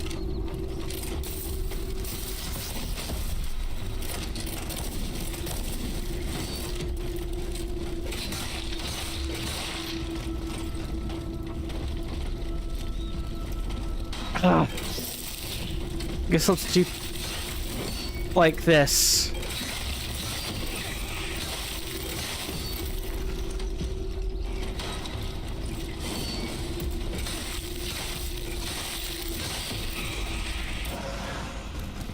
That was a little tense, not gonna lie. That was a little tense. Because I don't really know how hard those axes, like, hit or hurt for. One thing I am glad, though, is that we checked out this and found the rest of that Diane set. Half coat, half corset. This frock coat designed by Rose Burton, the Queen's modiste, is designed for horse riding and hunting. Oh, we got a regular hat too. No bicorn and tricorn anymore.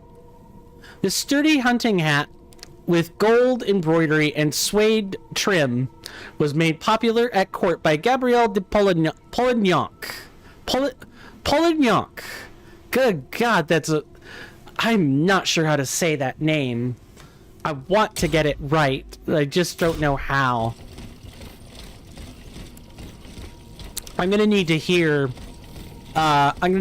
someone say that word. I can go back and listen to the ending again. Yes, I did have to spoil myself, or else I wouldn't know what kind of indicators to give you guys. I don't really remember how it all went down. I'd only spoil myself again to go looking for the pronunciation, because I know Marie Antoinette says it. I just don't... And I need to say it that way. I just don't remember how.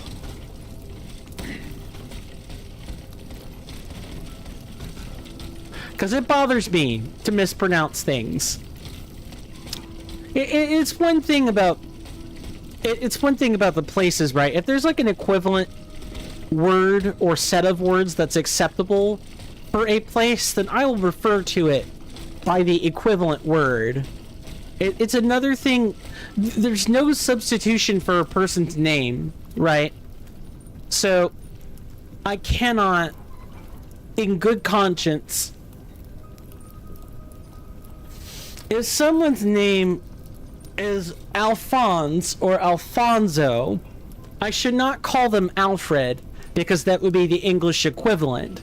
I should not call someone who goes by Guillaume as William. I should not do that. That's not right. Even though they're equivalent, it's not right. Everything has a right name for a right reason, at the right time, and the right place. And as long as that person is going by their right name, respect it. Use their right name. And I hate how people use this, or use that whole, well, aren't they the same thing? It's used to detrans someone. Because, like, that's their name, that's what they're legally known by. Yes, but they're obviously looking to change the name.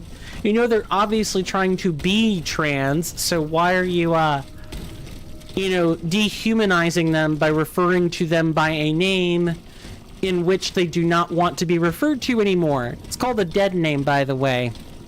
It's, wrong. If I woke up tomorrow and decided I wanted to be called Michael, even though legally I would still be Steven, I would be within my rights to be upset, because that's not the name I want people to use. And even with nicknames, I'm the same way. Like, call me by the name I wish to be referred to. That's just a basic hallmark of human respect.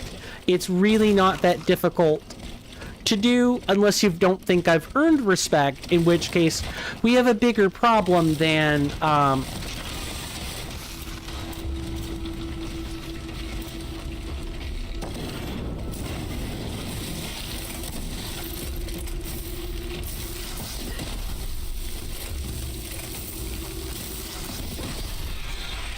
we have a much bigger problem than, you know, whether or not the name is correct. We have a lack of respect problem, which is not something that can be hashed out by discussion or talking a lot of the time. That respect is usually, it either comes from a place of disenfranchisement, or it comes from a place of folly. Hubris. That people think they know better when they don't.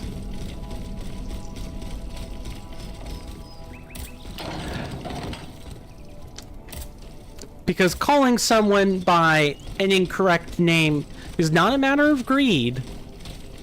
It's a matter of respect, which is folly. Not respect, but not respect. Anti-respect. Purposeful denigration. That is folly. There are two sins of the human heart, because all of the other sins really boil down to this one thing, and that's folly. You have greed, pursuit of money or material wealth, and everything else, which is something that greed or manifestations of greed may not necessarily care about. You can pursue money and be noble everywhere else, and like you're usually that's not how it works. Usually the pursuit of greed leads you down further and further rabbit holes, which lead to other sins. But I've known people that are relatively nice. I wouldn't call them good, but I'd call them nice. Yeah, and see, that's the thing. People get mad when I say that. Because there is such a thing as being nice, but also evil. And being a good but rude person. There is a difference.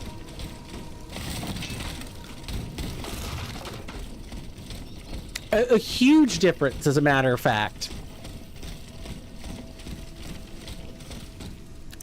A good person that isn't necessarily caring about your feelings will be more than happy to tell you, you know, your opinion here is less relevant than you think it is. Or, you know, that's nice and all, but this doesn't really solve the issue for good. Like, a good person is always thinking about the net sum of good. It's tricky, right? It's kind of a tricky thing, because there is such a thing as, you know, evil masquerading as good, and it's easy for crass behavior to eventually lead down that rabbit hole. Being inconsiderate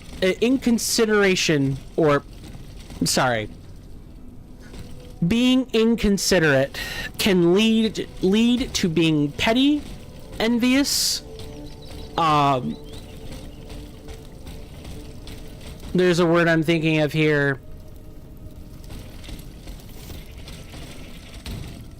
Not passant, but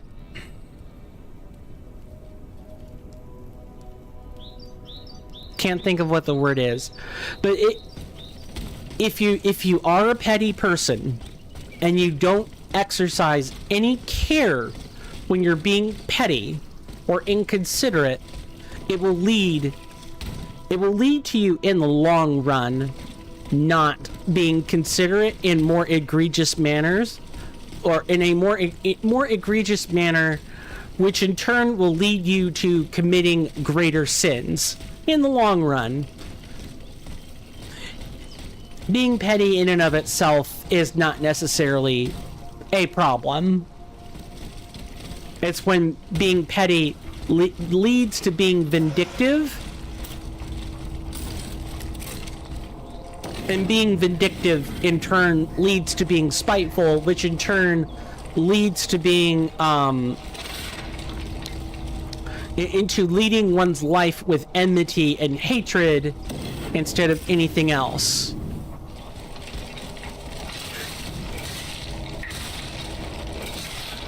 Humans are monistic creatures. Humans are monistic creatures. We are animals. We always think in a reductivistic manner. Always. Eventually, something will cause us to shut down our brains and think in a simple manner. And even stuff like Occam's razor, right? Occam's razor is reductivist by definition. It has to be, because the phrasing is the simplest explanation is the right one, right?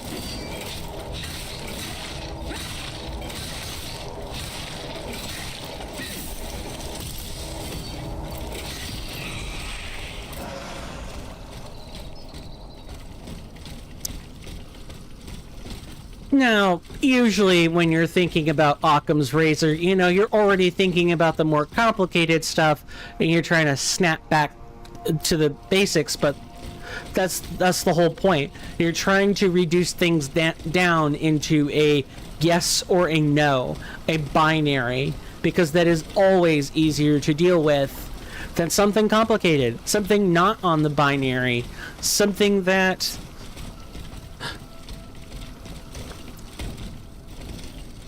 isn't just, you know, plug meet slot. The square peg goes in a square hole. That kind of thing. It's, oh, well, we've got round pegs and square holes and square pegs and round holes. What do we do with them? That seems easy, but what if the circle loses a bit of its curve? What if the square is eroded by time? What, are those uncurved circles? You know, slightly uncurved circles and curved squares? What holes do those go in? It's easy to say, oh, just make them a square and a circle again. That works with objects. That doesn't work with people. That's the difference. Reductivistic thinking works in physics, because with physics there is no subjective truth. There is a relative truth, but not a subjective truth. Relative truth and truths in physics always eventually lead to the real truth. Always.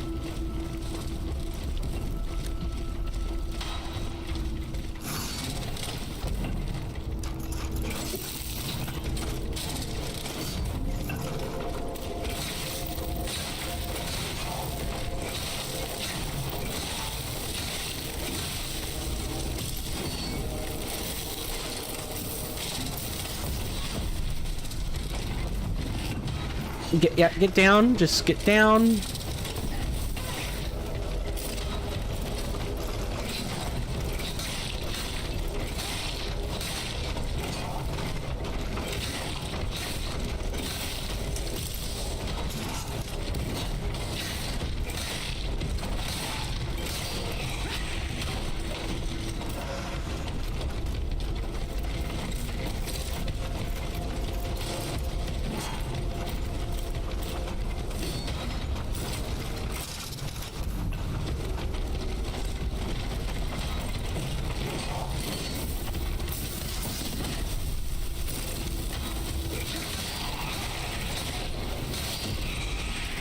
Oh, well, that was a stressful situation.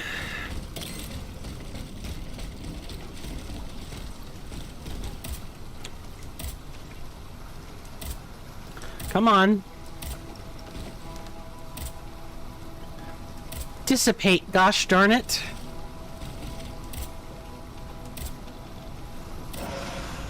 Oh. I'm sorry, I ran down a philosophical rabbit hole again, didn't I?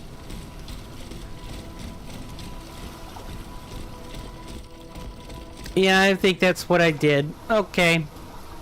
Well, we're gonna take a break, and we're gonna take a break inside this house. Try to give you guys some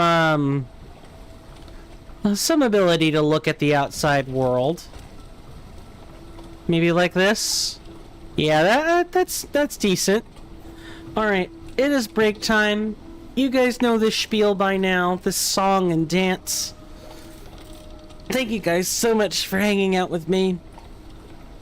And I will see you after the end of this commercial break. Thank you.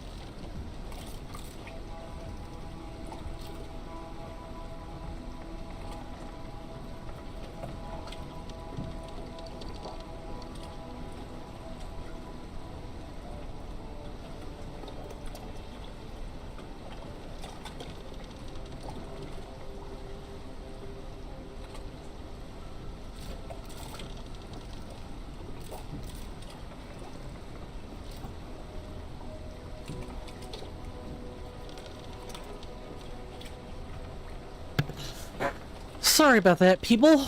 I am back.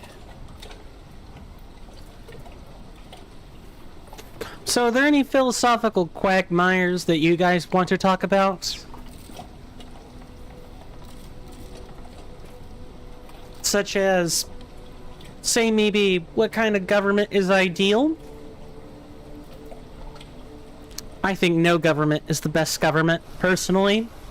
Yes, I'm an anarchist. What of it?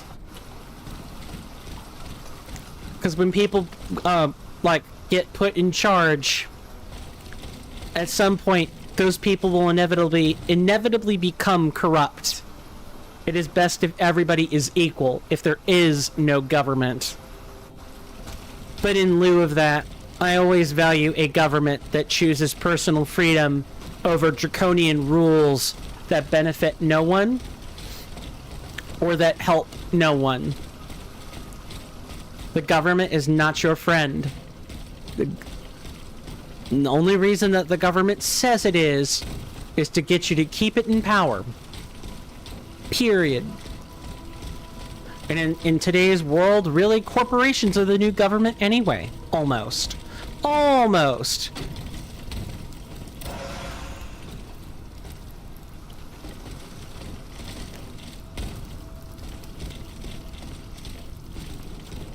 Now, does that mean I am anti-rules? I am do whatever the fuck you want and say whatever the hell you damn well please? No. I'm not. Rules exist for a reason. And you need to have some kind of authority to enforce them. Or you need to have a collective agreement that these rules are going to be enforced in whatever way or manner is seen fit. But at that point, it becomes like a collective group decision to enforce rules and not just, everything the sun touches is mine. I am Lord, Master, and Ruler incarnate. Show me the respect I am due in tribute, or you will lose your head. See the difference?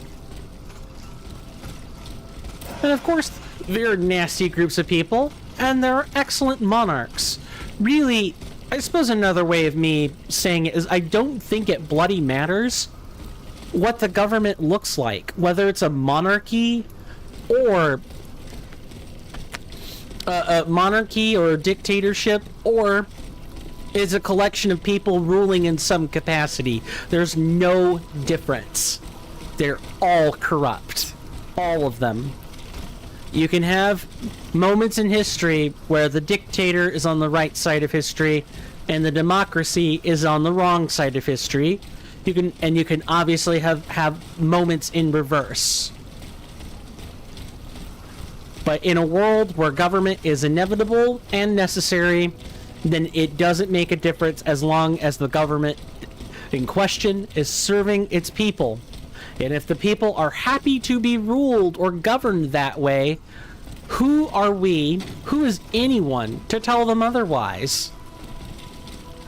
If people want to be subjugated, let them be. If people want to be free, let them be. That's their choice. Like, collectively. And if they get tired of that choice, revolution. It's the uprising. Revolt. Those are your only options anyway.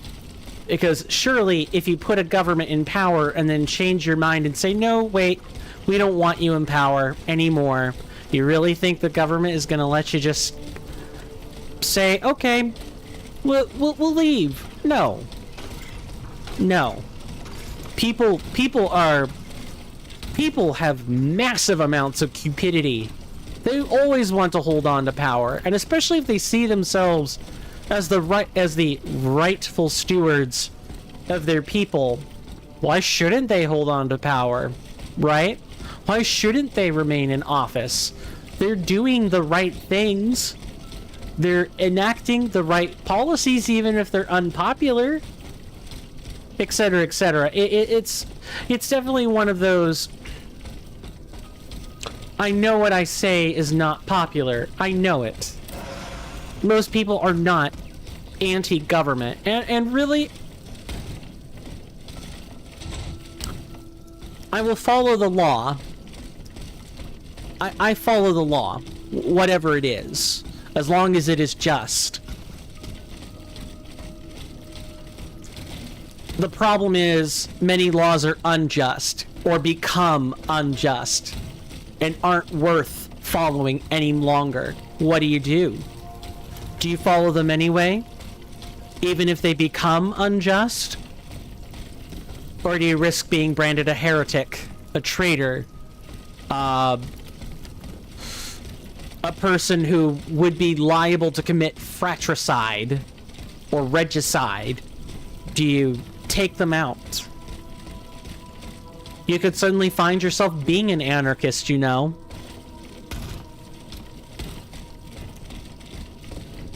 Now that's, and I do want to make clear, I am not a communist either. Or socialist. It's all the same. All power structures are the same in the end. Yes, there are many intricate, variable layers that, well, these people rule by assembly, or these orders are passed down and, there's a council that's allowed a final say, or whatever. It's all a power structure. It's all irrelevant in the end.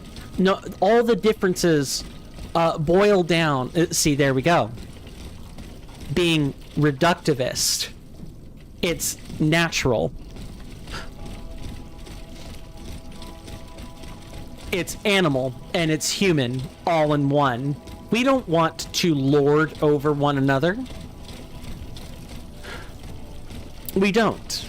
Not in truth. Most people care for themselves and care for their families or the people they choose to spend time with. Caring for causes and all of these other ideological dogmas.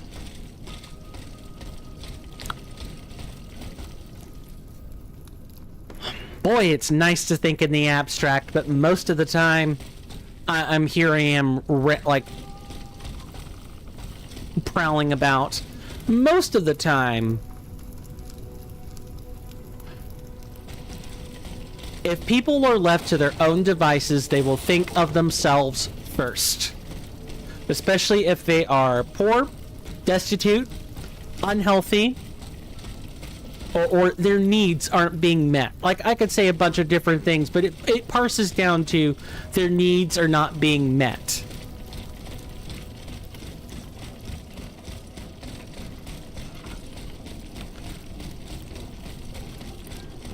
And so, what do animals do when their needs aren't being met?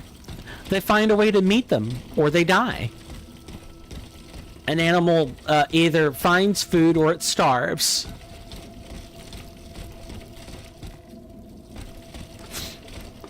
And I realize that in and of itself is reductivistic, because there are people who do act beyond those impulses all the time. But most of the time, those people are also have their needs met. They don't have to worry about their own survival.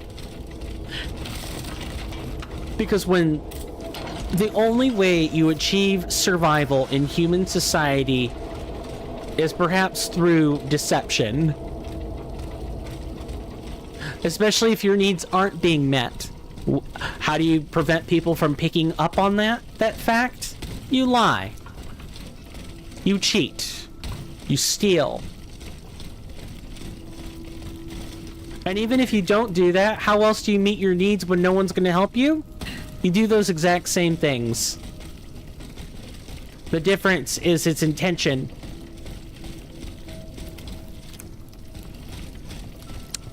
You obfuscate to cover up your weaknesses. You steal to meet your needs. This is just generalized philosophical, semi-philosophical, maybe even sophist. It could be sophist. Like gobbledygook. And I love how the closed captions get that correct.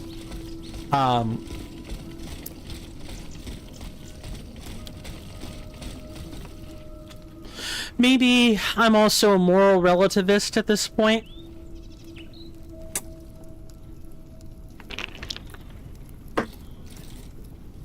In my life, anyway. It's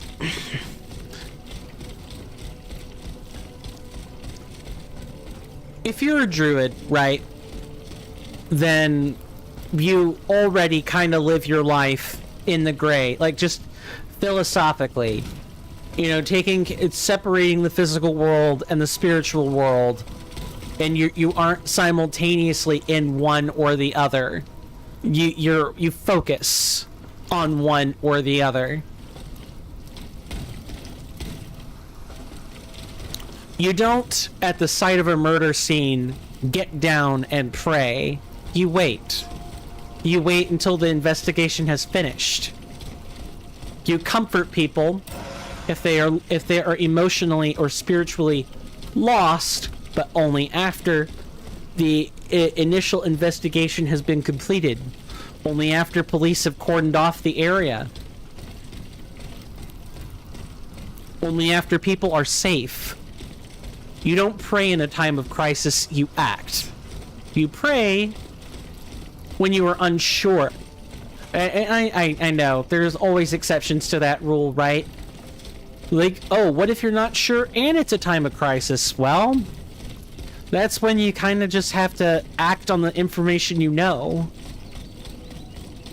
You can't look at all the variables at once because of the confusion. So don't. Act only on the information you have. That's what most people do in a time of crisis anyway.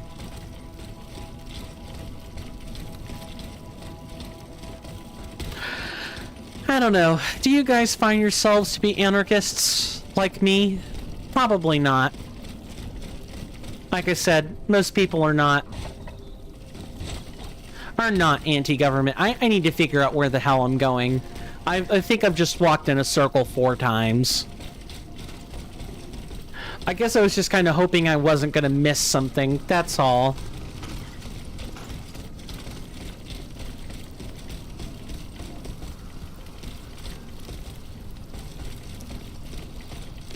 Okay, it's this here.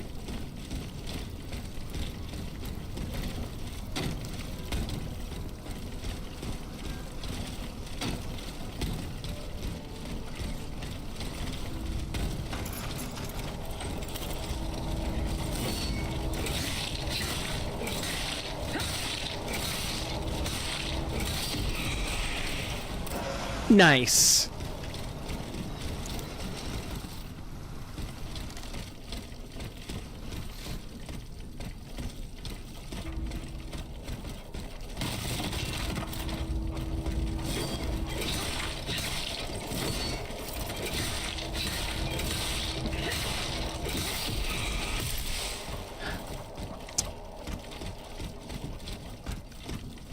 Now, I'm an anarchist, but if you're gonna overthrow a government, if you're going to preach about being an anarchist, then you need to have a plan. Otherwise, you just, what do? You replace order? You replace order with bedlam? No, it's not good. You need to have a plan. Hello, Wheel of Vengeance.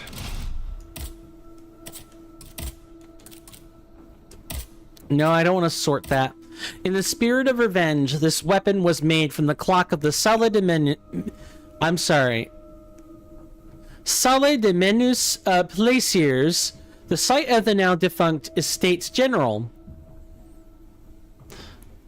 Special move. This defensive move turns the force of the enemy's own attack against them, throwing them off balance and inflicting flame damage. These Revolutionary War Wheels are made up of concentric discs combined with a complex system of weights and counterweights. In addition to the damage caused by their formidable weight, they can throw the enemy off balance and sow confusion to hamper the enemy's strategy.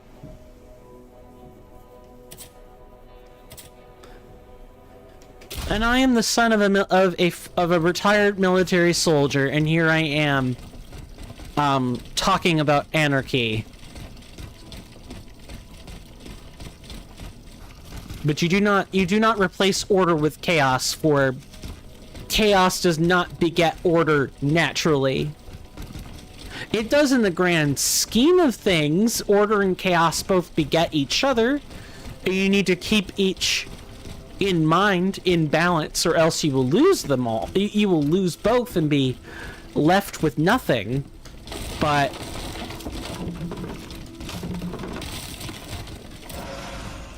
nice. But when we're not talking on a cosmic scale, we're talking in regular life that people can actually relate to, chaos only begets itself. You must replace it with order, or things will go awry really quick. Over there. The steam pump. I will have to go around to get to it.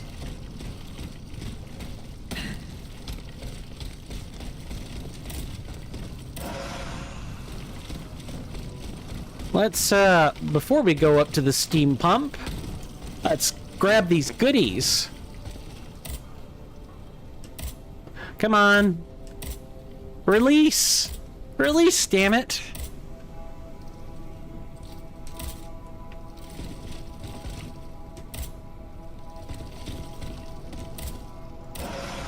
Hoy! I tell ya.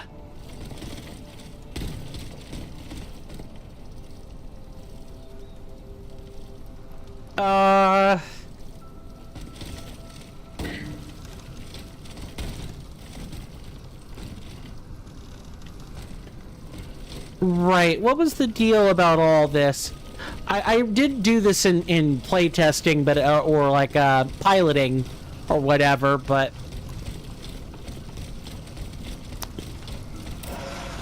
I don't remember how exactly I accomplished or you know, which path exactly took me to the right point. Memory is a bit fuzzy in that regard.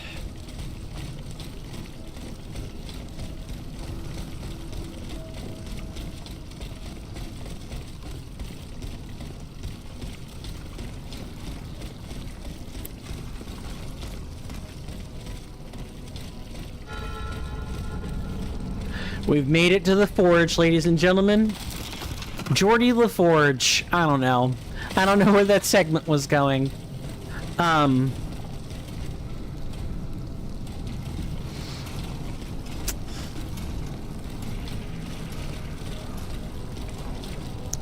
would like to consider myself a fairly ordered individual. I have a deep value and respect for rules. I also value a hierarchy. You know where your place is, but I like fluid hierarchies where people can move up and down according to like personal circumstances. The titles are there, but the people aren't always there, if that's making any sense.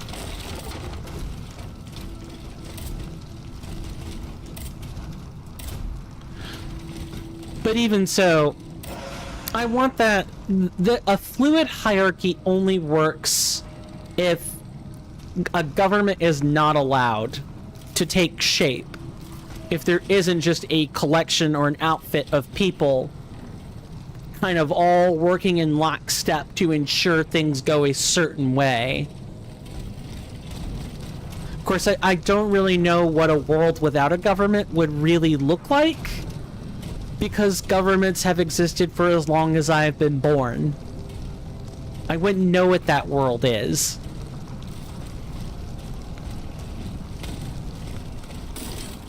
Okay, I'm gonna switch to my gun here.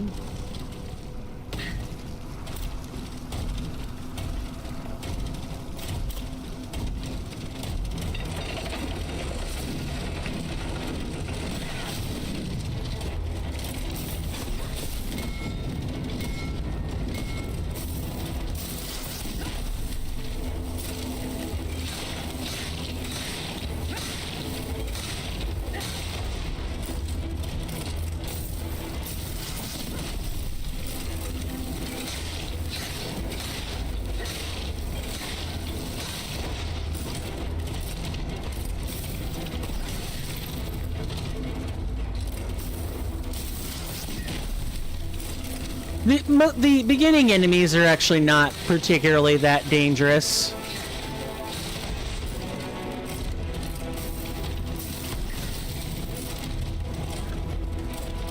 He says, well, immediately getting pelted.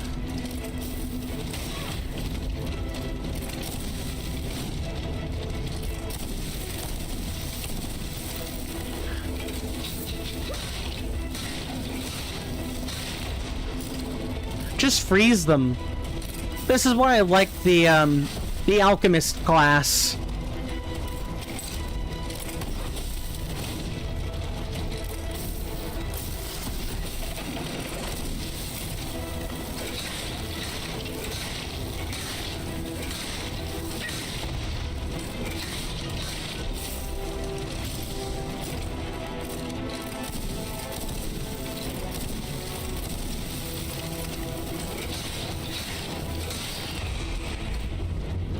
Because I can just build up status, and if you've saved your alchemical capsules appropriately, you should just be able to go ham.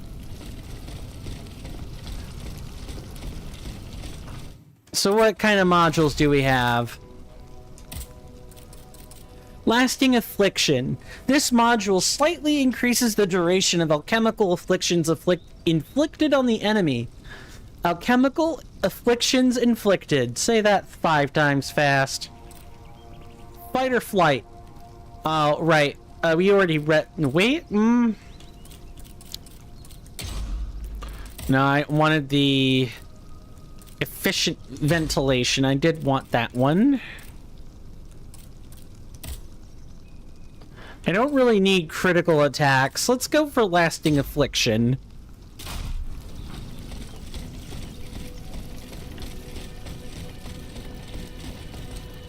Go ahead and activate this.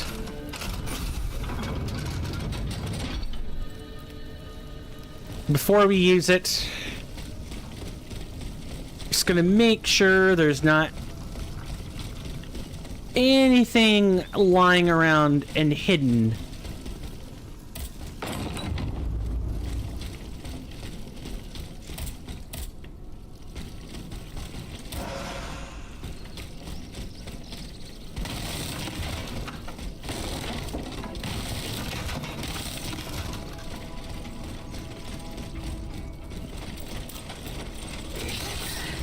Nice.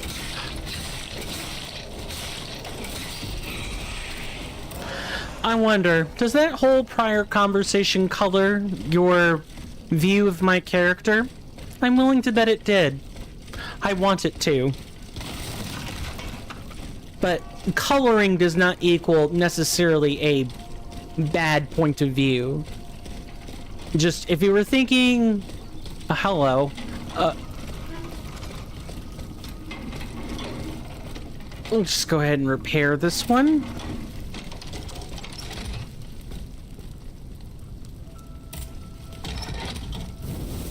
Voila. That should work. Go ahead and read the journal.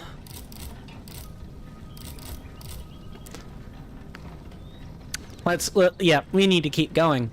As she explored the ground floor of the building, Aegis found a note that mentioned an out-of-commission steam pump that powered the mobile walkway to the upper floors. She also took a key that opened the door to the factory next to the workshop. Aegis explored the area around the factories and restarted the steam pump that powered the mobile walkway. With the steam pump working again, Aegis can now return to Eugène de Vaucanson's workshop and use the mobile walkway. What? Eugène, it's treating that as union for some reason. Just really weird. Okay, I don't want to go all the way up this way yet. There was another path we could have taken.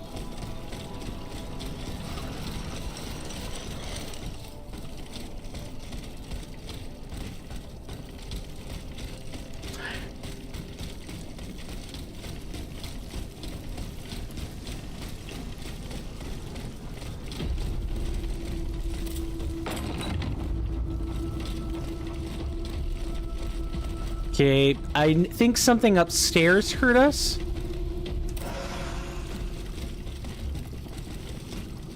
Ah, we got another bronze ingot. Good. I'd like to upgrade this gun a bit more.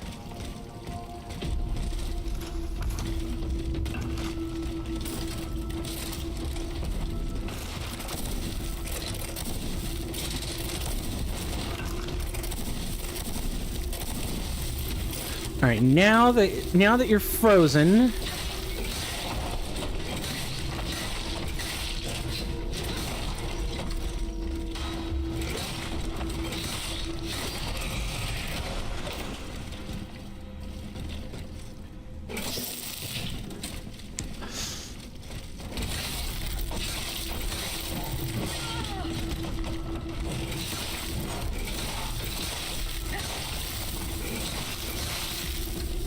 just wait.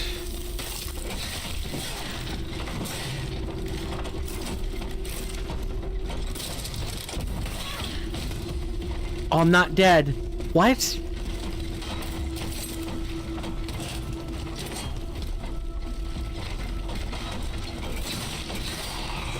Oh, thank God. Oh, that would have been really bad.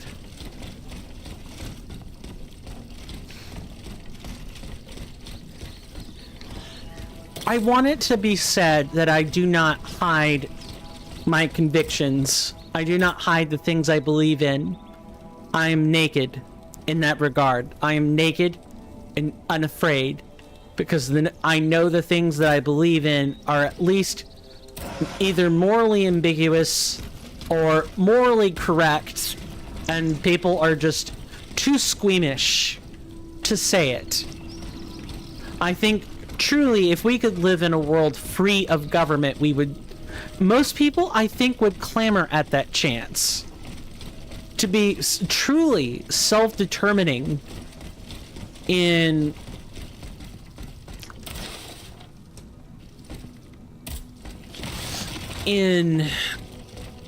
what they do every day. Do the things required for living and then live the way you want. I think most people would want to operate that way. It shouldn't be a luxury. It should be how life is.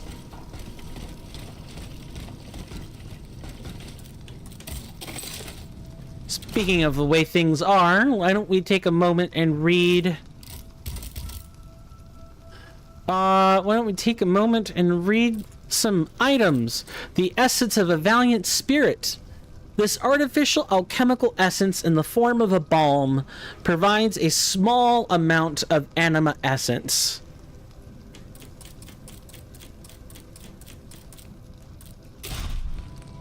Is that really? I could have swore there was another item, but maybe there wasn't. All right, then.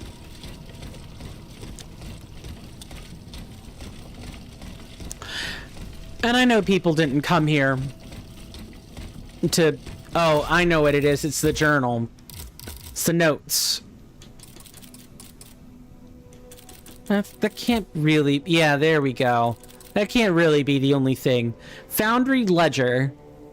Reserve inventory. Steel, 77 pounds. Molybdenum, 26 pounds. Understandably, it's rare. Tungsten, 84 pounds. Zirconium, 32 pounds. Note, without a rapid resupply, lantern production will be suspended in 6 to 7 days, and then it will be impossible to fulfill the Comte de Cagliostro's requests. I really need to, like, look up how to say that.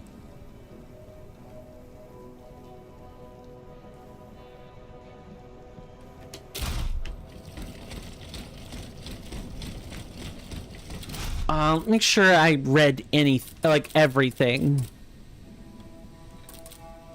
Yeah, okay. Got it.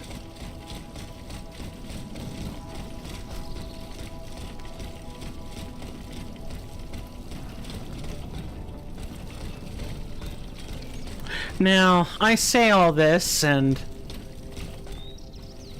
you know, I don't live a life of stress. I don't need to be self-determining every day, so maybe if push comes to shove, I might turn my back on the things that I say. I won't know until a time like that comes. Nobody does. And the people that love to make make accusations and question, like, resolve, everyone is a hypocrite in that regard.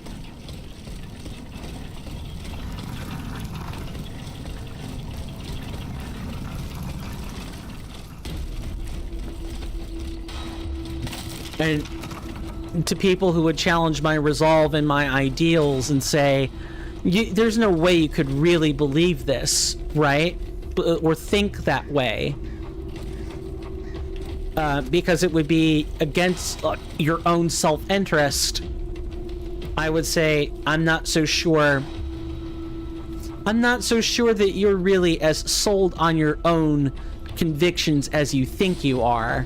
Like, I could flip the question around. That's what I'm trying to say.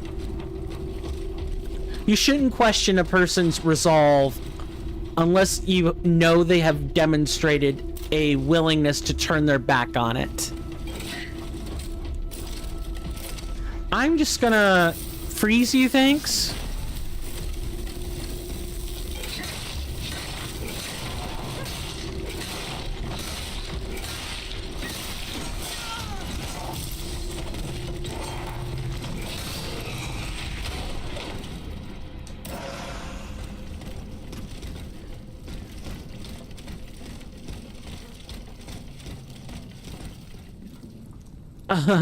Is this referring to something specific or a general statement?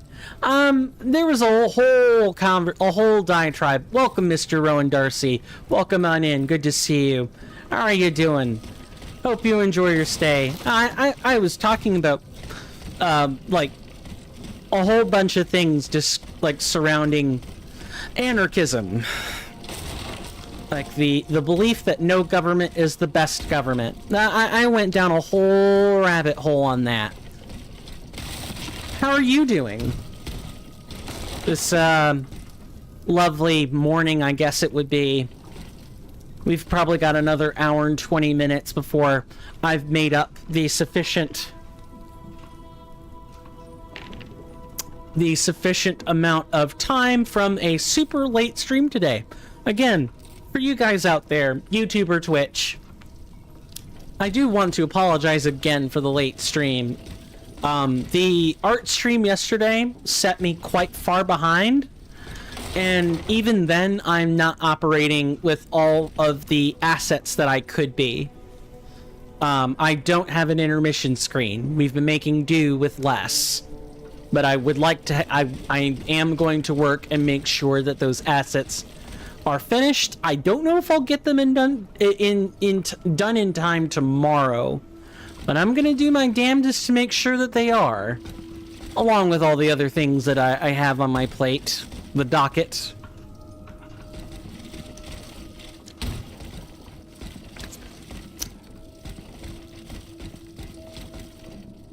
I'm trying to make sure I've actually answered your question. I'm tired AF. Had a Vampire the Masquerade game this evening, and then took Cam home. Then had a whole argument with Mom about talking when she doesn't know something, then getting mad when she gets fact-checked. Yeah. Yep. I know exactly how that is. You're okay? Well, I hope the Vampire the Masquerade game went well. I'm okay. I woke up late. I spent some amount of time, like, making assets. And then I spent some amount of time networking. And then I had a dinner conversation. And then I ended up being late for stream because I had to make a thumbnail on top of everything else. Because it's always the thing I struggle with right when we're going into the beginning of a new series is, did I remember to make the thumbnail today? which I believe you should be able to see currently on the Discord. I released a new thumbnail for those who don't know. I do release thumbnails here. I'll show you that I do this.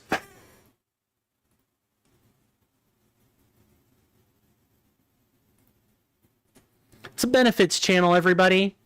Anytime I make a thumbnail, this is one of the first places I put it before people see it on YouTube. That's like a benefit that patrons and subs are supposed to have. Just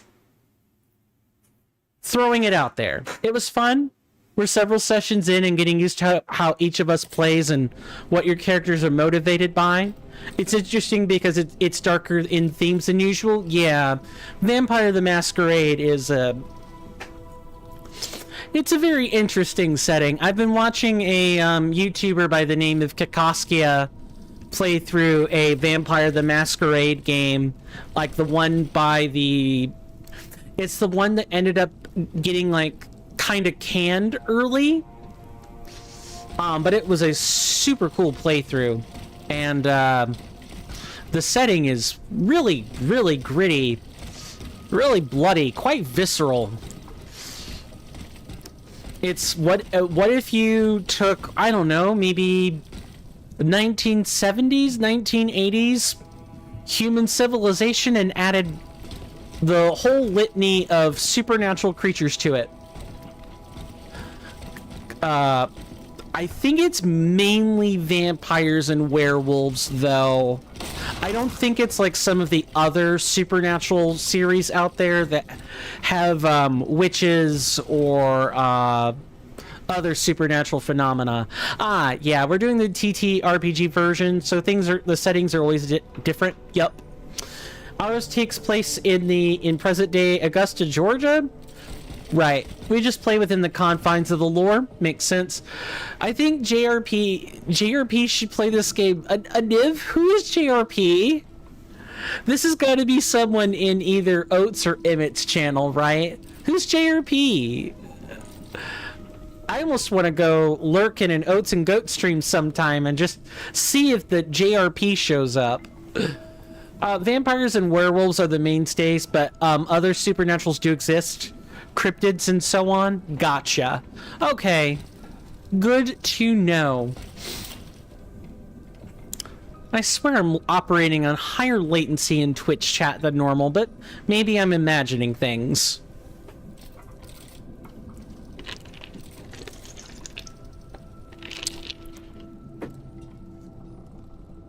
Let me scroll back to a previous message. Yeah, you mentioned before that this was taking place in the city of Augusta. No latency has been here for a while. Okay, so there is a little bit more of a delay. And I have it set to low latency, so I don't know what's going on. Oh no, I responded to your message pretty quickly there. Oh, okay. I'm imagining things. I have to be imagining things. Making up problems where they don't exist. That sort of thing. Like a few months, I think now. We've discussed this in a previous stream. Yeah, I believe so. I'd like to hear, since you're here and active, I'd like to get your thoughts on the overlays and stuff. If you feel up to commenting on it. You mentioned you were tired AF, so it's not a big deal if you don't want to do that, but this is the power of all of the OBS filters at work. Some of this is definitely still produced in Krita, but that will tell you the delay. Yeah, it's 137. It's 137 right now. No delay.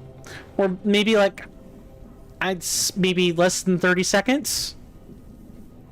It's bigger on YouTube. Definitely bigger on YouTube.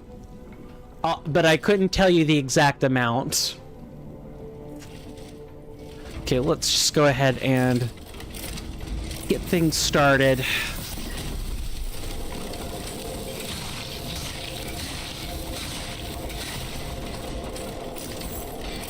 I'm not gonna allow you to beat me with weights, good sir. You're going to have to find another way. to get your purchase in. I should probably not let him approach me.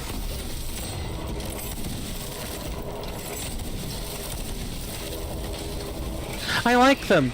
The border having a white wiggle is maybe a little too distracting. I could see about making it not do that. But it may just be that it's new. Definitely keep playing though, because you gotta eat and type, no problem. Enjoy food. Hopefully it's good. I had, I think I basically had pork chop potato bake with onions and peppers in it. It's not what I use. I shouldn't say when we have pork chop potato bake, we usually don't have the onions and peppers. And also entirely too much sour cream. That's the thing I definitely... Immobilization module. Slightly increases... Oh, good. Yes. Late night ramen. Didn't eat enough today. I'd finger wag, but... You already know... what would doing that even do? I'm glad to see you're at least eating, though.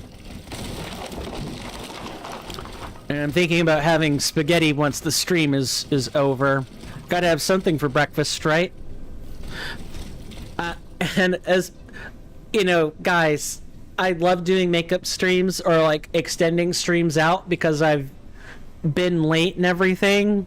But this does completely fuck my sleep schedule. It's definitely gonna take me some time to get it back on track, to say the least.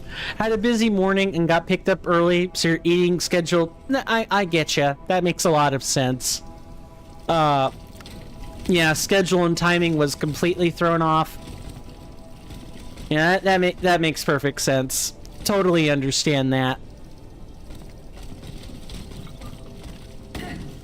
I think I said that no less than 4 times, so let's not do that a 5th time. Instead, why don't we head up to Eugène, oh god, did I forget his... I forgot his name already. Vaucanson. There we go. It's French.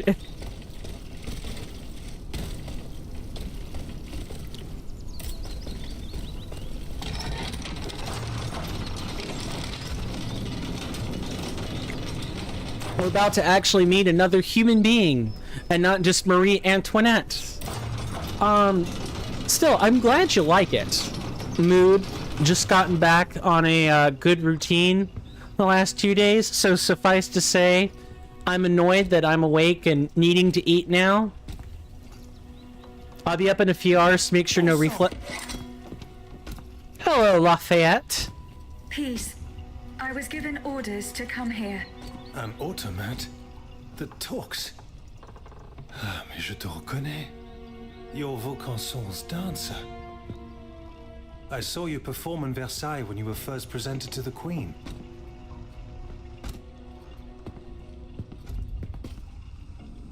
Okay, I can actually talk here. Up to make sure no reflex happens. Also, is this a static main character, or did you get to pick gender and such? I got to pick the appearance, but the gender is static. Her name is Aegis. She is Queen Marie Antoinette's personal automate guard in this alternate universe France, where alchemy and necromancy and technology are all kind of merged together in one. So no, I am locked into a static character, and from what I know about the end of the game, the necessary spoilage was to make sure I could make thumbnails and everything.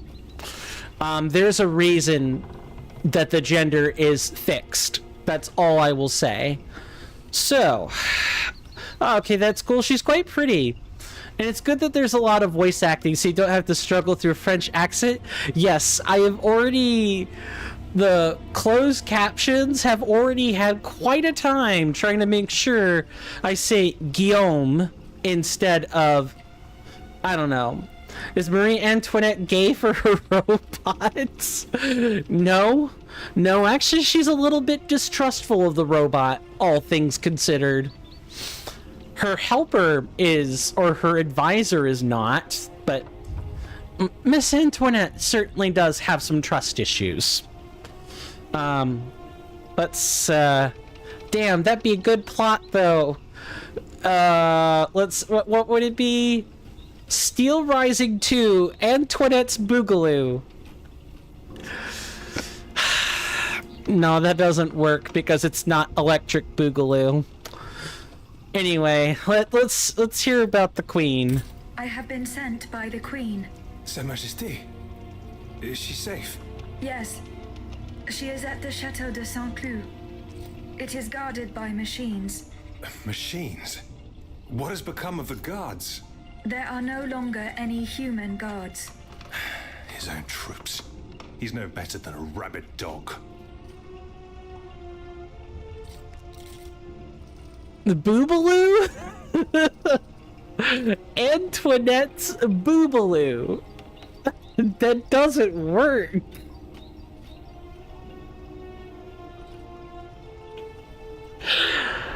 That's gotta be a quote.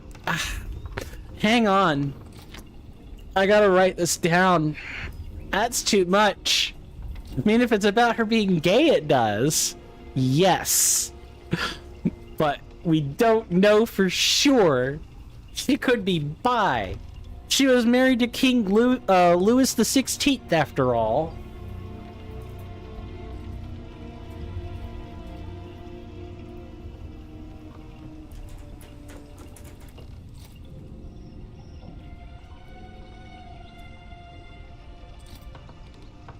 Okay, I have written that down, and I know that it is a little bit before the 5-hour mark. Alright, tell me about Vaucanson. I must find Monsieur de Vaucanson. He holds the secret to the tireless automats. Your creator? Well, that makes two of us. And it seems we've both arrived too late. He must have gone scurrying back to his master. I was only able to find this note written in his hand. It's nothing of any use, though. Only one thing's for certain. Wherever he went, he didn't take his horseless carriage. He left the key. We're meeting Lafayette for the first time, so allow me to point your attention. First, lavender marriages exist. Lavender marriages exist? What is a lavender marriage? I don't know this those words together. Second, Boobaloo doesn't exclude bi. Third of all, me saying someone's gay is usually saying they're... yeah, I'm definitely aware that you're... Trust me, I resonate with that a little bit more closely than you might think. It's just... The word comes extremely out of left field for me. I'm aware of the coding, but not the vernacular, if that makes any sense. While I wait for the necessary next sentence in that conversation. So if you look at the bottom middle of the screen, or bottom center. No, yeah, bottom center. No, yeah, middle center. Yes, we're middle, Words. What do they mean and how do they work? The bottom middle. I don't usually have trouble with that. You'll notice that I have two different indicators. I have the leader indicator and the captured indicator. We have met one of the three possible leaders after the at the end of the story. Lavender marriage is when a gay man and a lesbian woman, or a male loving male and a woman loving woman, personally agree to marry socially, but may have extramarital partners away from public view. Ah, okay. I see what you're saying. Yeah, like it's a marriage of convenience, and not actually of love. That makes sense. Chauncey gets this? Who's Chauncey, Aniv? Aniv's been doing the name drops today. First it was, what is it, JRP? And now it's Chauncey? Who else do you know, Aniv? And where can I find them? Thank you for enlightening us on the lavender marriage. I actually did not know what that meant, like at all. And then second, going back to the like overlay that I was explaining, we will be meeting two more men on this, two more men, and that's actually about it. We've already met the two ladies. They were available right from the beginning of the game. What the captured means, I can't spoil. But the later part, I think I can somewhat spoil. Because it's the French Revolution. The game is modeled after the French Revolution. You can look up all the historical figures. The only thing that would really differ is what exactly happens. There are machines wreaking havoc on the Esplanade. So I saw, yes, and a little too closely for my liking. It's a miracle I escaped alive. Just by les Invalides, I saw one take a volley of gunfire, halt for an instant, then carry on as if nothing happened. But no machine, however resilient, is indestructible. These automats must have a weakness. Some vital axle or gear that we can target. I don't suppose you would know, you who share their nature. No. Blast. That is unfortunate. I scoured the workshop hoping to shed some light on the matter. But to no avail. If only I had listened to the abbot.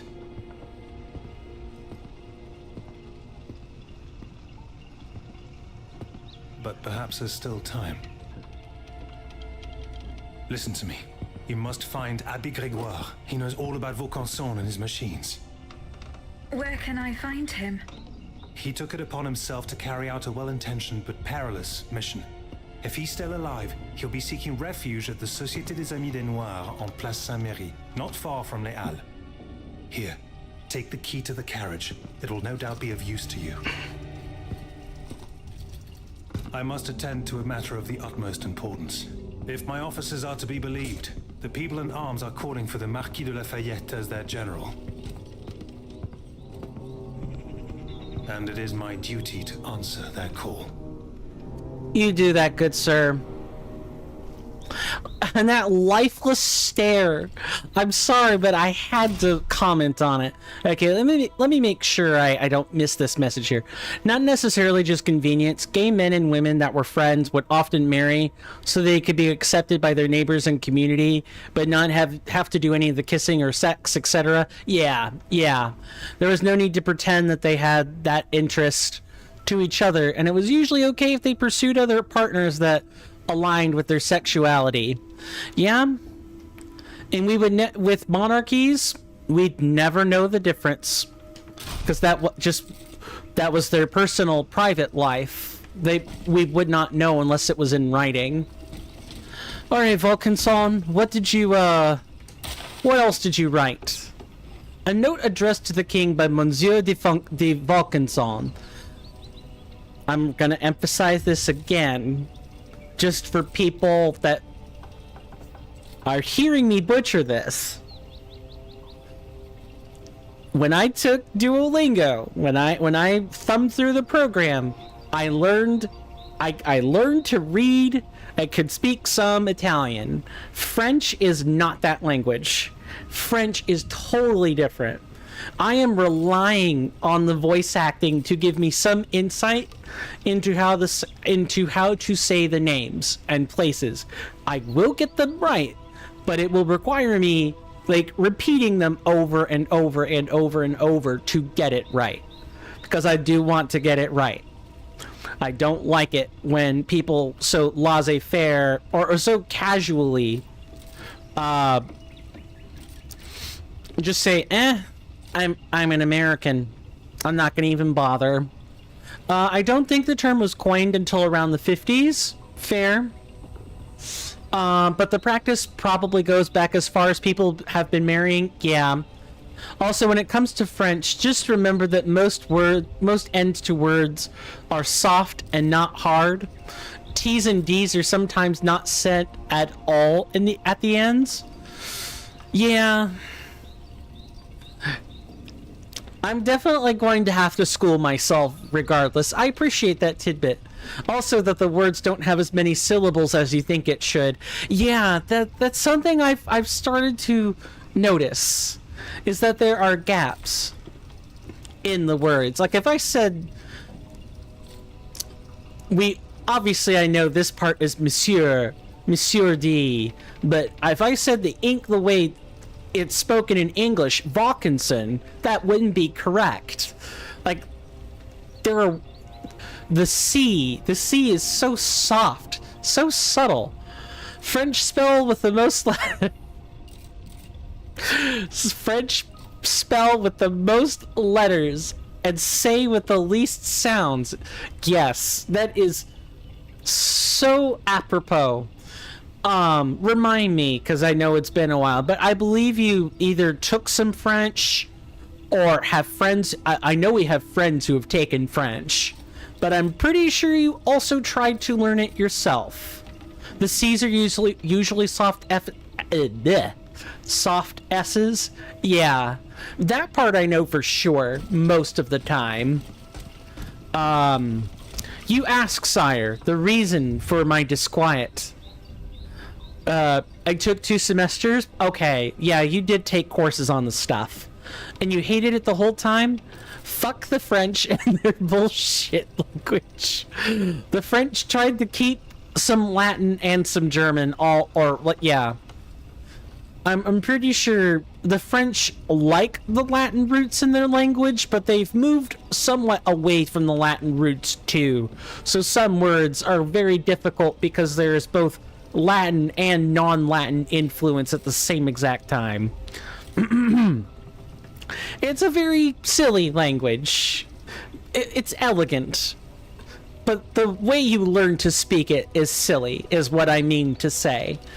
Do you forget that it was I, Volcanson, who made this machine with my own hands, that accursed night at Meudon?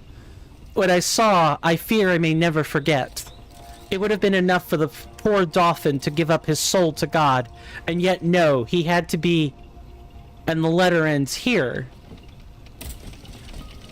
What other letters did you leave behind, Volcanson?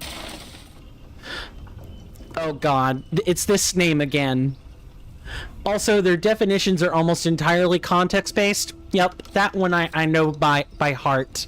Multiple definitions for the same word, and you only know what it means by the rest of the sentence. German is the same issue, just uses the most letters and the most syllables. I agree. Anywho, on with the show. I actually have to close this letter and read it from in here. Cagliostro. Okay. Thanks. I appreciate that. Where was this? Nope. A note from the king. Monsieur di Cagliostro, we are very happy to learn that your vestals are ready to be placed in the locations we've decided upon. Let us pray that the unfortunate incidents that occurred during the tests do not happen again. This phenomenon you call tearing causes me great concern. We cannot afford to release machines into the city that are not under your control. Louis. Cagliostro. No problems. I can attempt to help with words, but I guarantee no accuracy. Any help is better than nothing, because I was floundering through Cagliostro. The advisor to the queen has this last name, and I have trouble with it too.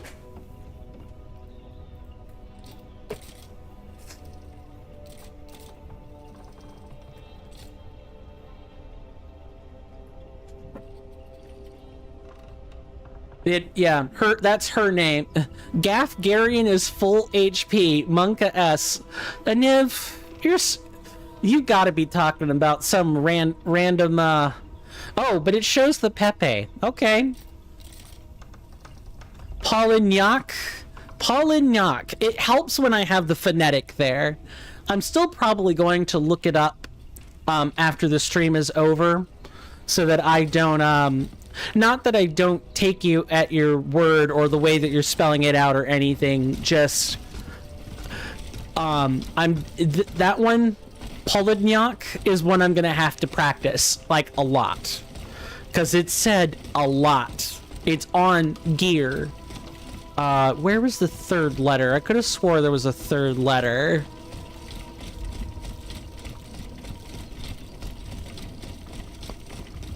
Yep, it's down here.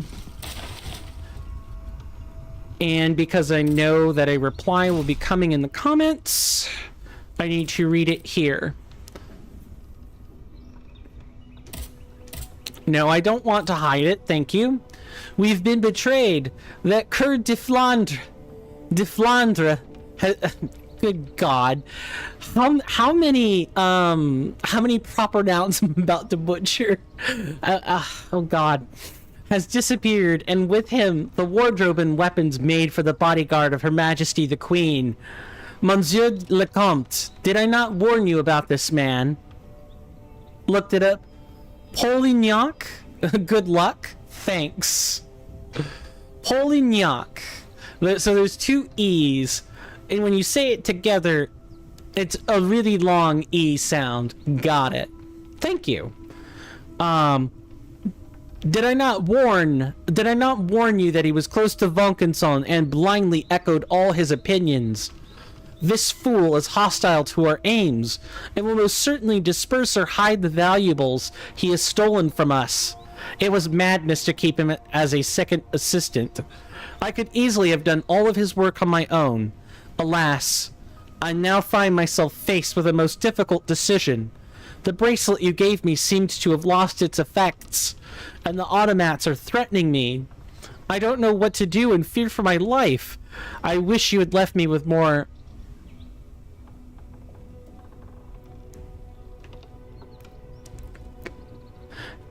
Nyunk. Almost at the end, like the K has a syllable. Yeah, I could... It's hard to, like, put into words, but I'm glad you did, because I was thinking kind of almost the same thing. I wish you had left me with more guidance. I will try to go to Versailles, where I hope to find you. Your devoted assistant, Guaden. Guaden? I wonder if that E has a syllable or not. I'm gonna get shredded by the YouTube comments. Guaranteed. Oh, is there a cutscene? There's a cutscene.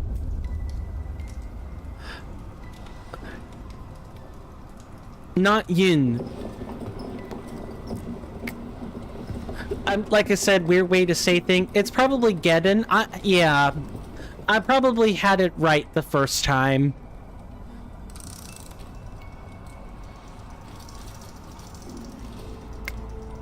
Happy birthday, my sweet daughter. I can't believe it. The dancer you promised me. This woman She's magnificent. is very The important. best papa ever. Alors, tell me, will you give her a name?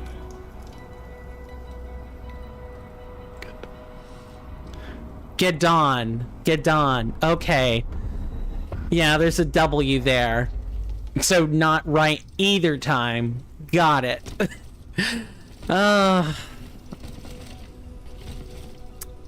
Yep, YouTube comments. Come shred me. I deserve it.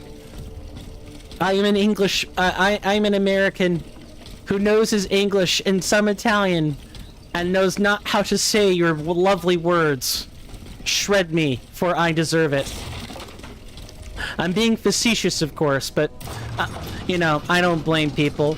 I find that pronouncing words is like one of the biggest triggers for YouTube comments. I was mentioning this story previously, but it's definitely one that I shall not forget. I'll just mention again. I watch a collection of people. Lots of O's are said almost like un or own.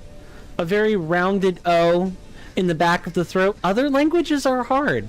Yes, they are. Definitely need some schooling on those.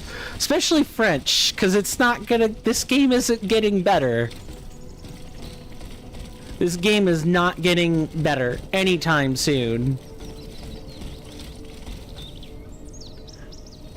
Can I get back there? It feels like I can, but we just don't have... We didn't go somewhere. I don't know. Maybe we'll be able to come back to it later. We can now enter the horseless carriage.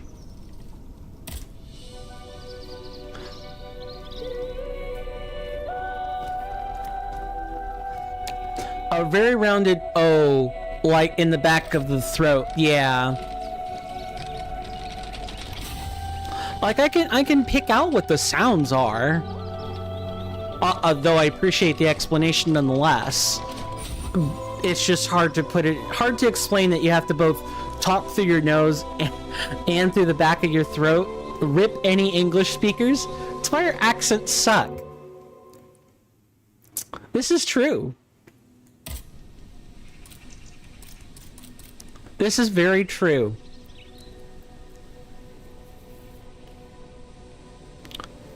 Although I don't think I have any particularly bad English accents. I'd like to...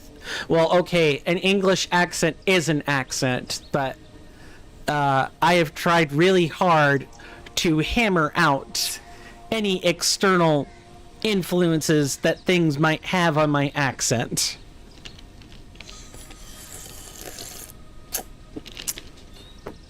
If I wanted to, y'all, I'd be speaking with a southern drawl real easy. I could definitely...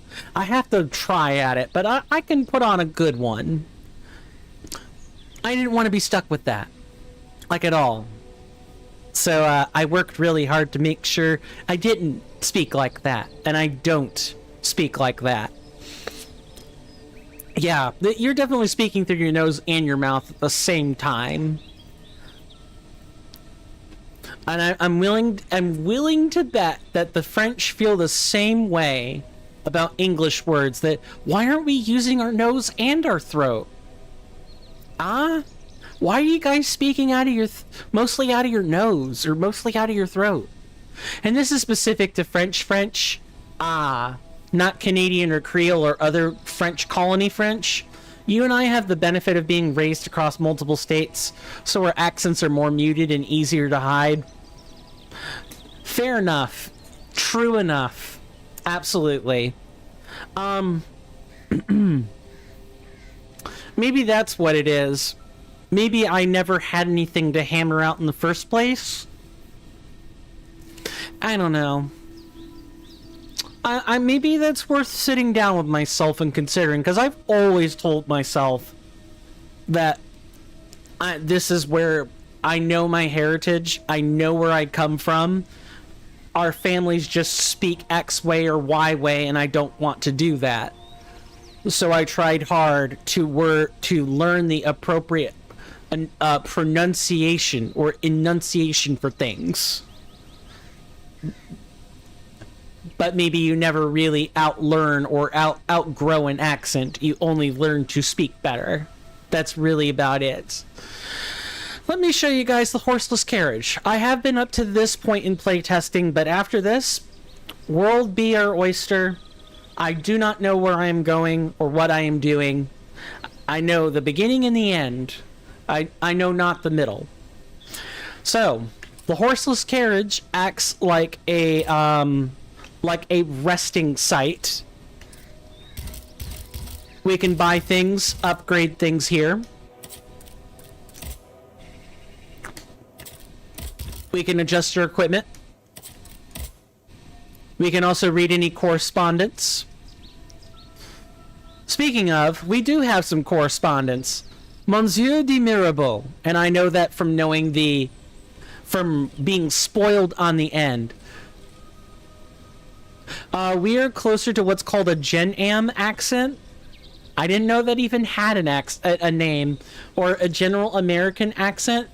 Closer to how business folks or radio hosts would speak. Good to know. I legitimately didn't know that had a name. I really didn't. Mind blown. Mind blown immediately. Thank you. I'm gonna look into that later. More Google rabbit holes for me to fall into.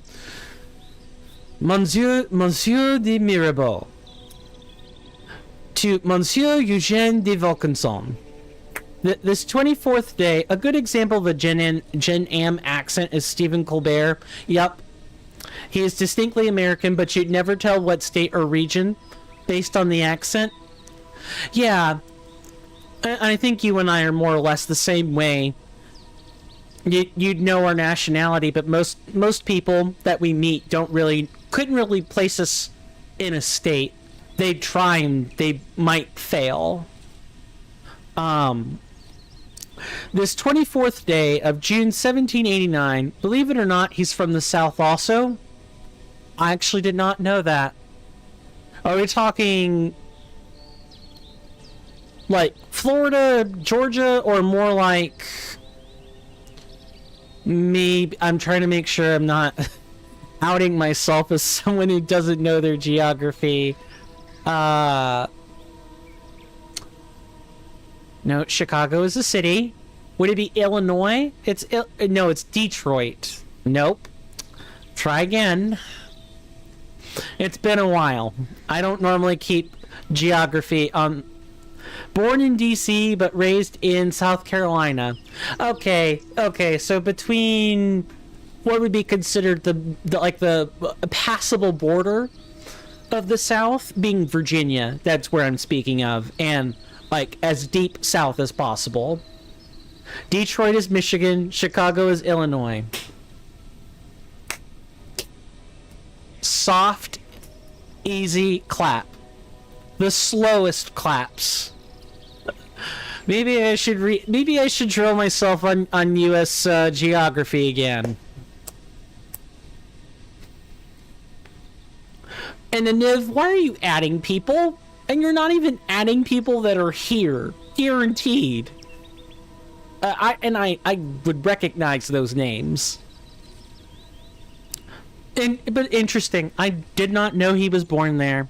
Of course, I've never bothered to look into Mr. Colbert, but nice to know. My dear Eugene, will you tell me what this disaster is about? Your machines are killing everything in sight, right under my windows, and the air is heavy with the cries of innocent people being slaughtered. Have you lost control of your inventions? Did the king force you to organize this bloodbath? I beg you, my friend, write to me immediately at my townhouse in the Quartier de Saint Eustache. Comte Honor de Mirabeau. Butchery incarnate. Guaranteed. I'm gonna have to clip this because that's gotta go in the channel trailer as like gags. Guaranteed. Alright, we have 3k anima, almost 4k. Let's spend some points. And then we'll upgrade a slot. Oh, I should have kept 2,500. I'm sorry, what was that name? Mirabeau. Again, I've spoiled myself on the ending, so I know who the names of these gentlemen are. I can go back to the correspondence. Mirabeau. If I don't attempt to say it, Mirabeau, yes. I can link you the video later that I didn't see the spelling. Yeah, close enough. Mirabeau. Yeah. It's the rest of the name. You got that one pretty good. Spoilage gets me everywhere. Said with the such dry sarcasm as to be explicitly pointed out. Why do we still have upgrades?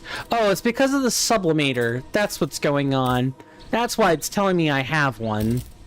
Let's quickly read this sublimator because we will acquire more of them, but I don't want to forget either. Designed by chemist Antoine Lavoisier to fulfill a royal commission, this advanced distillation, we borrow the bow sound in English. Yeah, there are lots of loan sounds in English. There are less loan sounds in other languages. The one that comes to mind for me is like computer. Almost everyone has like a... There aren't really too many ways to say computer without getting extra descriptive. So most languages use that as a loan word of theirs. I know this from both Romanian and Italian. Those are the languages I spent time fiddling through in Duolingo, and they both say computer. This advanced distillation device greatly improves the restorative properties of the oil needed to keep the mechanical automats running. There we go. That took me quite a bit of time to get right. Yeah, there we go. Let's upgrade the potency. Japanese also has a ton of loan words. Yeah. They just pronounce the letters like they would in Japanese. L's become R's usually. Yup. I did also briefly thumb through Japanese and Duolingo as well, and that was something I picked up on. Of course, I tend not to talk about it a whole bunch, but that is true.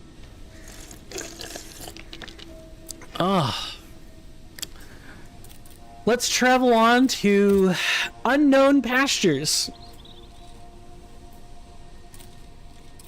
So we could go back to St. Cloud. I'm sorry, St. Cloud, because they don't say the D. Les Invalides. Invalide, excuse me, there's no S. Is it La Cité? Italian has some words that almost look like this. This one I couldn't begin to pronounce, other than the Tuileries. No, that's wrong. Also, I'm trying to be light on my tongue, and I just sound irreverent, so I'm going to stop. Well, we only have 2 places to go. One is the main quest, one is the side quest. It's so common, actually, that they can tell when tourists are shopping or speaking, because they'll say the more traditional terms, as opposed to modern Japanese citizens, will say the English-esque words. Yeah, Japan's one of the countries that they have such an intimate familiarity with English.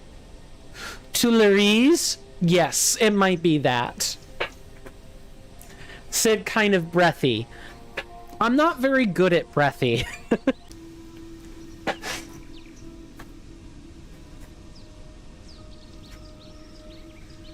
I was prepared to whip out my phone. Are we okay? You guys may need to refresh your stream. Possibly.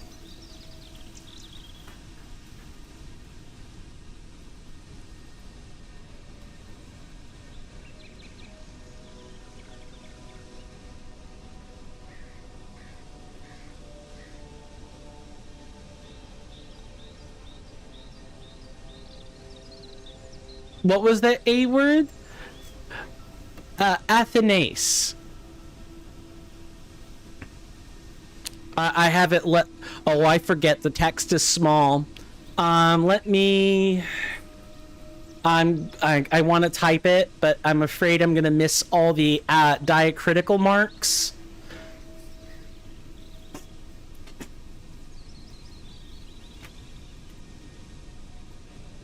Hold on. I got to take a second and type.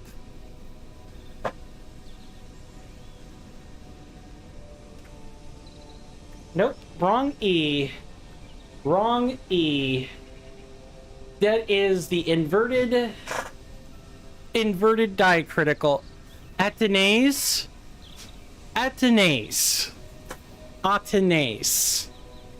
I will be putting that through Google later. You beat me to it. It was going to take me too long to do it. I can see it now, don't worry. Yeah, you got, if my doctor professor, what? A Niv? What's wrong with you? No, not aw. Hold on, let me go back. Autanase. Automata. I'm probably now lingering too long on the or the W part instead of just ah. I will definitely be listening. No, yep. See, chat. You had it first. Automata. I had it the first. Chat. I told you guys. I suck at this. Thank you for your assistance, Mr. Rowan Darcy. No, before that, jeez. Christ have mercy. I'm gonna have to go back and, A as an apple. I had it the first. Damn it. Thank you for all your help, Mr. Rowan Darcy. Atenace. Let's read this again. Atenace. Yeah, there's the Z that you mentioned before. Atenace. No, A is an apple. This is a hot mispronunciation. It is a hot clip if ever I've seen it.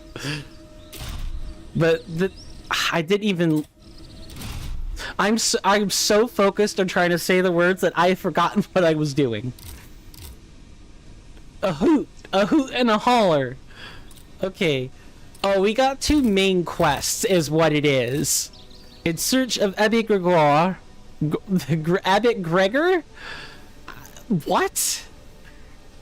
Just saying the best you can. Yeah. And you know what? We even heard Lafayette say this one. And it did not stick.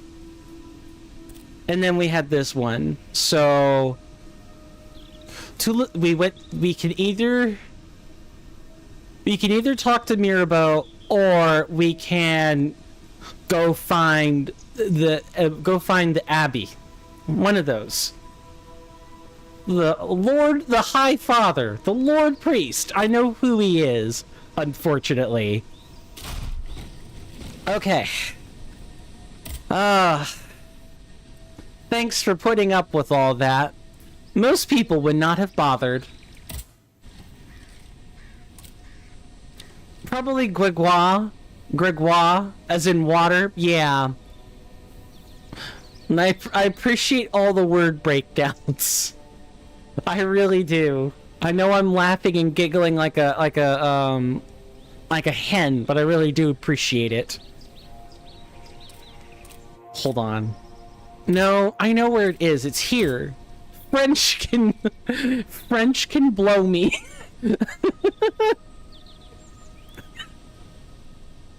That should not be funny. Aniv, you should not. Why are you parroting that now? Yes, thank you for agreeing with Mr. Rowan Darcy, Aniv. Thank you so much for being another voiceless voice in the sea of voices. Let's find Mirabeau.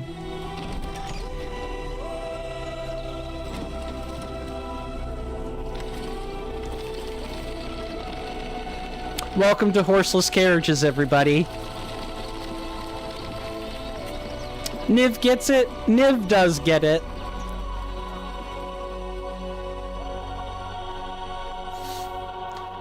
So, you might have a distinctly different opinion on this, Mr. Rowan Darcy. How do you feel about a Niv? Because Rasby came in maybe a couple of weeks ago and said a Niv provided, or he felt a Niv provided basically no value, which I'm not really sure. I'm always conflicted about AI chatbots like this. I don't really know what to think. A Niv helps me keep my sanity. I'll tell you that much. But I don't see the AI chatbot the way everyone else should see it. Maybe I'm too used to what I see when I'm watching Oats and Goats or someone that does just have a Niv there. I think they're funny or silly, can fill the silence sometimes, but doesn't feel distracting. I mean, a Niv will only ever talk if people are talking. I've had truly quiet nights and not even a Niv chimes in. A Niv will only chime in if all of my timers have gone off, like for Discord or for other things. Yeah, a Niv is helpful. Makes me feel like I'm not talking to myself. And I know that's kind of a streamer... Did it crash? Please tell me it did... Okay, no. Thank the Lord it did not crash. I saw it stop and I'm like, wait, why is it stopping? At the very least, it isn't a negative. I appreciate your input, Mr. Rowan Darcy. I do. Because it tells me that it's mostly a subjective thing. Is that a cue to save the game? I can't. It's a Souls-like. I wish I could. But once again, wrong word, right sound. Dang it. Mm-hmm. Uh-huh. We've been dealing with the French words all night, which scrambled up our sounds. And therefore, we're now going to start mixing up the English words. That's rough, buddy. If I really wanted to, I could download a mod that's called the Easy Backup. Lies of P had one too for exactly such a similar thing, where I could keep a backup of the save in case it crashes. I want to give this game more of a chance than that before I just break down and get the easy backup, but I will do it if necessary. I can also just like manually copy the save, just like I did with Lies of P. You just got to know what the save's name is, and figure out what all the numbers and letters in the autosave means. It's just like with Elden Ring. If you're playing Elden Ring on PC, once you know the folder to go to for the save,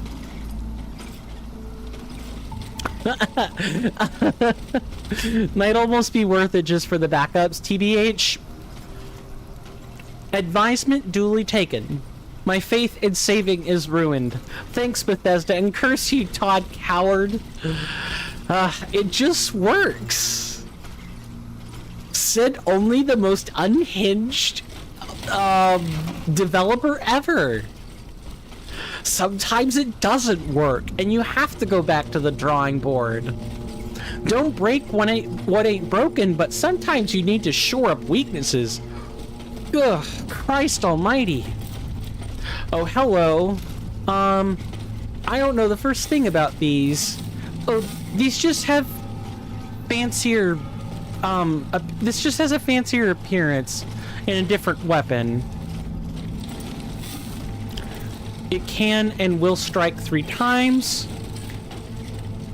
Oh, now we get to the fun part of a Souls-like experience,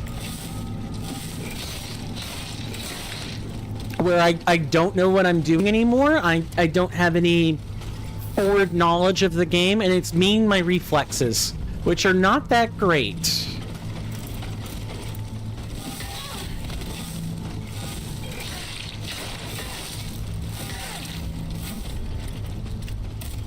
Time to learn a new enemy. This is the same enemy. It just... The basic ones in the tutorial area struck twice. These ones strike 3 times. And instead of doing just physical damage, these guys inflict electricity or electrify. And that makes us take more damage every additional time we're hit. Electricity, just like in Lies of P, is really painful. Fallout or Skyrim crashing anytime I step the wrong way made me nearly want to relieve myself of this mortal coil. Tell me about it. More difficulty, but not necessarily new moveset. Yeah, so far I'm relying on the tutorial to give me some one-on-one comparisons, but there will be new enemies with new movesets that we'll have to learn real soon. Like that one there. That one there is new. Or maybe it's, oh, you know what? No. This one isn't new. I'm gonna go back to it a second. When we were at the forge earlier, I don't think you were there for this part. We had the unstable forge master. He looks friend-shaped. He looks human-shaped. I wouldn't call him friend-shaped, though. The forge master had a hot poker, and these guys are just the regular enemy. That's one thing I will say so far with Steelrising is they have a really bad habit of giving us mini bosses as regular enemies. This is the second time that this has happened. Humans can make anything friend-shaped if they pack bond hard enough. Too true. Too true. If I get a thing, you Kojak 6 gun. What? It's an emote, almost certainly.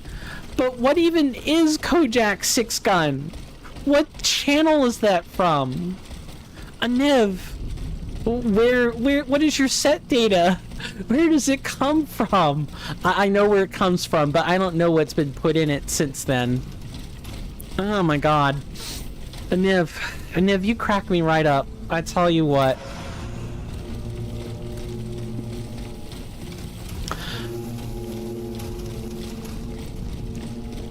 It isn't the ambience just ominous? It's just this... I can't even call it strings. It's almost like a soft trumpet. With, like, minor scales. Do they ever crack you left up, though? No, they don't. I don't know what a crack you left even is. How does that work? There's a... Welcome to... Hold on, I'm trying to think of the word. I should be concentrating on an enemy. Oh, hello. I met a resistant enemy?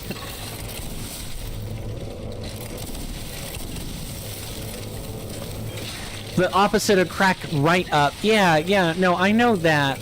There's another word I'm thinking of, though.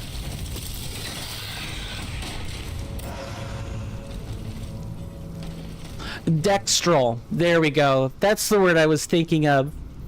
Because sinistral is Latin for left. So I was trying to think of what the Latin for right was. And it's dextral.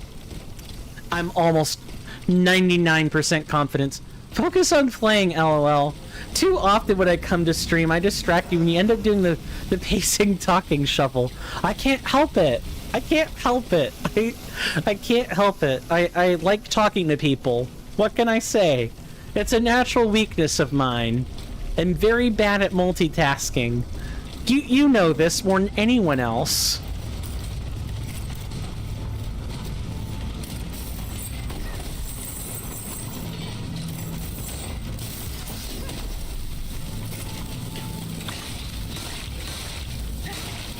All these guys that we're fighting now, all of them are more or less the tutorial enemies right from the beginning.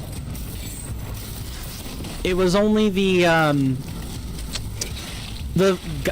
forge enemy I pointed out earlier that is kind of newish, but really that's just the routine of, hi, I'm a mini boss, and I'm here as a regular enemy now.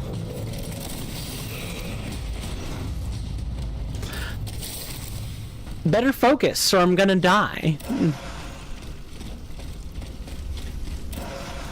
But, by the way, those Latin terms are specifically for... You right, it's for handedness, not for direction. Yeah, they're different words for direction. Oh my god. Here I am, thinking I'm smart. Like, oh, cool. I could use my... This is the one spot where my biology training comes in handy. Nope. Because, they always use the example of, the maternal effect. There's a species of snail, with a spiral shell, a spiral pattern on its shell. And the left-handed or right-handedness is determined entirely by the maternal effect, and those are given the designation of dextral and sinistral for its left and right-handedness. But yeah, that's guess it's not the same for in Latin. It's only in English Sciences that they say sinistral and dextral, actually. I guess the English Sciences must love their Latin words.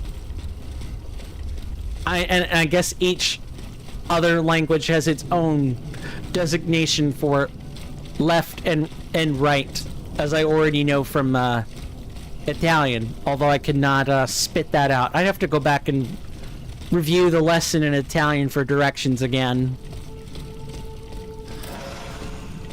Or any other language for that matter. Anything else in this garden?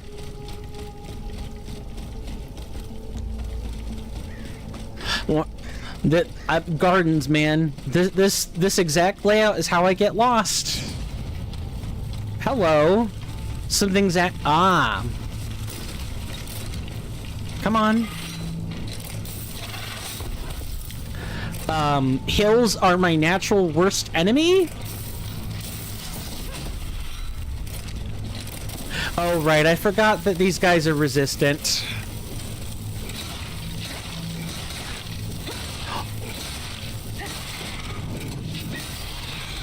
Yeah, that's something else this game has huge issues with. If I'm on a hill, it doesn't matter what kind of like elevation incline. I cannot aim guns down the steps. I cannot aim guns up the steps. I can't shoot enemies hanging from trees or on ledges. At least Lies of P lets me aim. This game gives me no such mercy. No such mercy.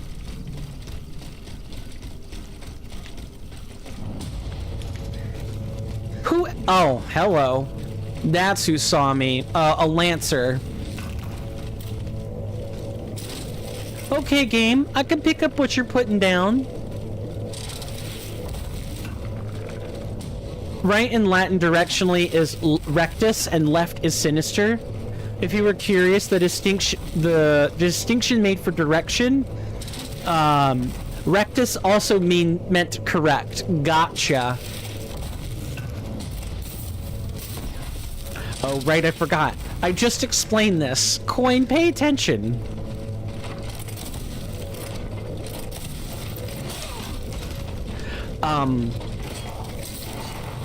Okay, I don't think a gun is really going to help me out that much here. Yeah, we met the Lancer pretty early on. This is the same enemy, but a little bit harder hitting and different element. Gotta wait. Although some said Dexter instead of Rectus. Probably said Rectus. Rectus. Got it. Shit. Gotta wait to regen a bit.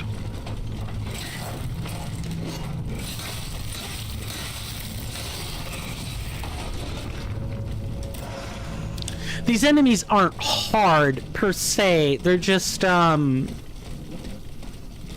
you know, you focus, coin, focus. Yes, I know. Focus.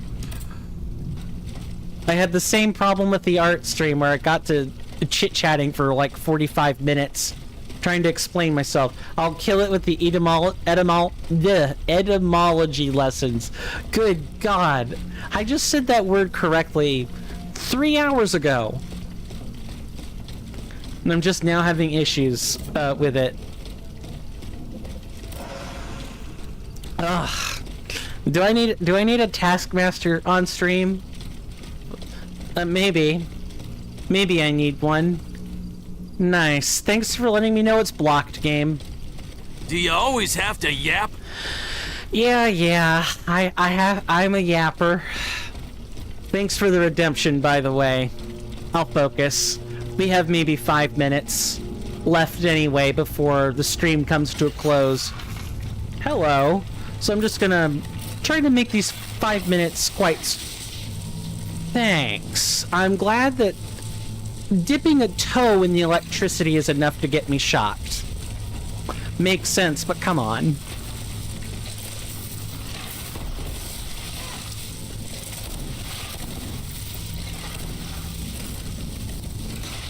I really hope the game is gonna sell me more capsules.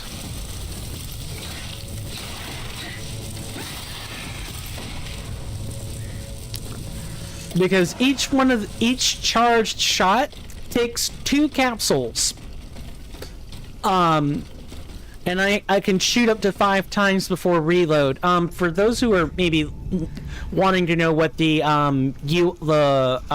UI looks like, from bottom left to bottom right, and the bottom left corner, those dots are the alchemical cartridges. Like if I switch here, ew, ammo tracking.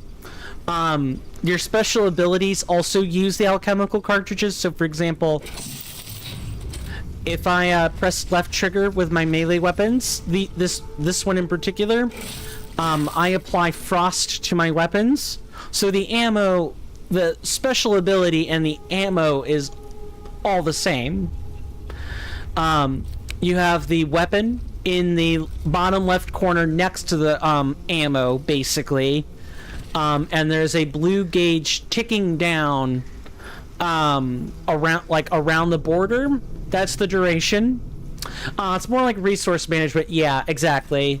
Since it's multi-use. Underneath the health and stamina bars are the left and right D-pad cycling. There are 6 slots. You get them right away. Red gauge health, green gauge stamina, and on the bottom right-hand corner is your anima, your currency. Read as souls, basically. That's it. The UI is pretty minimalistic. Gets a lot more detailed in here, but if you're gonna make such a minimalist UI on the screen, the pause menu has a lot more detail. We gotta get you to a save point, though.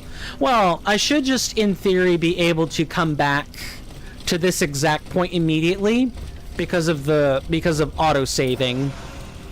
And it should auto-save on exit, but I get what you mean. Yeah, I certainly do want to be ending it soon. Did you see me? No. Okay, good. Aniv, how's you in like 30 minutes, Pepe W? Who are you talking to, Aniv? Me or like Mr. Rowan Darcy? Just wanted to be sure. Yeah. I thank you for the confirmation. I do think I'm gonna go ahead and end it right here. We're not in combat. We don't have to worry about being in the middle of combat. And we know exactly where we're picking up from. We're gonna be trying to find the abbey. The abbot. I'm not doing anything with an Aniv, 30 minutes or otherwise. Agreed. It's so late. I'm gonna cut and run. I normally do shoutouts, but I'm tired. And I still got some stuff I gotta do before I truly lay down. I do want to thank everybody so much in YouTube and Twitch for hanging out with me. Really do appreciate it. Your presence means a lot to me. Good night. Good night to you as well, Mr. Rowan Darcy. My name is Coinstamp, or Swirling Vortex, or Steven.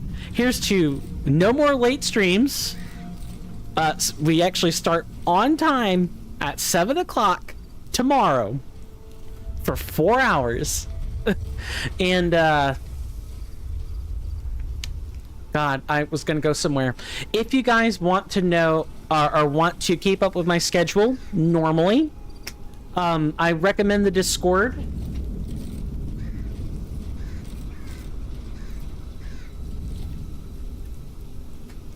Please consider joining. Please consider coming onto the Discord. I have my Google schedule posted there. I also We have places to post pictures. We discuss some stuff on there from time to time. And I have plenty of technical things for you guys to read too.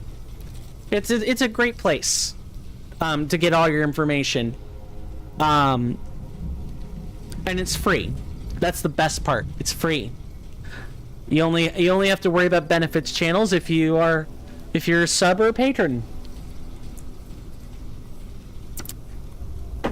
My name is Coinstamp, or Swirling Vortex, or Steven, and this has been an episode of Steelrising, and I look forward to bringing you guys more of this because I'm having fun so far. You guys are welcome in my hallowed halls anytime, my senators and inductees. Take care of yourselves, stay safe out there, and with that, goodbye.